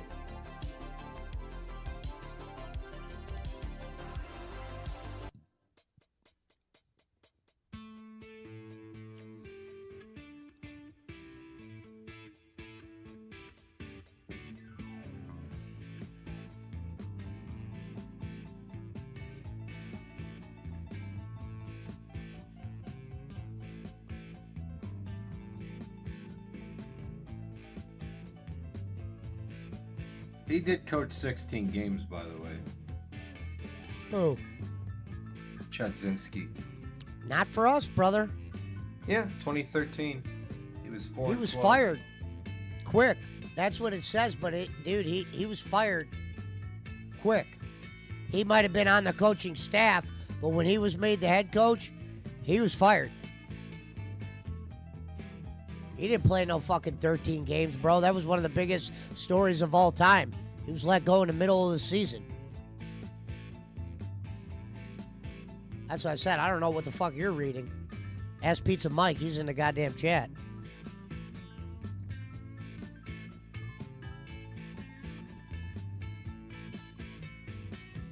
Chazinski was fucking a coach on a year where we had like 3 coaches.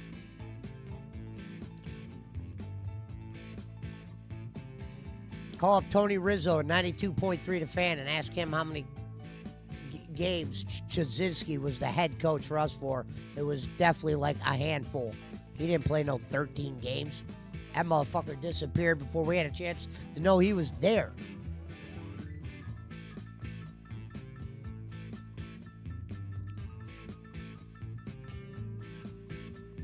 Well,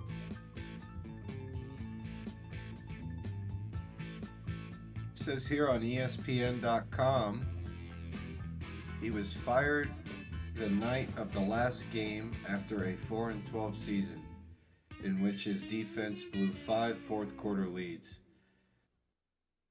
His defensive coordinator, Ray Horton, recently rejoined the Browns under new head coach Jackson before Horton's original 4-year blah blah blah only in Cleveland. I don't know. Either way, nobody really. There's some stories that say the Browns wanted him to cut a player and he wouldn't cut the player, so that's why Jimmy fired him.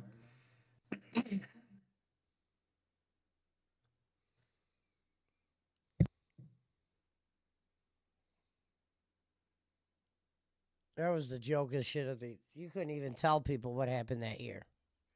You know, the There's most like ironic 9 thing, coaches that fucking year. the most ironic thing is that you talked about how uh Deshaun was Jimmy's choice, Stefanski was Jimmy's choice. What I'm reading here is that Chudzinski was the original head coach that Jimmy Haslam wanted for the job, and he didn't get him. So why are all these people that Jimmy always wants people that do nothing to make the team better, man? Deshaun, Stefanski, Chudzinski. What's it with all these Polacks? Couldn't tell you. I'm not a Jimmy Haslam guy. I'm sure nobody in your neighborhood is. Don't let Mary Kay Cabot fool you. She knew Shador Sanders was elite, but she kept quiet. That's one video from a random YouTuber. Is it time for Shador Sanders? QB film breakdown. Chase Daniel. I mean, if, like you said, if the offensive line is really that bad, you're just going to get him hurt.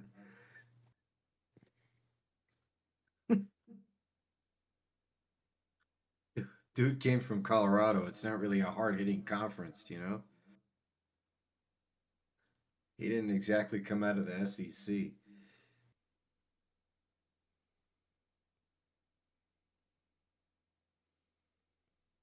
This is crazy. This is how they were writing about Jimmy Haslam back in 2013. Chudzinski's season would become the blueprint of the typical season under Haslam's ownership. Concerted friction between the coaching and personnel departments, a disconnect that infected the locker room, and a lack of leadership and accountability. That was 13 years ago they were saying that about Jimmy Haslam. Nothing's changed. That's crazy. Chudzinski opposed the free agent signing of quarterback Brian Hoyer and the Joe Banner trade of running back Trent Richardson. Vigorously blocked the proposed trade of receiver Josh Gordon in mid-season and warred with GM Mike Lombardi against waiver pickups of running back Bobby Rainey and Patrick Lewis.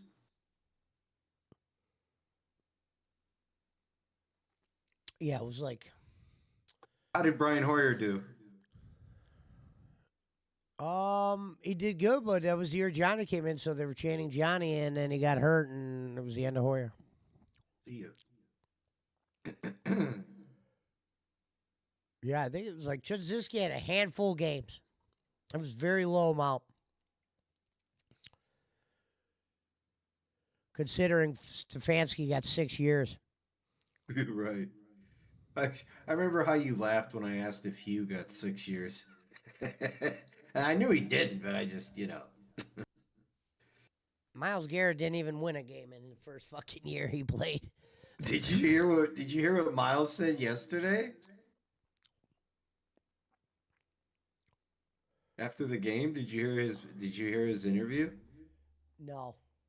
He's just like, you know, it doesn't really matter how good our defense is if the offense doesn't score any points. No shit. Sounds like some John Madden shit. Like, here's a guy who, when he runs, he goes faster. What an astute observation.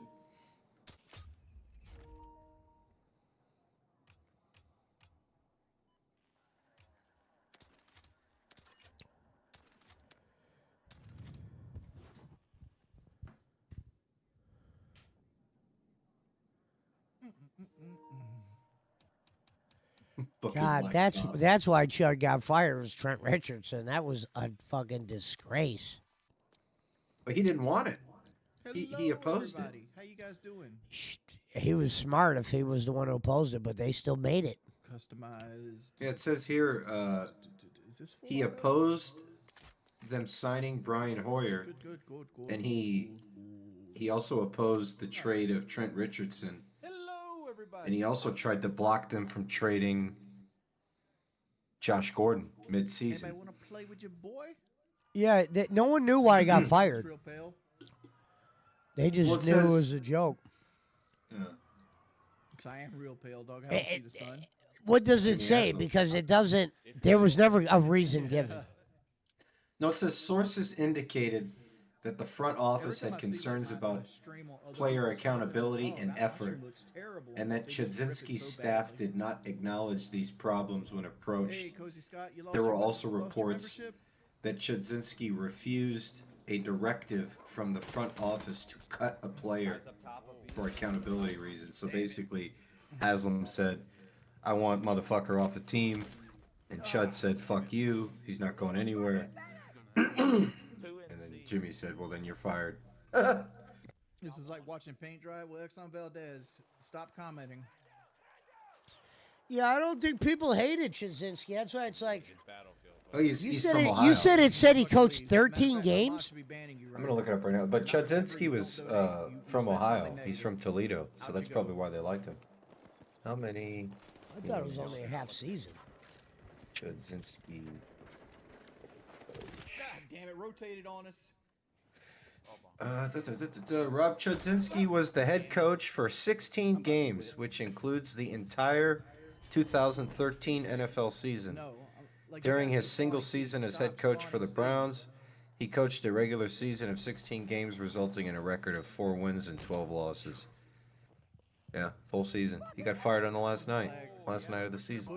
Pushing behind. Pushing. Black We got Monday. Right there, boys. Got one.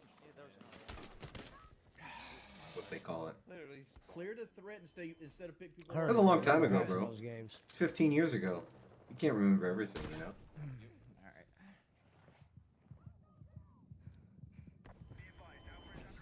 See I'm done. what Twitter's saying about Stefanski. I need something to laugh at. How does he see me? Wow. Steelers cornerback Jalen Ramsey pointed at Shedeur Sanders on the sideline after he sacked Dylan Gabriel and told Kevin Stefanski to put him in. The problem is you don't want to constantly jump. Then there's into the video middle, of it. and they just There's video of it. wanted to go into the meat grinder. Yeah. Oh man. This is when it was 23-9. I mean, the game was over. You might as well have put him in. This could be like, remember when we were watching that So night at that point, it's like, fuck it, I don't need them. when the Lakers were in Cleveland and Bronny made his debut? Remember we were watching that game, Pesci? At least then I don't have the expectation of getting picked If up. Shedeur came out yesterday, that's what it would have been like in Pittsburgh. Would have been the only time they cheered for a Cleveland Brown. It's like, look at that. I got hit by like 2 different fucking tanks just now. See you, corrosive. I need a medic!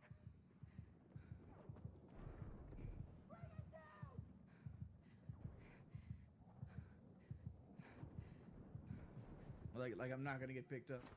Yeah, they need to put Shedeur in. Good lord, did he not hit? It would at least get people talking about something else, Chest? you know? That's a real thing in this game. They're gonna have to. They're gonna give Gabriel a couple more that's games. so shit, dude. Sure.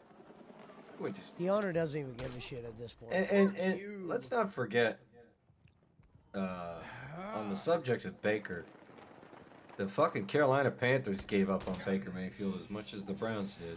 So y'all yeah, ain't but on- the Carolina y'all- Panthers really hit by didn't give him a 2 fair different shot. He snipers. played why like are you 2 even games. Looking over here. Is that it? No, more than that. But I'm saying it's like 5-6 Yeah. games. It wasn't Yeah, it wasn't a yeah. full season. He He played had- for he the had a Rams couple at call- the end. He had a cup of coffee. There's a guy behind me on A. Wasn't even fair to grade him either. He almost beat us in the return game. Damn it. Listen to this. This is What I think Pauly about Market those skill-based Football on matchmaking Twitter. and It's stuff, an I account with don't care. 80,000 Like followers. honestly, skill-based matchmaking is one of those things. Head Like, coach Kevin Stefanski cool, has cool ruined if it every sticks. If it doesn't, quarterback. whatever. Baker Mayfield, 2002 with Kevin Stefanski. 214 2002. yards. Where do you read this shit from? 2022 with Kevin Stefanski. You definitely said 2002. Oh, then that's my fault. 2022. Like, Sorry. isn't my rifle one shot in the 214 chest? yards per game. The fuck? One and a quarter touchdowns per game. I don't feel like I did my 0.9 part. interceptions. Where am I at? 2025 I'm without not Kevin even at the top Stefanski. full leaderboard. 241. 2.5 touchdowns. 20th. 0.3 INTs. 280. Let's go. He's 4-22 in his last 26 games. And Who the Browns fuck also- keeps their job with numbers like that? With the offensive genius whose offense hasn't scored more than 20 points I feel you. in 10 months. I feel you. That's an actual stat. The Browns offense has not scored more than 20 points for going on 10 months now. Losing my KD. Far from guru. It takes forever to kill. I thought he was the offensive genius in Minnesota. They were like, we just want to keep you as we want to keep you as the coordinator, never the head coach. Jacoby Brissett started a game the other day and threw for 300 yards, and he was a backup and scored almost 27 points. Even though Miami lost the other day, they scored 27 points. So where I'm getting at is, where are the Browns getting 27 points at? You guys want to shit on Miami? At least they've scored some points this year. Who the fuck People did? shit on the Panthers, and we just scored 30. Hey, You know, so it's like, who the fuck does Jacoby Brissett play for now? Backup for the Cardinals. Wow. He's backing up and when you Kyler? take into account the amount of head coaches that the Panthers have had in the past 3 or 4 years, like, take a look at Stefanski at that point. Kevin Stefanski was asked about Mike Tomlin's harsh criticism of Andy Berry trading Flacco. It was a perfect opportunity for Stefanski to defend Berry. Instead, he replied, quote, I don't have a comment on that. And there's a video of that, too. That's what he's supposed to say. What is he going to say? I don't agree. I don't know, but saying I don't have a comment on that doesn't really. There's nothing for him to say. They traded Flacco. He didn't know about it. Oh well. They traded their day one starter. You're 4-22, Stefanski. You think you should be making trades? Oh my God. What is this? Kevin Stefanski is a 2-time coach of the year, and that rightfully helps cover any potential emerging doubt over his QB. Oh my God. I was just asking that on Sunday, Barkley, too. I was like, I wonder if the head coach, like Stefanski and Jimmy, just fucking handed Flacco a Bengals jersey on his way out and was like, here, bro, here's your Bengals jersey. Your cab's out front. Cincinnati wants you. It's a short move. Bro, to a divisional rival, they traded him. Their day one starter. Oh, man. And then the very next week, he started for the Bengals and scored more points. You got an opinion on Bruce Arians, Pesci? You know who he is, right? Yes. He says, quote, about Stefanski, I don't know how he's kept his job this long. For coaches, it's all about winning, man. It's all wins and losses. You could be the nicest guy in the world, but you're going out the door. Yep. Just look at Belichick. You know, like Belichick was great. He was on top of the world when he had Brady. Brady left, and what happened to Belichick? He decided to go to college because they were losing. New England was doomed anyway after Brady left. The media is speculating is that the reason why Andrew Berry and Kevin Stefanski are seemingly getting a pass for producing nothing is because everybody thinks now that Jimmy Haslam was the driving force that created the Deshaun Watson trade. And he's like, well, I forced this trade and I ruined the franchise. It's not my head coach's fault. It's not my GM's fault. So they'll get a pass, right? That's what the No, media is I speculating. think Stefanski thought when Deshaun was shitty that Jimmy might give him a pass, and they did. He's been here for 6 years. What exactly has he won again? Coach of the year. That's it. Twice. That's it. A playoff We didn't game. win. We didn't win Oh, nothing. no, actually, they've won more playoff games without Stefanski than they've won with him, right? Because they lost as soon as he came back from that COVID. But they won. They won the week before without him. Yes. Yeah. You can't Yeah, put that's that funny. second game on him because he wasn't even there. Yeah. But I mean, what the players got to play. I mean, we had a great roster. That was why I was always mad at Baker, because we had those couple good rosters. That the Fred Kitchens year, whether he got hurt down the line or not, it was hard to determine if he. I was cool with them letting him go, but I wanted them to do it his last year. I didn't want them to give Deshaun Watson the whole franchise. Well, Danny Cunningham of 92.3 The Fan, your boys there in Cleveland, I'm assuming, friend of the show. They say that Andrew Berry is more to blame and a bigger problem for the Cleveland Browns than Kevin Stefanski. Without a doubt. He drafted 2 quarterbacks knowing that we didn't have no receivers, no linemen. And you drafted 2 quarterbacks knowing you brought in a quarterback and you had a quarterback, and then you got Watson and you got all these quarterbacks and they all are fucking not even that great. And a couple of them are rookies, and now here we are at step 1. And our receivers can't even catch the ball, the ones that are out there. Dylan Gabriel threw a fucking ball off fucking Void's helmet. He didn't even see it. I literally threw the ball and it bounced off the player's helmet. It looked like some kung fu shit.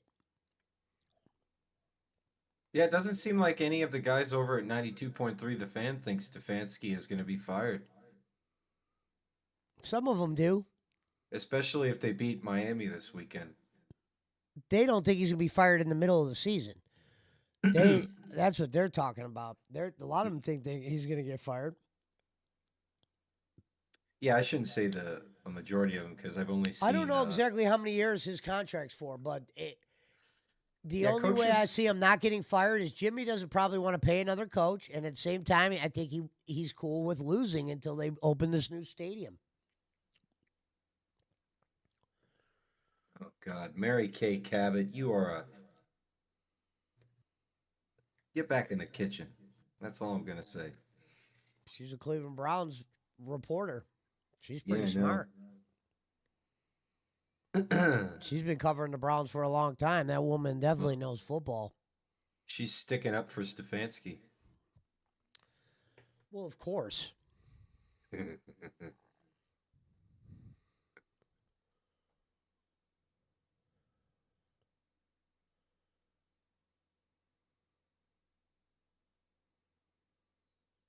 Skip Bayless says that it's time that the Browns give Shador a shot.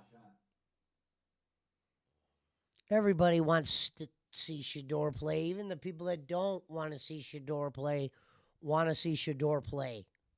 Just to see if he's actually worth the damn or not.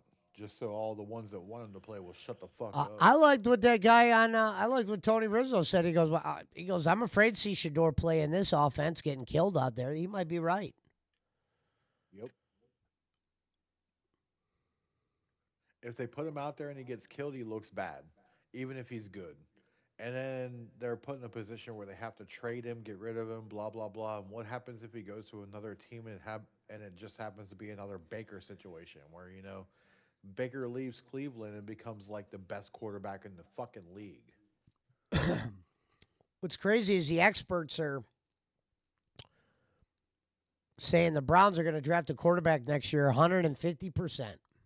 Yeah, they're saying Eric Mendoza, the quarterback of the Hoosiers. Who that will be, that shit don't matter. What you just said, the Browns say they're going to draft that player. Let me let you know this. That has never happened. No, not the Browns. I'm saying all the memes on Twitter today I don't know if you heard me earlier. There's been this meme going around that says your 2026 Cleveland Browns, and it has Robert Saleh, that dude who's the head coach of the Dolphins, Eric Mendoza, and some Buckeyes receiver that's just a baller, I guess. It's just what the fans are saying, what they want, I guess, or what they think is going to happen. I don't know.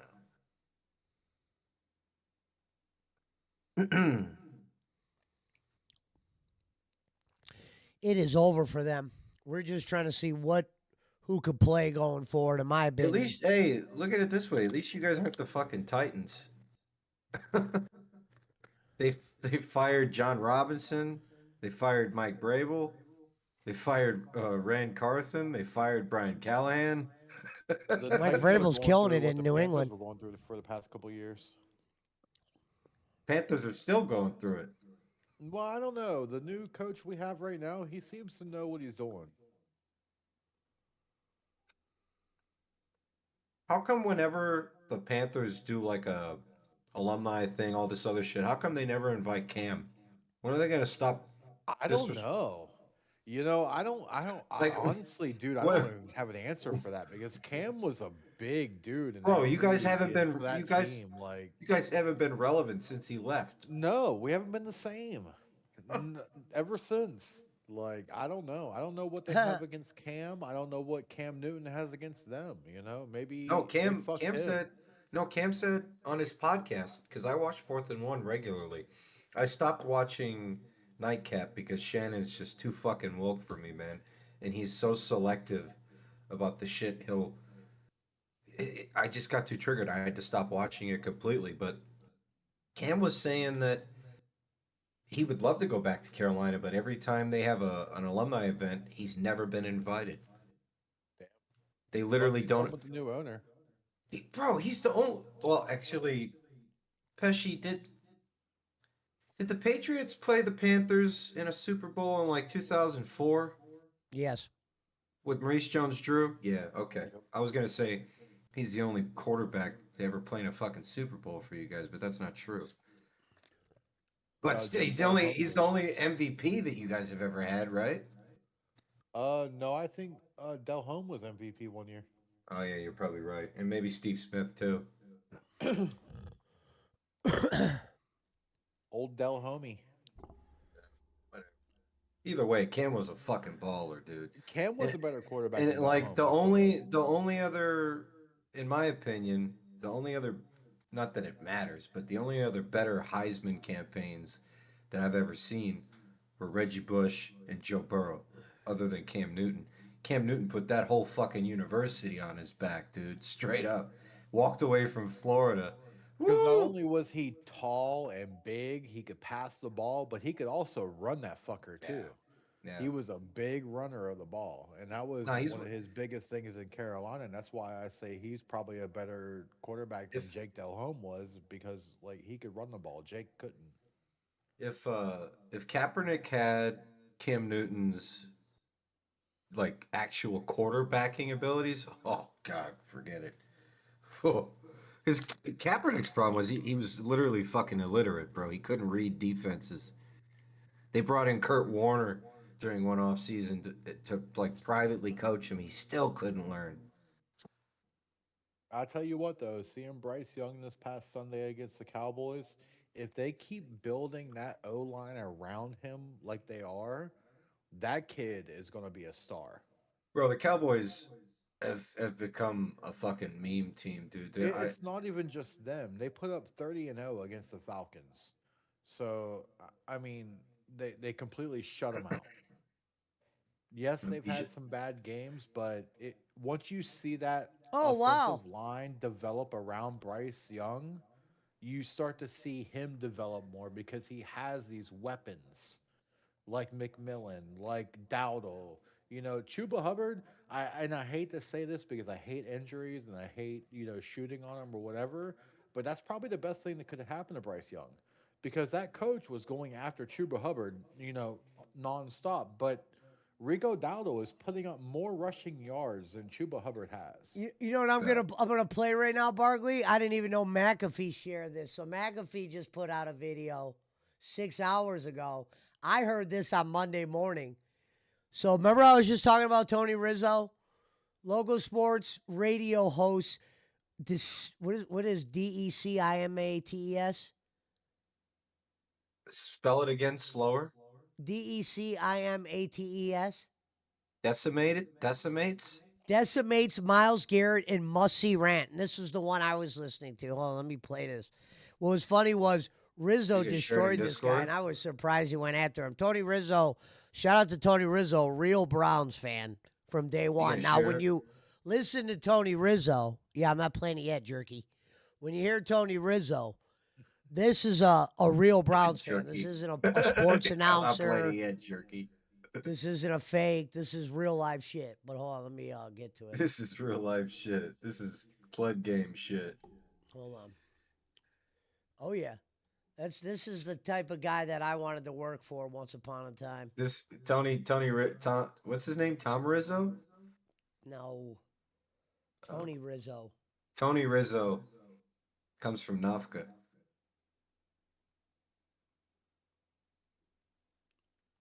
Shit, the video. Hold on. The video just disappeared. Oh, there it is. Oh, no. I also like... No, it's easy to find. It's Pat McAfee. As I said, this is real. This ain't even clickbait. That's why I was like, what is this, clickbait? And I was like, oh, no, I heard this.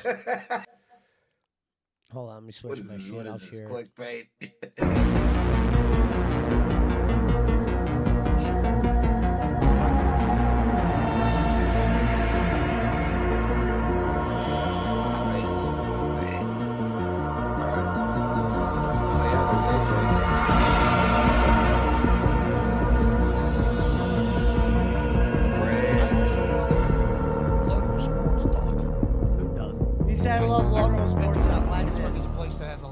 Sports talk. You know, I think it's like a super sports tiny thing to have a local sports talk. There's still places that it exists. Obviously, everybody thinks those days are old, and the talking heads that literally just yell into microphones for hours at a time for radio are days of the past. It's like, no, there's still a very loyal listener to sports radio, but also there is local sports talk that still is given the pulse of the fans. They're still giving the opinions of the fans. They're still because he is a fan. They don't realize that Tony Rizzo is a giant Browns fan. Fresh out of Cleveland. They don't know that. By Tony Rizzo, who's about sick Tony and tired Rizzo. of Myles Garrett taking $40 Tony Rizzo's the million a man. year and then complaining about the state of the Browns. I don't feel sorry for Myles Garrett. I don't Stop with this crap. He's not a leader. He's a hired gun here for money. And he wanted to leave your city and your team. End of story. Am I wrong? No, Riz, you're exactly What goes through your mind? What goes through your mind? I got the headphones Every he's wearing. Friday when the direct deposit goes into my checking account, that's what goes through my mind. If he's gonna talk like this, Riz, the ass kissing of this guy is insane. Boy, are you getting the Tony Rizzo show today? Yes. You want? He's standing up. Yeah. You're getting Tony Rizzo as if you were at my house. Riz, if Myles Garrett wanted out so bad, he should have stood. He should have Yeah. stood by his demand and forced his hell way. out of What Enough. goes through your mind? What goes through your mind? What? What are you talking about? Myles Garrett was a no-show yesterday. He never plays well against the Steelers. Why is the Rarely. laugh track Rarely. going? I hate when they do the laugh track. I Where don't know the why. hell were you yesterday? That's not me. That's my question. Big Pop late. Oh, what goes through your mind when their ears are pinned back and everybody's getting a bunch of sacks? I don't give a crap how many sacks Myles Garrett has. I'm not here for Myles Garrett. I want to win. That's all Tony Rizzo wants to do. I'll tell you what, we all get a chance to hear that. Love the laugh track and a standing ovation to himself. I don't know who's controlling that. The bald-headed guy asking the questions. Yeah, I don't know to who's Tony controlling Rizzo. it Like I said, exactly. I I put a comment, you guys the do. laugh We track appreciate they overdue. Your fanhood and your passion. But that is a real sentiment, I assume, amongst Ohio people and Cleveland Browns fans about their leadership. Very similar to what was going on with Miami with Tua. Anytime you're losing and the people that are making the most amount of money are talking about stuff at the top, it's like you are the top is what fans feel like, AJ. Yeah, I mean, you're never, like, if you want to get a sense of, how the fans, how people feel about their team, go to the local people, whether it's college, pros, whatever. They're in there day in, day out, talking about their specific team, interviewing players. I'm sure Rizzo is not the only one in Ohio that feels this way. Now we know you lose, everybody can get it. You know, when you lose, and it's going to come for the guys that make the most money at first. And Myles Garrett understands that. I doubt this. I'm sure Myles Garrett's heard things like this in the past, and he's used to it being in Cleveland. But you win games, you're going to quiet a lot of this stuff.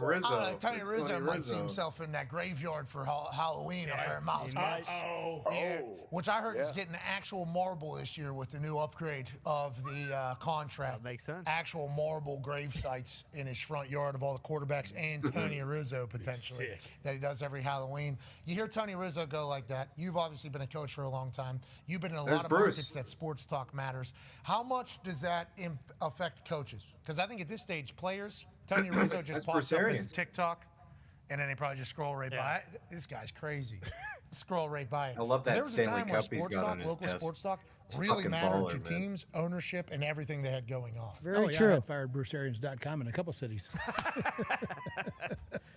But, you knew of it too, yeah? Your whole family did? I say my wife and kids do.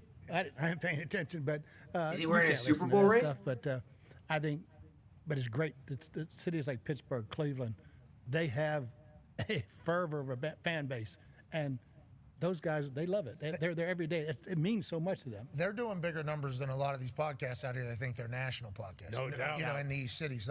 And I grew up in Pittsburgh, which is a sports talk place and a lot of shit talk place and everything like that. And so I didn't really know the New York sports talking head market, which I guess they all feel like they created and birthed and everything like that with Mike and the Mad Dog. That whole thing is, I didn't know of them when I was growing up. Until back after this, started posting all the clips. And well, I wish I knew this guy existed my entire life. This would have been incredible. Good sports talk is hard to beat. It is legitimately hard to beat. Like Tony Rizzo right there, feed me that times 10. But also, you know what's funny is I listened to Tony Rizzo for years before I came to YouTube. Well, You and grew that's up the in big Cleveland. thing. You A probably guy listened like to him, him since like you were he a has kid. carte blanche to say whatever he wants. That guy is following the Browns day in, day out, and probably has been for the last 30 years. Yes. I mean, he's killing himself. You subject yourself, and he has to care. He's talking about that the for Browns. 6 months out of his year, every single year for the last 30 years. And the Browns. That's going to happen every once in a while. You're going to wake up and just be like, you know what? Fuck it. I hate all these guys. I hate this team. I hate this. I almost hate this city because of it. So I'm going to let everybody have it. I think it's their love of the city. It's Tony Rizzo's love of the city that drives them every single day, and we appreciate that from Paisan. I assume Tony Rizzo, and many like him around the city, not in a lot of cities, but many people around different cities, they hate us. We're the national people that say something. Tony Rizzo. And you got this Thai shit guy. What's his name? The local people talking about the national people. The best in the world. They Shout to the already local shitted folks. on him. We appreciate you. Shout to sports. Now I know the context why Rizzo shitted on McAfee. What's funny is he goes, "Who's talking about me?" And they're like, Pat McAfee, and he goes, "The punter." He didn't even say like the announcer, and then he goes, "The punter." That's how you know he's an OG. Yeah. He says the punter. Yeah, I heard that rant. That was actually the good. fuck I care about what some punter's saying about me. Dude, he got up out of his chair and lifted the microphone. He was like... That was only a couple minutes. I listened to that whole day. He went on for an hour. He even brought up Chazinski. Chud was brought up in that conversation. Yeah, that's one of the memes on his show is why did Chud get fired? And he'd always say, don't bring it up. Because people asked him for months, why did Chud get fired, to where it became a meme where so it was just like when people would call Mike Francesca and say why the Giants should not the Giants, why the Yankees should trade Giambi. That was the meme on Francesca's show. He would hang up on you after a while. He got so triggered.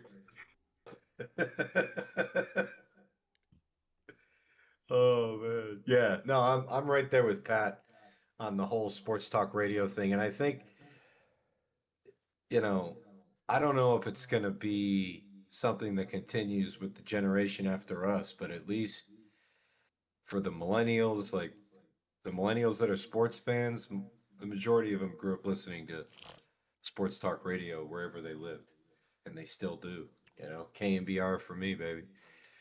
KBR and the game all day, every day. Shout out to Greg Papa.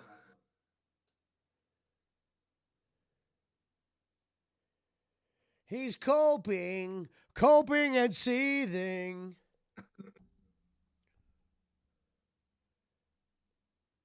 Look, right here, ESPN Cleveland. Can Kevin Stefanski save his job?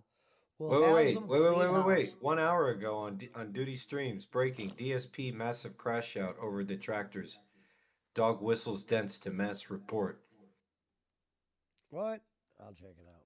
Yeah, let's get it going, man. Mini detractor alley. See how legit this is. Hold on. Well, yeah, it's Duty. It's definitely clickbait, but it's the most recent video. To own the trolls. Hold on, I gotta hear this first. I've already seen all these. That's daily rap, dude. That's from yesterday. Still, I want to see it. Fine. Yeah, this is a long one. What is up, everybody? It's your boy Duty back again with another video. Gotta watch this shit in the morning, man. Boy DSP's daily rap video. The fuck you trying to tell me what to watch, man? Go fucking suck a dick or something, you weirdo. After a day of Mario Brothers and watch this shit in the morning, Truck man. Simulator. That's right. Our boy Phil brought out the chill streams for both. Because of course, Battlefield 7, Battlefield 6 was just too difficult. And Sonic Racer was too difficult and stressful for him. And of course, the mean trolls were making fun of Phil. So he needed a day where he can just play some chill, meaningful games. Now, Gonzo said Barkley is the Becky Boop of the it's 10 minutes PWO. long. I skipped a little bit because it's just not something no one cares about. But there is a portion in here where Phil starts to cope, and he starts to blame detractors for why he's now wage quitting difficult games, multiplayer games, and essentially any game he deems difficult. I had to work all day, so a lot of this shit I didn't see. I got some theories around why he's doing. I was this. gonna do Detractor Alley tomorrow, but I'll do it. I'll do let's one hear video Phil talk today. about Battlefield 6 and how the detractors ruined everything. So let's listen. Great. This is great. No exaggeration, by 7:30, before we'd even started booting the game, I had already hit a goal. What the heck? People just wanted to hang out and talk and chill. Why is it surprising, Phil? I don't understand why you said, "What the heck? We hit a goal." Like you've never hit a goal during Chill Phil before. Here's what he's about to do. It's so crazy. I haven't even seen this, but I know where he's about to go. You can tell what direction. The direction he's about to go in here is he's going to be like, look, I didn't even have to play a game. All I had to do was Chill Phil, and I got the results I wanted. Why do we got to play all these big-time games when I'm just spending $70, $90 a fucking game, $400 on video games? He might as well get Ultimate Game Pass with the fucking money he spends. We start playing American Truck Sim, we're hanging out, we're talking. I hit another goal. So, this stands to reason for what I was talking about last night. Last night, we had just finished a Battlefield 6 stream, where the whole first half of the stream, people were kind of engaged, but said they were getting bored. Second half of the stream, people were like, we're totally bored of this game. We don't want to see this game anymore. Okay, why? Well, it's team-based online play. It's very stressful. This guy is a piece of shit. This is not your fans' reasons. What the fuck? Hold on, man. Rewind this. This piece of shit literally goes, he asked the question, and then he answered the question himself, but pretends it's the fans. This is a guy who doesn't listen to a motherfucker. I don't know why he tries to make people believe he's got like a crew. Like, we were just watching him. He doesn't even call anybody by name half the time. He reads off the simple, the Jades, the Game Boys, King Michael, any super dent will definitely get a name read. But he's like, right now he's going to give you a list of reasons Battlefield didn't make any money at a time slot that historically for him doesn't pull in a shitload of money. It's always wish-wash. If this was Monday, it's always wish-wash on Monday, Phil. Don't give me that shit that it was Battlefield. And you know idiots come in for Truck Sim. We hit another goal during Truck Sim. Yeah, you've always hit a goal during Truck Sim. I don't even know why that's a shocker at this point. there's just some dent that gets off on literally giving you money for that game to make you think it's some super game. I almost think it's your fans trolling you. And you say, when we pick games like Battlefield, it's the detractors. I mean, dude, listen how delusional this is right here. You're not really liking it, you know? There is an audience for that. They're called trolls. The trolls want to see that content because they want to, laugh at me and harass me and make dumb memes about me that no one cares about. see, that's bullshit, though, Phil. Everybody in video games, from Dr. Disrespect, Tim the Tapman, Ninja, on down. Anytime those guys rage, people like it and they make videos and more people come out of the woodwork. That is a group thing, Phil. That is not just a you thing. And why is that bad? That people are actually getting entertained watching you play a game because 90% of every other game you play, DSP, it's hard to watch at times. Sometimes you won't be saying shit. I watched a little bit of Truck Sim where you weren't even interacting. I have the comments pulled up on Raw Phil. I was there. Timmy literally used to do this thing where he would restream Ninja while Ninja was playing Marvel Rivals, and he would wait for Ninja to get triggered, and then he would clip the fuck out of it and content farm the hell out of it, just reacting to Ninja raging. Look at this guy's face right here. Like, dipshit really thinks that the trolls picked Battlefield. Why? Because you were getting your ass kicked? Get a little practice. Yeah, realize some streams aren't going to hit the goal. Remember when you wrote Silk Song off, Phil? You were ready to bury Silk Song and bury it right next to wherever you put your empty gin bottles. What the fuck are you talking about? Battlefield's a troll pick game. Trolls who just make their own content to circle jerk each other. So the thing is, that doesn't benefit me anymore. It used to when those trolls would come and watch my content and I would get ad revenue and views. But they don't do that anymore. Now everyone goes to the illegal restream. Everyone goes to the Clipper. They get that attention. Everyone goes to the Clipper. Everyone goes to the legal restreamer. Phil, you ever thought maybe it's because you literally blocked every motherfucker? And the only place you could crack a joke without getting ridiculed by you or blocked by you is in a Raw Phil or WPIG or that masked Untoxicity chick, whoever the hell she is. And there's a few other ones that restream you. But I only go to certain ones. I go to WPIG and I go to Raw Phil. Yeah, I only go to Raw Phil. So last night, the stream didn't do well. We didn't hit a goal. True. Right? Disappointing. Tonight, literally, all I do is hang out with the audience. Yes, I'm doing the longest drive I've ever done in Truck Sim, and it was a big delivery. We like $47,000 in one delivery because it was a super long delivery, right? But outside of that, just hanging out, talking, interacting, having a good time. We hit over 2 goals. So what I said last night, absolutely hit it on the head. Why do you keep doing that? Lifting up your 2 fingers and shrugging the shoulders. We hit 2 goals like you're shocked. I don't get that. You're shocked for no reason. You just want to shit on Battlefield for not pulling money. Why does that mean the game was bad? So this is why you're a piece of shit, Phil. You got your money, so you enjoyed it. But because the trolls supposedly were laughing at you playing Battlefield, that makes the game bad? People having fun? In 2025, people don't want to tune into Dark Side Phil streams to make fun of him, to laugh at him, to troll. Lie. They do. Those trolls Yes, already they have their own do. established channels. And I'm Not making true. off of that content because they're so Oh my God! fans, my actual supporters just want to have a good time. They just want to hang out, engage in support with me, have a conversation. That's working. Okay? So tonight, Phil, you're like what's that called when you just repeat something all over and over and over and over? Broken record. Like, that's all you do. My fans just want to chill. And sometimes they just want to chill with me. Every time Chill Phil does successful, you say sometimes they just want to chill with me and not play games and not do this and not blah, blah, blah. Phil, your support is all over the place. Meaning you never know when they're coming. You never know when they're not coming. Don't act like everyone's like, oh, yeah, Phil's not playing a game. Let's all give him money. No, it just happened on that day. The Dents were giving you money, and you chose to do chill with Phil.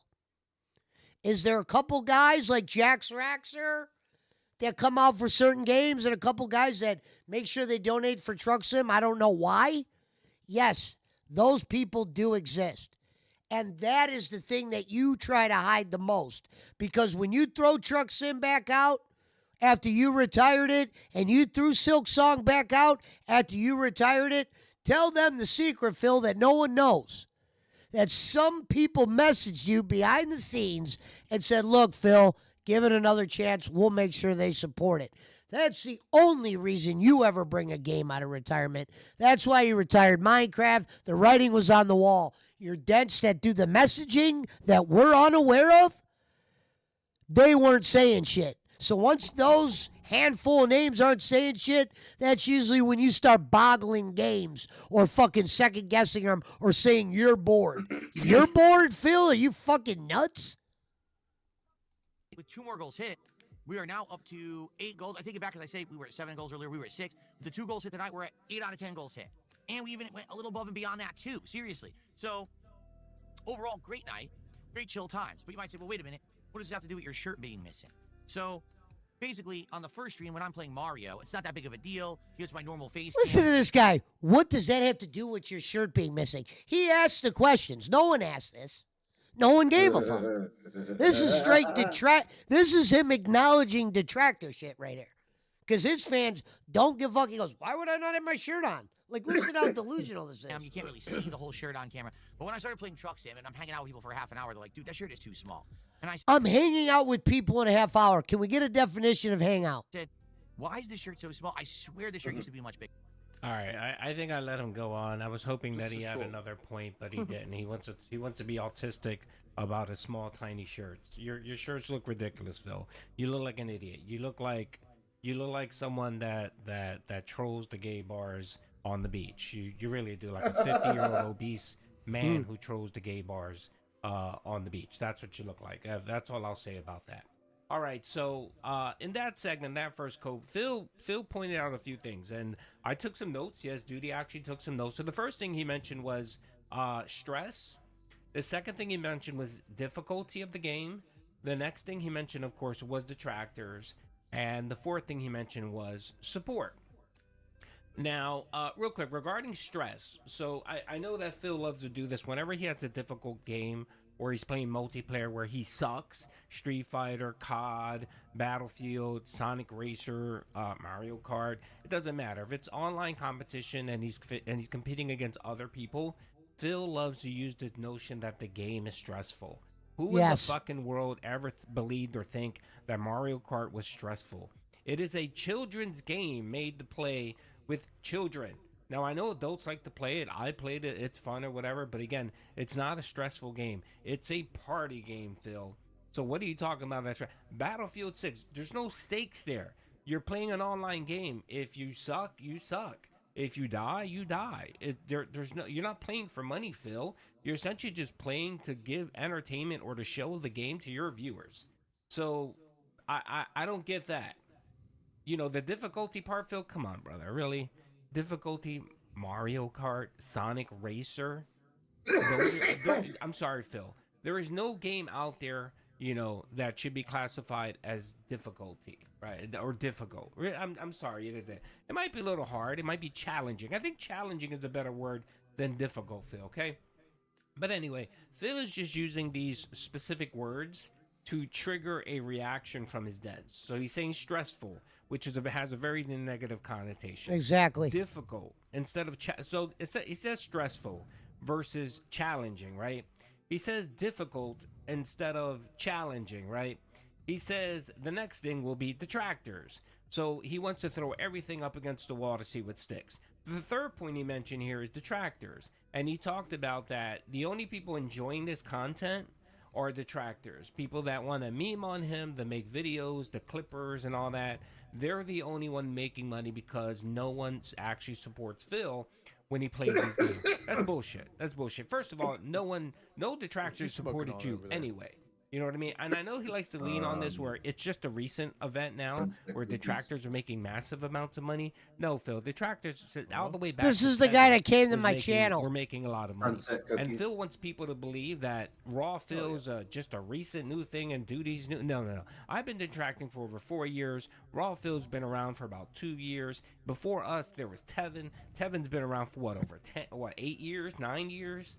Tevin, you have WPIG doing this for 2 or 3 years. That being said, 2 or 3 years, and even before that, Yeah, you have I the fuck with OGs that of being Gold, said. They're not a you know, the DSP Outsider, restreamer, but Evo AJ. Alt owns that You have channel and he those owns people that trolled WPIG. you, Phil, and made Evil AJ content, was the guy that right? invented and This none Is of How them You Don't supported Play. you, Phil. He used to be a Phil mod has for this Phil. delusion that his detractors used to go on his stream and give him money to troll him. That was never the case, Phil. The only people that give you money are LARPers that want to egg you on because True. they want you to say something stupid, and typically that's what, a couple bucks here and there.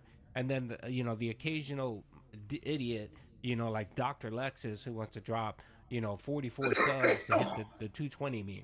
It's regardless. I know what Dr. When Lexus's you're other talking name about was. detractors, you're talking about Duty. It was Raw, Dark Phil, Side that being Pimp. Said, Snort Oh, really? Hogan, Yep. all the OGs. Same guy. No one supports you, Phil. So you're lying I there. knew And who you're Dark coping. Side Pimp But was. again, he's using these buzzwords to elicit a response by his dents, his viewers. Stressful, difficulty, detractors, right? And the next thing he brings up is support, right? He talks about support and how support is low. Again, four points here that are all in the negative that he wants to harp on, right? And he's putting it like, this isn't my fault. I don't want to quit these games, but I'm being forced to quit these games I'm being forced to quit these difficult games because of these 4 factors: the stress, the difficulty, the detractors, and support. And of course, he's gonna blame the dents. So he says, well, it's stressful for me, so I'm not having a good time, so my viewers aren't having a good time. Ergo, they're not going to support me. If the game is difficult, that means I can't make progress. That means my dents get bored because their attention span is, that of a Very gnat. true. So, they get bored, they leave or don't support, right? My detractors come in and ruin it, and they harass my viewers, so then my viewers leave and they don't support, right? Not true. All this bullshit, all this kabuki theater here is just to talk about and focus on money, support. And then, of course, he brings up, well, when I play these games, they don't get supported anyway. Look at Battlefield. I played it 3 times. I barely hit the goal. I hit the goal the first stream, barely hit the goal the second stream, and missed it on the third stream.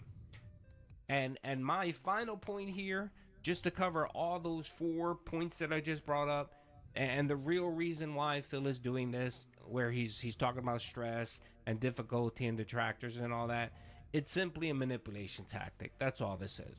All this nonsense, this nearly 5 minutes of Phil going off about difficult games and all, it's all to manipulate his viewers, right? And what he's doing is he's threatening them. He's saying, look, guys, I don't want to play difficulty games because of all these factors: stress, difficulty, detractor, support. I don't want to play these games, right? So I'm going to make it a miserable experience. He's purposely doing this. Miserable, like I said the other day. Do you believe that shit? So what Phil will do is he will make it look like he hates it.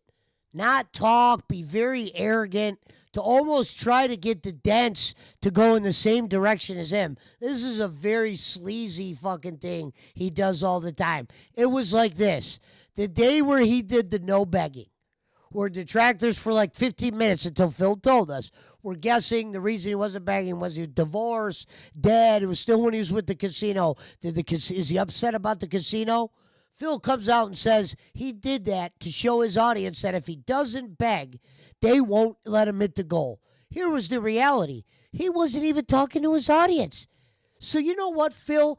Fuck you for that day now that I fucking think about it, you piece of shit. Because you sat there and you moped. I remember that stream like it was fucking yesterday. You were so like crying. Some adults, they were saying, did Jasper die? Did the bunny die? That was when all that shit started. Did you have a death in the family? Did your mother die? They were trying to figure out why you were mopey. And then at the end of all that, you know what you had the nerve to say? I wanted to show people that if I don't beg, I don't get no money. But at the right time, Phil, or you didn't even try to be entertaining at all during the whole stream. You were just quiet. You were a mute. You were a piece of shit. Who would have gave you money? Your own fucking mother wouldn't have gave you money for that fucking performance. Are you nuts? And then to blame it at, see, guys, this is why I beg. This is a true story. I swear to God. He said the day that he didn't beg was to prove to people if he doesn't beg, he doesn't get any money. And at the same time, he wasn't trying to be entertaining. He came to stream. They thought he was hungover. They thought his girl died. Because that's what Phil wasn't. That's what you should do every day, Phil. If you wanted to play jokes on the detractors and really hit them in the nuts, do what you did that day, where you just came in and you didn't even mention begging. Have you done that since that day? No. It's almost impossible for you to do. And you know what's so funny is you weren't even talking that day. You barely said hi to fucking Jade, you scumbag. That would be like you owning a sandwich shop, right? And you not enjoying or you hating your clientele. Right? Duty using DSP's sandwich shop reference. You hate your clientele because they don't buy enough, or they don't support you enough, or whatever, or they're freeloaders, or whatever the fuck they are, right? And that would be like you putting out shitty sandwiches on purpose just to annoy and manipulate your customers into, I don't know, supporting you more? It makes no sense, Phil. It really doesn't. But that's what Phil is doing here. He's manipulating his fucking dents into supporting them. Because how he's manipulating them, he's saying, look, it's stressful, right? So I'm going to be an asshole on stream, but it's not my fault. It's your fault for not supporting me. It's difficult, right? I'm having a hard time. I'm sweating. It's 120 degrees in my I'm sweating. He says it's hot in his room. He's right. And you're not supporting. Again, putting it on his viewers. Detractors. Well, detractors, they come in and they harass my viewers, and you allow them to get harassed by detractors so they don't support, right? Not true. All he's doing here is just putting a gun to his viewer's head and saying, I'm not going to play the games you want me to play, especially if they're difficult, if they're online, or they elicit a response by detractors, right? And what he's telling them is, you pay the fuck up. That's what he's doing here. He's manipulating his dents to say, look, guys, I may not play a fighting game ever again. I may not play a multiplayer ever again. Unless you step up and support. Which means give me money and make sure that I hit this goal and exceed it every single fucking stream. That's what he's doing here. This is all just some manipulation bullshit that Phil is doing to convince his dents that he's never going to play multiplayer or difficult games ever again. You want me to play FromSoft? Fuck that. Nope, I'm not going to do it because you guys aren't supporting me. And again, you really think Phil's going to not play these games? What the fuck is he going to do? Chill with Phil every other day isn't going to work, okay? It's just not going to happen. Lego streams, he said to himself, it's fine to do it once every so often, but if he tries to fucking bring that shit out once a week, it's going to die on the vine. So do you really think, folks, that he's really going to rage quit these games and not play them? Bullshit. Bullshit. The next Mortal Kombat, the next Street Fighter game, whatever the fuck it is, any game that's out there that we use to troll Phil's gonna play it. And it doesn't even matter that it's multiplayer. We fucking trolled him when he played Donkey Kong because he was fucking shit at the game. He was terrible. It doesn't matter if it's multiplayer, Phil. It doesn't matter. You're terrible at these games. Why? Because you're a bad gamer. And not only that, you make the streaming experience terrible. You really do. And I want to highlight one more point here about the manipulation, where this is because he does that on his stream. It's the reason why he burps. It's the reason why he belches, he snores, he snorts. Notice he never does any of that whenever he has a guest or whenever he's the guest of someone's show. Never snorts, never burps, never does all that disgusting behavior. Only does it when he's streaming to his dents. Why? Because he despises them. He hates it. And he wants to make the streaming experience as shitty because he as despises them. And shove it in their face and say, now that's Duty adding shit, but you're gonna like it, you're gonna pay for it, and you're gonna beg me for more. That is some crazy cult shit, bro. Oh, it is, Duty. It's not cult, but it's pretty bad. Even dream or even think about being a content creator in the fashion of DSP. So again, let's not get it twisted here. All this bullshit, this kabuki bullshit about stress, difficulty. Kabuki. No. All this is just a manipulation. That's my tactic word. to extract money No, out of Arnold Velcro said that. wallets, and that's all No, it is. obviously. And don't I'm worry, just saying it's a Vince, word I don't worry, use. Jade. Don't worry, you idiots who actually like Phil's gameplay. He's gonna play all the fucking games. He's not gonna not play something because because he's worried about the tractors. Phil is stupid, but he's not that stupid, okay? Because he knows that if a hot game comes out and it's multiplayer, all right, we people can go are to the simply other just gonna video go now. to other I didn't know that was places the to end of watch. it. The most recent one? Yeah. Nice.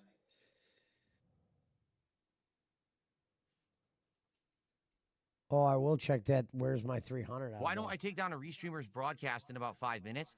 Because, okay, there's a couple means by which. Well, here's what I don't understand. This is actually a good point. Someone asked him, why doesn't he take the restreamers down in 5 minutes? What's funny is all Raw Phil does is put up Phil's stream and the other chats. He is changing it, but he doesn't even do a talkover. I don't know how Bolin was able to shut me down, but Raw Phil just lives.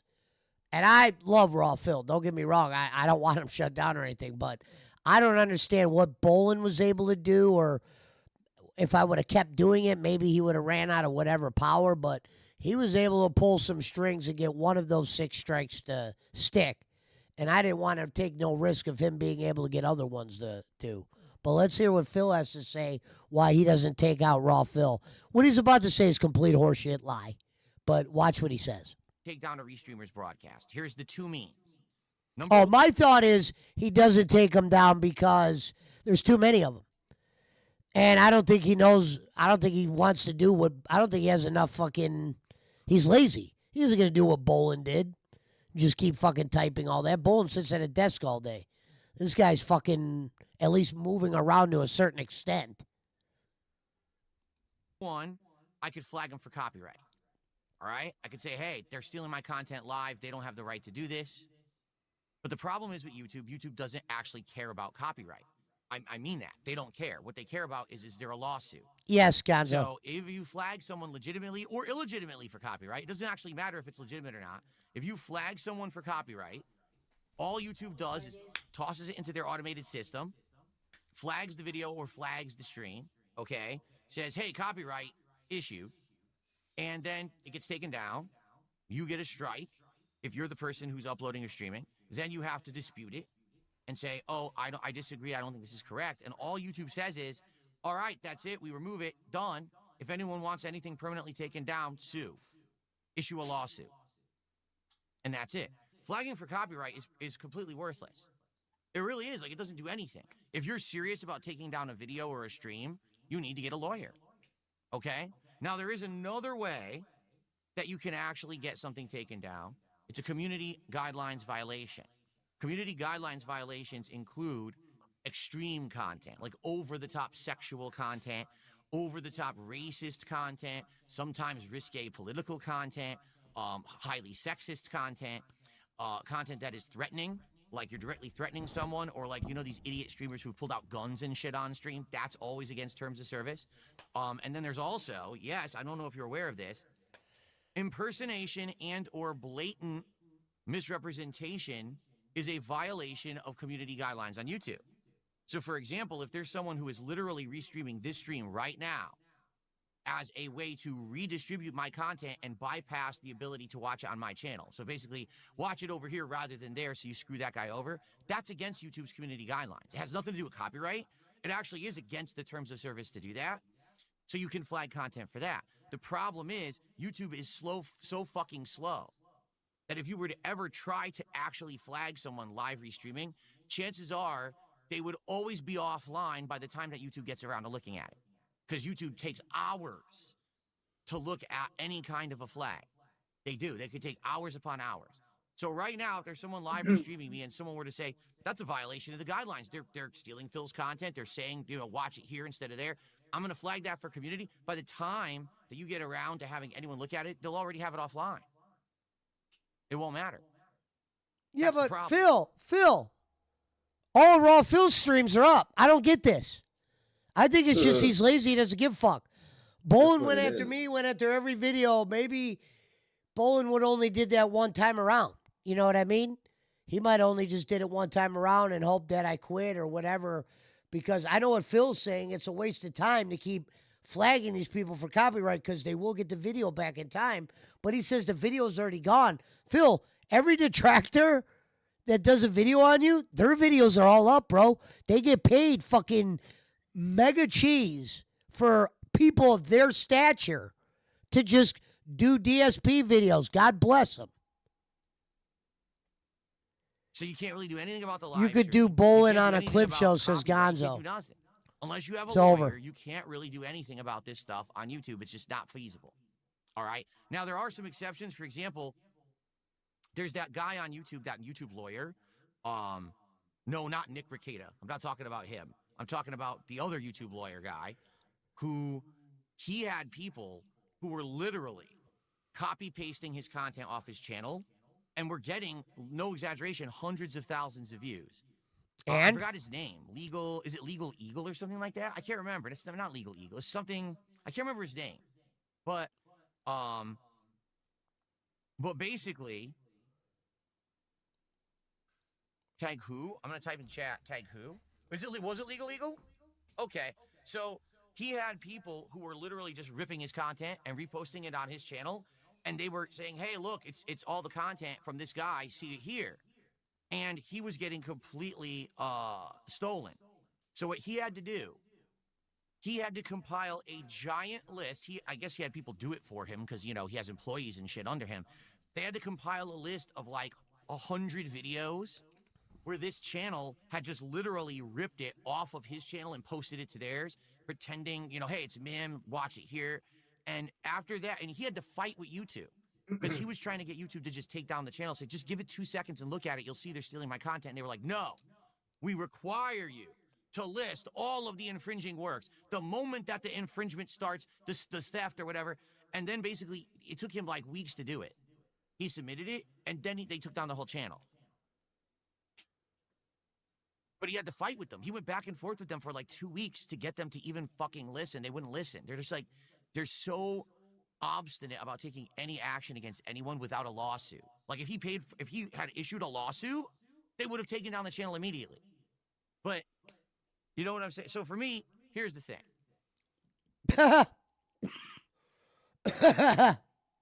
Okay? Here's the thing. What was the point? I'm not gonna. What? That's what I'm saying. It's like sometimes this guy just said a bunch of shit. I didn't catch any of that. That's why I didn't respond. I'm like, dude, I don't even know what the fuck he just said, man. Yeah, I don't. You got me on planet. You just said what now? Yeah. How does this, Phil? Phil, your number one detractors that restream you, WPIG and Alt and fucking well, when Tevin does it, but Tevin's not doing it as much as he used to. Nah. Who am I missing? Oh, I can't ever pronounce the thing. Untoxicity Unmasked or whatever. Toxicity Unmasked. That girl, the VTuber. There's fucking Detractor Beam. Detractor Beam goes live whenever. I don't mind Detractor Beam, but ALT does the best Phil restream. It's the best one. He knows the most.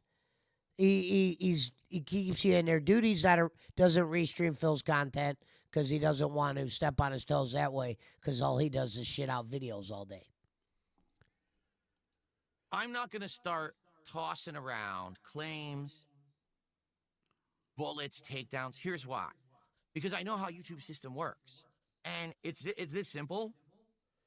It's an eye for an eye. Meaning, if I take out this guy, what's to stop someone from trying to fuck with me? Because YouTube system is busted. It's broken. It doesn't work. No, Easily hey, some- no, don't say YouTube's busted, bro. He was actually almost honest right there. He said, what's going to keep someone from coming after me? What Phil is aware of. What Phil is aware of is the reality is detractors need his content up to make the money. Once you start making that Phil money, like some of these guys have, they're not shutting that down. Duty, you think Duty would ever go file a strike on Phil? That's why I thought it was funny when they're like, maybe Duty got him a strike or whatever. Hell no. if Duty would take a strike for him if he could. You know how much Duty showed how much money he makes off DSP. I saw that kind of cash. I'm like, what? That's some fucking real live money right there for just covering DSP. If I was a hustler and could make Duty's money online and make the money I make off, holy God. But what he's saying is he's scared to go after people because he thinks they'll come after him 2 times harder. He's got a fear there. See, Bolin knew I wasn't probably going to come after him and there wasn't 1,000 people. Phil doesn't even know how big the vortex is. He has an idea, but he really doesn't know. You could tell. That's why he's afraid that if he went after one detractor, he's going to get a bunch of trolls that come after him. Not to where they're going to get his channel shut down, but like YouTube did to me. They'll suspend it for a while until they got to figure everything out. And Phil doesn't want to go through that. I think Phil's biggest fear is probably like false claims to where he's got to fight them for 14 days, and he knows he can't go 14 days without making money. And the reality is, even if he streams on Kick, only a certain amount of people are going to make that switch. It's just how it is. He's not that good where people would be like, if Doc said, I'm going on Kick, you guys got to see me over there, everybody would go over there. It's not like that with DSP anymore. And that's his fault. Someone can false claim, false takedown, false do a bunch of shit all the day. See? Do it. Basically just said what I don't want said. to sit here and be known as the guy who tries That's to take what down all Bolin his did. detractors. So now his detractors all try to take him down. It's just a big fucking circle jerk of nonsense. I just want to be able to make my content. That's all I care about. Making my content and making a living. Right You now. know what, Phil? I'll appreciate you being honest right there. Because you were almost honest without actually being honest. He doesn't want to get a back and forth war. Because if he takes one of them down, someone's going to get pissed. And they're going to try to do some shit like that to him. Right now, the people that are troll Phil, they know the detractors need him live. That's why Phil don't get taken down. Now I am making my content and I'm making a living.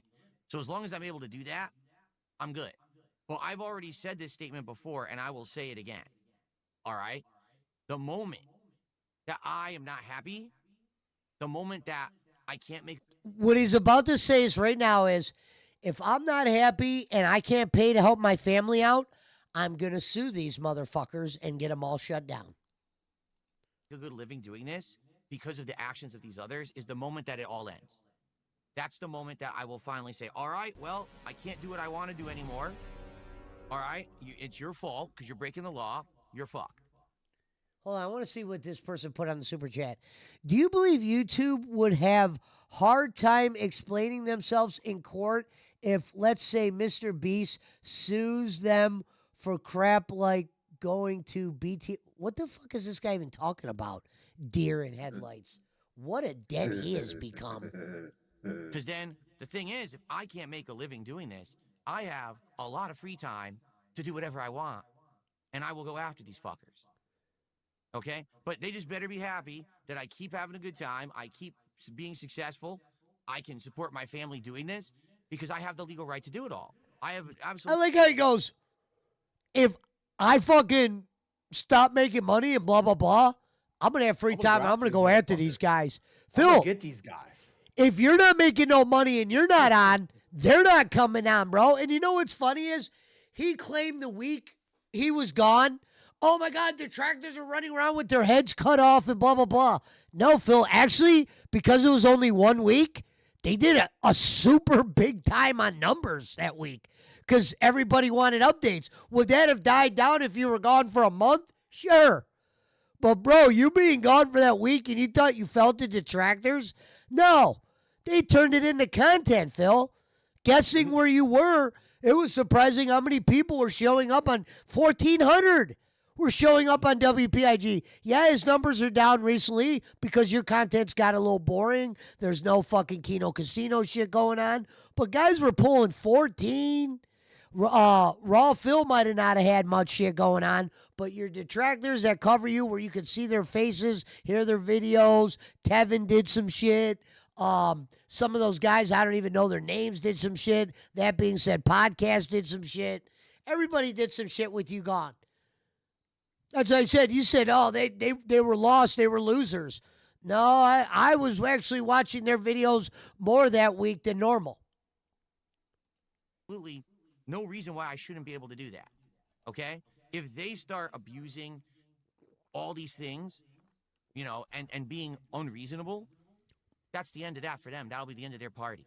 They'll make no more money on me ever. Ever. They'll all be so fucking fucked legally. Every one of them will be in such a legal fucking stranglehold dealing with all kinds of shit. That'll be the end of that. They won't have time to do their little daily research. You're such a liar. Because, Phil, I'm listening to this story, and if I could even do all that, I would just do that because that would be a great story. You can't shut them down. Half of them do their own content on you. I've watched. It's the only person who does a direct rip is like Raw Phil. Now, you can make the argument that Snort Hogan has videos that there's no overlays or anything like that, but that's just YouTube, Phil. That's happening everywhere, and you know that. That's why you're not going after Snort Hogan. Streams and uploads, they'll be fucking talking to lawyers all And Duty does talking over some of his videos. I'm not going to bother with that unless I Not have to. all. That's like last resort, scorched earth bullshit. I don't want to do that. I literally don't want to be involved with any of that. Phil, by the time you go and do that, you're already done. They're already packed up. That shit. I just want to make fun content. Do you get it? So No, nothing's fun about your content. Give us one example of fun content, Phil. Give us one example. Because if Battlefield was a fun game and made $90, it's a lost day. You want to know a comment this fucker made today, and it's probably in one of those other videos? He goes, hey, I'm kind of bummed. Because it was the first stream he thought he was going to hit DSP tries it in that first thing. I'll actually show it to you. That's what that first video Duty made is. But yeah, he was bummed that you didn't get him to $150 in the first 15 minutes of the stream. So the second part of the stream, they could get the $150 and do DSP tries it. Scum. it's that simple. It's literally that simple. I don't want to mess with it. It's not They don't that mess with simple. me. I What think a that liar. most of them are smart enough to understand that like the shit that they say and do doesn't affect me, right? The shit that detractors say and do, the restreams and shit, it really doesn't affect me. Are they stealing views? Yes, they are. What's funny is the detractors that were watching this were probably all laughing, Phil. They usually laugh when you do this. And Raw Phil's chat goes nuts when you start talking about the detractors because you look silly. It's just you looping again. Are they stealing some revenue? Yes, they are. But I'm still making a good living. Otherwise, I'm still doing good. So it's all good. I just fucking want to ignore the nonsense and not get caught up in all the legal shit. I just, honestly, I just don't have the time or patience for it because I'm having too much fun doing what I'm Legal doing. shit. You know what I'm saying? Why don't you tell him the truth, Phil? He goes, honestly, I don't got the time to shut down every detractor. You're saying you could easily shut down every detractor you got and you don't want to do it? Zig. Fucking liar. He says, you ruined your own case. This video could be used in court against me. With what? Now With that what? was a What are you LARP. talking I about? love. Hold on, I gotta rewind that. Watch his face. This is such a LARP comment. The LARPers are really good at knowing what gets Phil going. Like, this guy doesn't read chat worth a dick. But if you put certain shit, he can't ignore it. And this is one LARP I've seen him answer many times. Let me rewind just a smidge here. Watch his fucking face when he reads his fucking question. Zig, you're an idiot. He says, you ruined your own case. This video could be used in court against me. With what? With what? Look With at what? What are you talking about?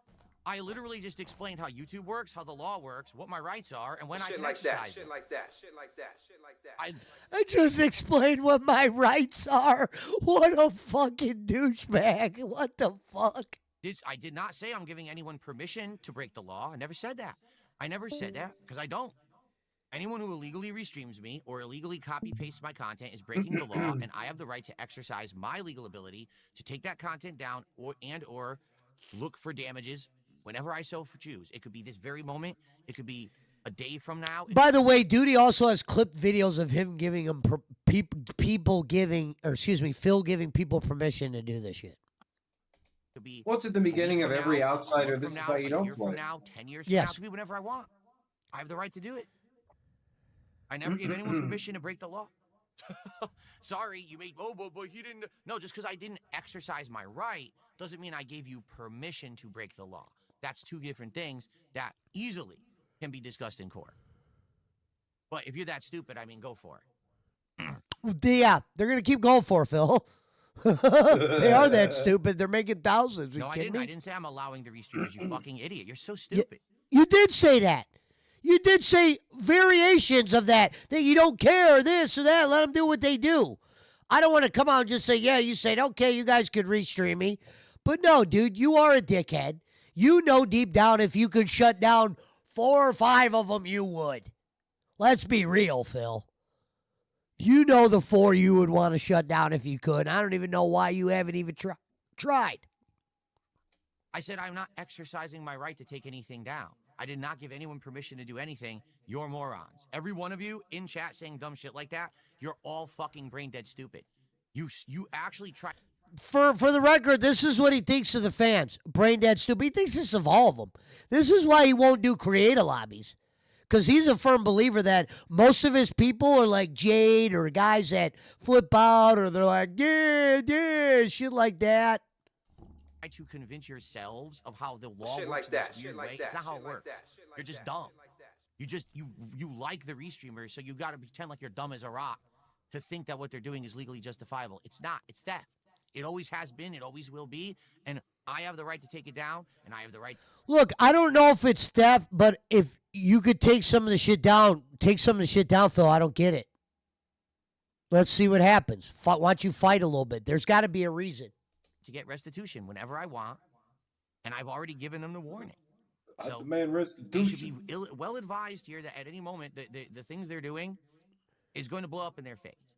But that's up to them. If they really want to keep playing with fucking fire and poking the hornet's nest. Like I said, right now I'm good. Right now I'm actually doing really, really well. Right? I'm doing fine. I'm having a great time. I'm hitting my goals. I'm enjoying the content I'm putting out. My life is good. But if my life ever takes a turn for the worse, because these people have decided to do messed up stuff. If my life ever takes a turn for the worse because of these people, if your life takes a turn for the worse, Phil, let me shine a little light on something. There'll probably get more views for a while. It'll be a while before you could shut them down, brother. Because if you start to shut down and you don't do no content, they'll be able to make hours of content, just like WPIG said, just from your shutting down. That's what I said. They know how to milk you. Phil, you don't know how to make money off your own shit. They actually do. Pretty impressive. Duty owns your algorithm.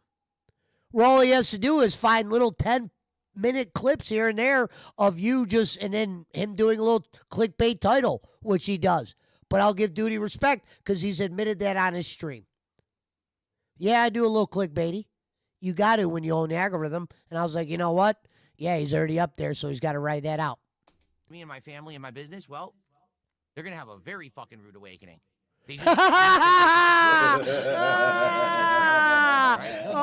I got that recorded, so I'm going to clip that, Phil. It's happening in the United States, across the entire country from top to bottom right now. Really? That whole shift of attitude. Thanks for the fake laugh. Politics, it's all happened. People all over getting a big rude awakening. It's going to happen to them, too. Just better hope that I do well. If I keep doing well, you're and I never come after you. But I can do it whenever I want. Ooh, we're shaking, Phil. All right, I have a few shout-outs to do.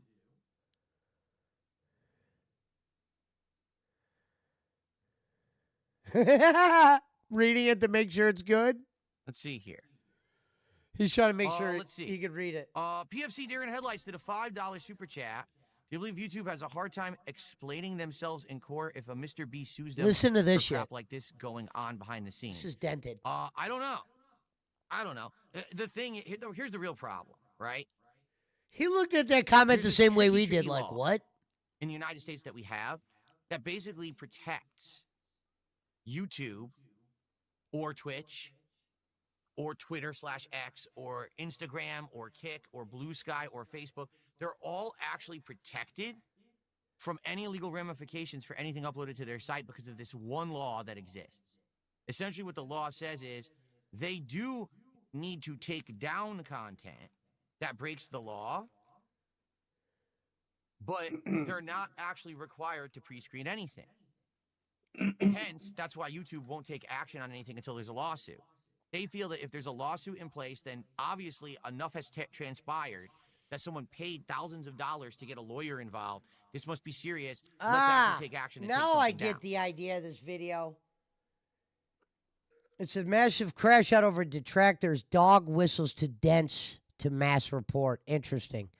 So what Duty is saying is he thinks Phil is trying to make the dents think they're doing a bunch of legal shit. So what happens is this. If the dent really believed Phil and thought, oh, shit, we'll just go flag Raw Phil on DSP's behalf. Why that saves Phil is, well, when Raw Phil finds out who flagged him, he'll say it's not DSP. He'll just say it's some random person. And even if Raw Phil could win the claims, he's still going to have to fight. So even if this isn't true, because I don't think DSP's that strong or that smart, but it's not a bad theory by Duty when you think about it. It's actually a very good theory, and the title is kind of like, yeah, it makes you think. Is he kind of trying to send that message to that, like, Jake Hudson type of guy that he has, like, hey, man, all you got to do is report these guys, they'll go down. And that's not the reality. They might go down for a minute, and I don't think DSP wants the ammo fired back at him. So that's probably why he doesn't do it, because he knows at the end of the day they will be back. And forever is a long time. And I don't think he wants to fight that battle in between. Because they say, you heard Stuttering Craig or Keemstar say, one of the things they frown upon in the YouTube universe is when one creator tries to get another creator shut down. And with Phil's weird way of thinking, this shit would bother him. Like he always says the word hyperfixate. It's because you hyperfixate on more shit than anybody I've ever met, pal. Outside of that, they know they have no legal ramifications to do anything. So anyone can put up any kind of a video. You could put up a video of a bloody murder. And YouTube's not responsible that was on their site because they don't have a pre-screening process. So all these people who are doing illegal things not daily, true. They're, outright theft, slander, defamation, violence, racism, sexism. Violence? Terrorism. I mean, there's all kinds of videos that get uploaded to YouTube every day. Oh, he's talking about videos. I thought he was talking about his detractors do. I was like, terrorism. They don't have to do anything. They, hands off because that law protects us. Pretty stupid that that's the case, but it is. It's the case. They just don't have any kind of responsibility for anything. So unless you're rich, and I've said this too, so basically what YouTube says is unless you're rich, you have no right to defend yourself against anything on YouTube. If you're rich, you can throw lawsuits around. Oh, YouTube said that, rich, Phil? You can't do anything. Oh, thank you. So, pretty messed up. You hear that, ladies and gentlemen? He said YouTube said if you're not rich, don't bother. Let's see here. If you're not Hazelwood, keep to your shit. Look at him looking and see who you can block. Phil, don't act like you're reading your chat because you want to have a chat with Someone them. tipped $2 and said, I enjoy when you rage playing content. True. I do, too. To be honest with you, it's the exception to the rule. Most of my viewers don't want us to come see me rage and support it. They actually want to come by and just hang out. They want to have a chill time. Like tonight, they just want to hang out with me. Let's look at some games. No, hold on. Steam. No, Let's it's pick not one. that Let's he's mess lying. around. Here's what he's not saying. The ones that give me the most shit have privately said they don't like when I do the huffing, the puffing, the I'll blow your house down shit. That's the reality.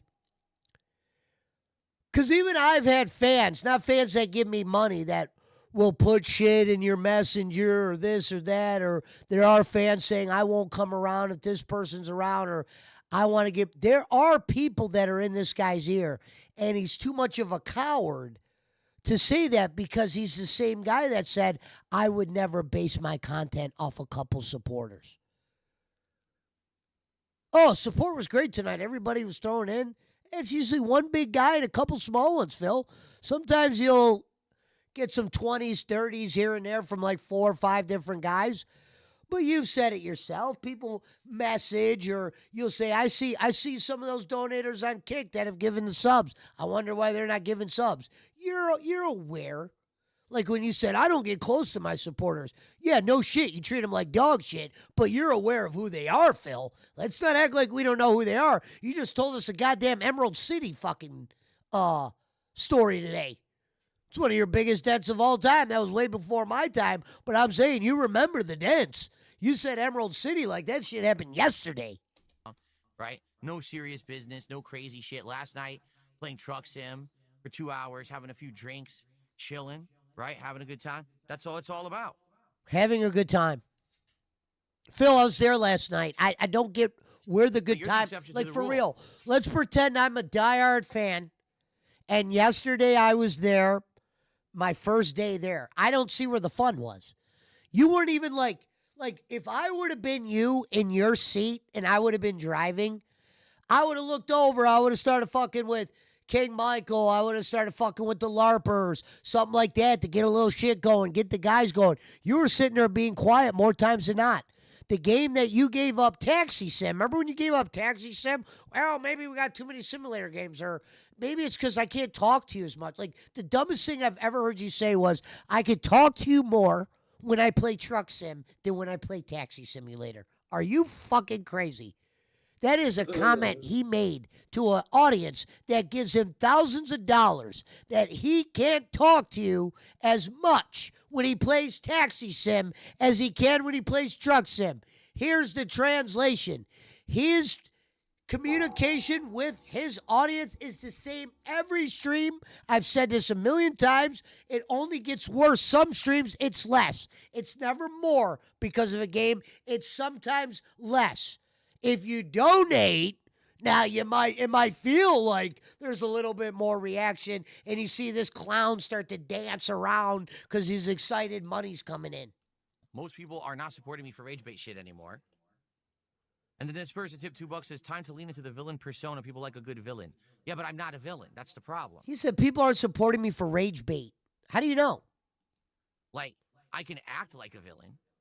Because Jax Raxer says he likes Street Fighter? If you want me to, but I'm not a villain. I don't go out of my way to hurt people. I don't want to hurt people. I don't want to make hurtful content. Like, that was never my intention on the internet, just to get over by... All right, well, let's answer this question. Barkley, is DSP a villain? Yeah. Well, give your reason why, and I'll give mine after. He's the king of hate. That's it? Well, he's the king of hate. He likes to talk about how he's been on YouTube for 17 years, and he built the first half of those 17 years on a legacy of just shit talking and, you know, all the shit he said about fucking Kojima and, you know, all the other shit. Phil, Plus, I think he's a villain for these reasons. And look at Battlefield. The whole reason he can't play it is because he's a fucking loser and he has no friends. Right. That's one of the, I think, main things that keeps you a villain, Phil. You do like to be solo. You will push someone away. You will shit on Wing. Even though it's funny when he goes, I don't want to talk to Wings and Boogie. I want to talk to their boss, Keem. Phil, for you to act like you're bigger than Boogie and Wings is ridiculous. Obviously, you might be doing a little better than those two when you go solo. Not better than Boogie on live. When them two are on live, you aren't even making close to the amount of money they're making. But when they go solo, like Wings does, and Boogie hasn't done it in a while, yeah, I'll admit, your streams are a little bit more entertaining. Wings doesn't speak half the time or whatever. You know what I mean? But for you to act like you're a bigger or a more important locale, or you don't need to go through them, you'll go straight to Keem. You're just as low as them, bro. You might be the king of locales, but you're no better than them. You're not any more known than them. Your vortex is just bigger and stronger. And if you put a Boogie vortex next to without Keemstar, let me be very straight. You put a Boogie vortex, a Wings vortex without Keem, and you put a DSP vortex. The DSP vortex is making the most money. That has been said. That was like when Wings says, I wish I had DSP's detractors, because Wings has motherfuckers that call FBI and shit like that. They're not even making money. They're literally going after Wings. You know what I mean? That's why they said, Wings got detractors, Phil. It might seem like your vortex is bigger, but that's because a lot of his detractors are underground, friend.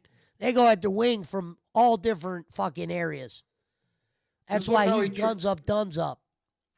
Look how he treated Rambo and Howard, if you want to know why he's a villain. Yeah, bingo. Project 7, the way you told those people when you said, I didn't give them money because they didn't ask for it. No shit, Phil. You've never heard of somebody that deserves something and will say, no, they don't want that? You were supposed to be smart enough to give them that. You heard Howard and Rambo talk about that you wouldn't give them any money, and you said they didn't want any money. They said they just wanted blah, blah, blah. It was your job, Phil. When I heard you say that, I was like my first tip off like, oh, okay. We are dealing with a straight up scumbag here. And he defends it. Like, this dude will defend scumbaggery years later. I don't even do that. And I've been known to do that. Not online and begging for money. But I've been known to say some shit like that to motherfuckers that deserved it.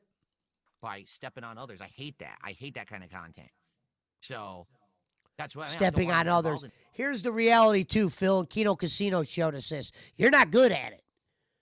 Like the detractor show that Kino does, they don't really call themselves detractors, but if that show they do, they're good at it. When they had you on there, what was their take? Their all jokes aside take away from that. You were very boring. It wasn't that entertaining. People were just more shocked to see you out of your element. And I go back to thinking of that RTU stream. Yeah, other than the shock of you being on Kino Casino, that shit was awful. That's why when they didn't bring you back on as much, the reality was you weren't that entertaining, and you tried to sell to the fans that there just wasn't no ideas, this and that. The reality was Kino didn't want you on as much because you didn't have the best takes. When you were on there with Josh Moon, the most entertaining part about that was when you defended Derek, which you meant you weren't even trying to be funny. That was just the most retarded thing ever when you were defending Derek in front of the Kiwi Farms guy. And you're like, the detractors are winning. The detractors are winning because they made you get rid of Derek, a sicko? Like, this dude is oblivious to shit that's going on. I've met smarter retards. That kind of shit. I just want to chill and play games and have a good time with my audience and just be left alone. But, of course, that's never going to happen because people have found a way to essentially be leeches, parasites on that kind of content and basically make a living doing it, which is pathetic. It shouldn't be allowed. In fact, it isn't. It's illegal, but that's the conversation, right? All right, that's the end of that. By the way, Stevester, I believe, did a $5 super sticker, and I didn't get to see it here and put it on the leaderboard yet because the super stickers don't show up in my queue. But I believe that was $5 from Stevester as well. Another thing I want to point out. When I first met this guy, you see this thing scrolling at the top where all the donations, all the names? That used to be 3 things when I first started watching this guy. Top super chat, tip, and I think there was memberships on there. But I know top super chat was there. And I think memberships. Now he's got it all. Kicks, kick memberships, YouTube memberships, super chats, super stickers, top tip. In a scroll-a-thon at the top. This is the same guy who said, we don't want distractions. That's why I don't do pop-ups. It takes away from the viewing experience. But a fucking scroll on the top with all the fucking dents doesn't? You're now up to $23 of support. What up, Schmidt? Going on? You tell me.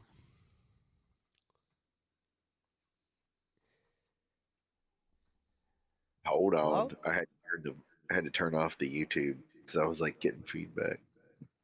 I remember my first day. The YouTube was breaking down.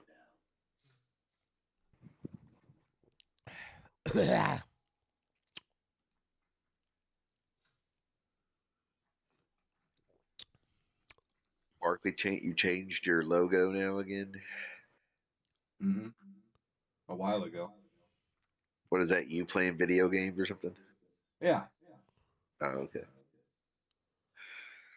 I mean, it's just me with a gaming headset on, and it's Garrett Bush put up a video 2 hours ago. Myles Garrett wants to see more of Shedeur Sanders. I'm sure it's. I bet that's exactly what he said. Yeah, you know, Garrett Bush is actually though a Cleveland. While Tony Rizzo's fucking roasting me on the radio, I'm over here talking about who I think should play quarterback.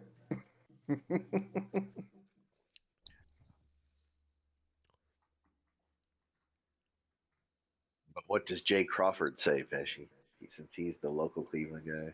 That's who Garrett Bush works with. That's why I said there might be some realness to this.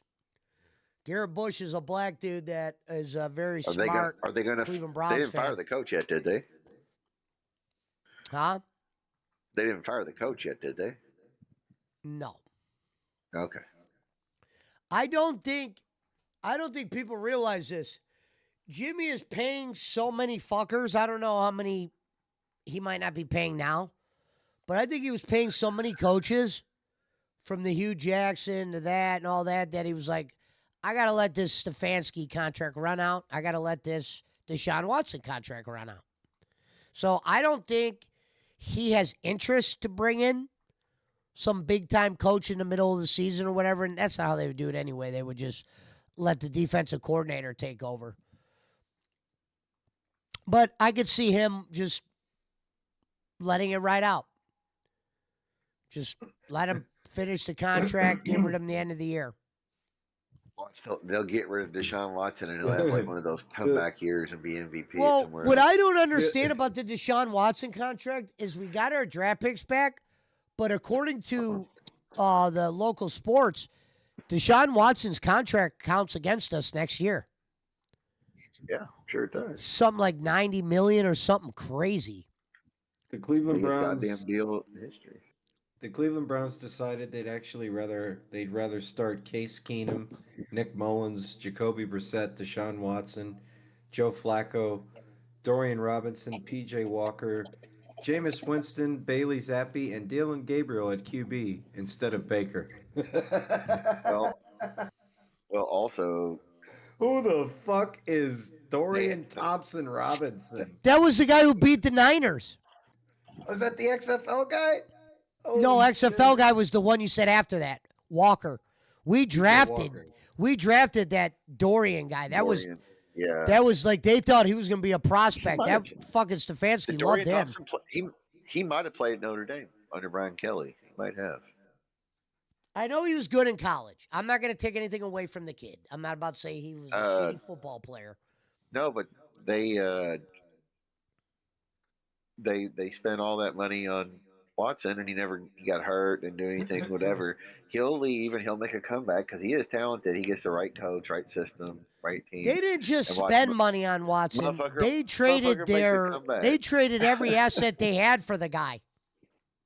Oh, stupid. Think about this. You ready how dumb Jimmy is?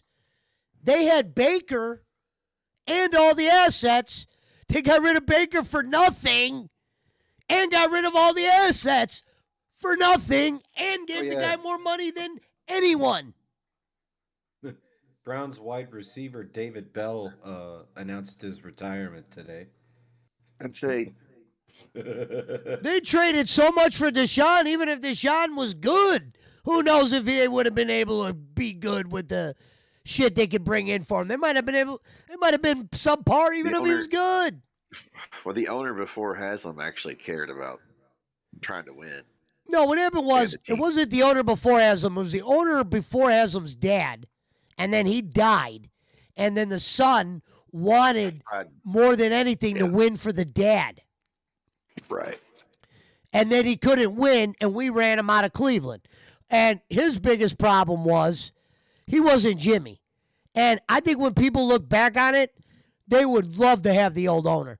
The old owner's biggest problem was he couldn't hire anyone. And they couldn't draft anyone. And he didn't really hold anybody accountable like they should. You know, he let guys kind of do what they would do, and they just didn't do shit. Just a couple of guys fucking around. But to be fair, we wanted Romeo Cornell. He did get you Romeo Cornell. He did get you Butch Davis. Yep. Odell Beckham Jr. Odell Beckham Jr. Hello, Nicole. Love you. Odell Beckham Jr. said the Giants purposely sent him to the Browns to, quote, die and struggle. Quote, the Giants sent me off to Cleveland to die. I could have went to the 49ers as I could have went to the Patriots. I could have went to teams who had a chance to be great. Yeah. No, he's lying. Let me tell you why he's lying there. And he's saying this while he's wearing that happened. Hold on. He's saying this while he's wearing a hat with Chief Wahoo on it. Just wanted to add that. Yeah. Let me tell you something that he doesn't say. Let's be real, Odell. You act like going to the Browns to die. That's just what happened. And you got hurt. Let's talk about the reality. You were getting traded to one of the best assembled rosters at that time. We were projected to go to Super Bowl, and you were playing with your best friend, Landry. How many players like playing with their best friend? A lot of them. So him going there, he was happy. Don't give me the shit. You weren't happy. It's easy, like Johnny Manziel, to point the finger at the Browns when shit goes wrong. Not saying they did a great job, Odell. But don't act like you wanted to go to Dallas or something. You were cool with the GM that traded for you. You were cool with Baker at that time. Landry was your boy. And we had 2 running backs and a defense. So don't act like they sent you there to die. Did you end up dying there? Yes. Oh, they chose Beckham over Baker. Not really. They ended up having to trade Beckham, unfortunately. He got hurt, and they just ended up trading him. The goddamn coach fucking couldn't coach worth a shit. He couldn't coach worth the shit. Baker was putting up better numbers sometimes when Odell was out of the game. So that was the story. Baker plays better without Odell. What'd you have, Nick Chubb and Kareem Hunt? Yes. Both of them. OB, whatever. Jarvis Landry, Njoku, great tight end, good offensive line, serviceable quarterback. And they had Todd Heap for that year, too. And you had defense that had... The werewolf didn't go live your again. Boy, Right? they had Clowney and fucking what's-his-face, Garrett, right? Well, 1 year. Well, I'm just saying, but, like, that motherfucker couldn't win with that talent. How's he going to win now? That talent's way better than what they got now. They have a decent defense still, and a good tight end. The Browns are 55-98-1 in the 10 seasons since they hired Paul DePodesta as their chief strategy officer. And that's why I said this is another story that they said. Guess what, Paul DePodesta? Your strategies all suck. Show me one strategy this guy has had since he's come here that has worked. For real. Nothing has worked. Tony Rizzo said that the Cleveland Browns should hire Peyton Manning to run football operations. Good. I don't think he'd do it. Paul DePodesta lives in San Diego, not Cleveland. Not shocked. Exactly. That's all you need to hear. He's like, no, I remember that. They said he doesn't even come to Cleveland like ever. We already knew that. He does like all his business from Cali or something. Jimmy loves the guy. That's fucking mad. Jimmy loves the guy so much he'd probably let him fuck his wife. I swear to God. I wouldn't want to. Paul DePodesta could go take a shit in the middle of the field during the game, and Jimmy still wouldn't fire that guy. He's down there with fucking Boss Man ruining the Cleveland Browns. I'm saying it. This guy has been... Paul DePodesta is the only one who hasn't gotten fired. Other than Stefanski that got his 6 years, but he has kept DePodesta. He got rid of GMs that got good players. He got rid of the GM that got out Odell and Baker. He got rid of that guy. And drafted Chubb and Njoku. You got rid of that guy. And Chubb's gone.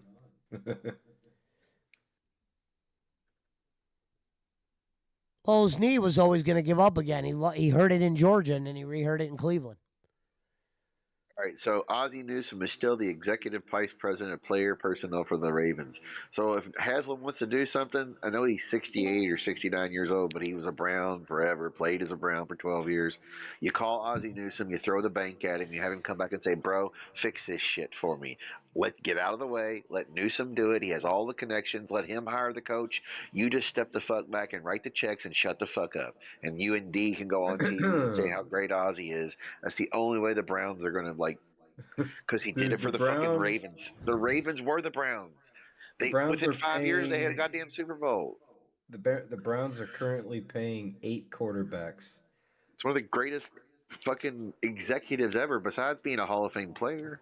Watson, Winston, Gabriel, Flacco, Sanders, Zappi, Robinson, and Pickett. They're still paying Dorian Thompson-Robinson. Let's see here.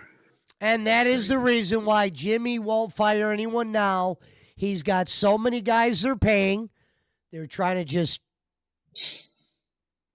kind of rebuild without telling people they're in a rebuild. But it's obvious. Haslam says the average Cleveland Browns ticket price will surpass $200 in the new stadium. Sure it will. You got to pay for it somehow. Hey, have fun. Out in the suburbs by the airport. Have fun. Pesci will be there when they have WrestleMania. Fuck the Browns. Right? Or Royal Rumble or some shit. Yeah. No, I'll go down there for the one's Browns game to see what it smells like. It's like a new car. It'll have that new car smell. Hey. It's technically in my backyard. Have you done a wellness check on the werewolf? Yeah, he's still kicking. He's still posting online and shit. He hasn't gone live he didn't go live again today. Yeah, all these fucking earthquakes and typhoons are hitting the Philippines right now, and he posted on Twitter and whatever. Nobody follows him on Twitter. People follow him on Twitter. I don't know why you think no one does. People follow him on Twitter. If you look at it, Schmidt, will you tell him that more people follow him on Twitter than they do YouTube? No, I know he's got like 12,000 people that follow him on Twitter. Well, but if you look at his tweets, he's not going to do another show or whatever. Yeah, he posted something publicly. What? I never saw that. Yeah, about how he's busy. He's busy doing stuff, and his eyes have been bothering him or whatever. He's got a doctor's appointment or something. He must have posted that on Facebook. I'm blocked on Facebook. He didn't post that on Twitter. I thought he put it on Twitter or maybe Instagram or something. Nah, he didn't put it on Twitter. Hold on, let me see where it's at. I know it was on. I thought it was Instagram or something. Let's see. It looks like. I don't know. I guess the 501c3 is not going to be filing any operations paperwork this year.